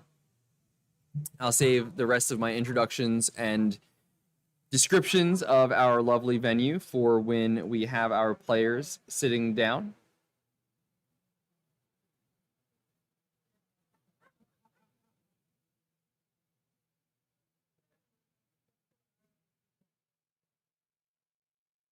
And it looks like I just got a notification out in my neighborhood.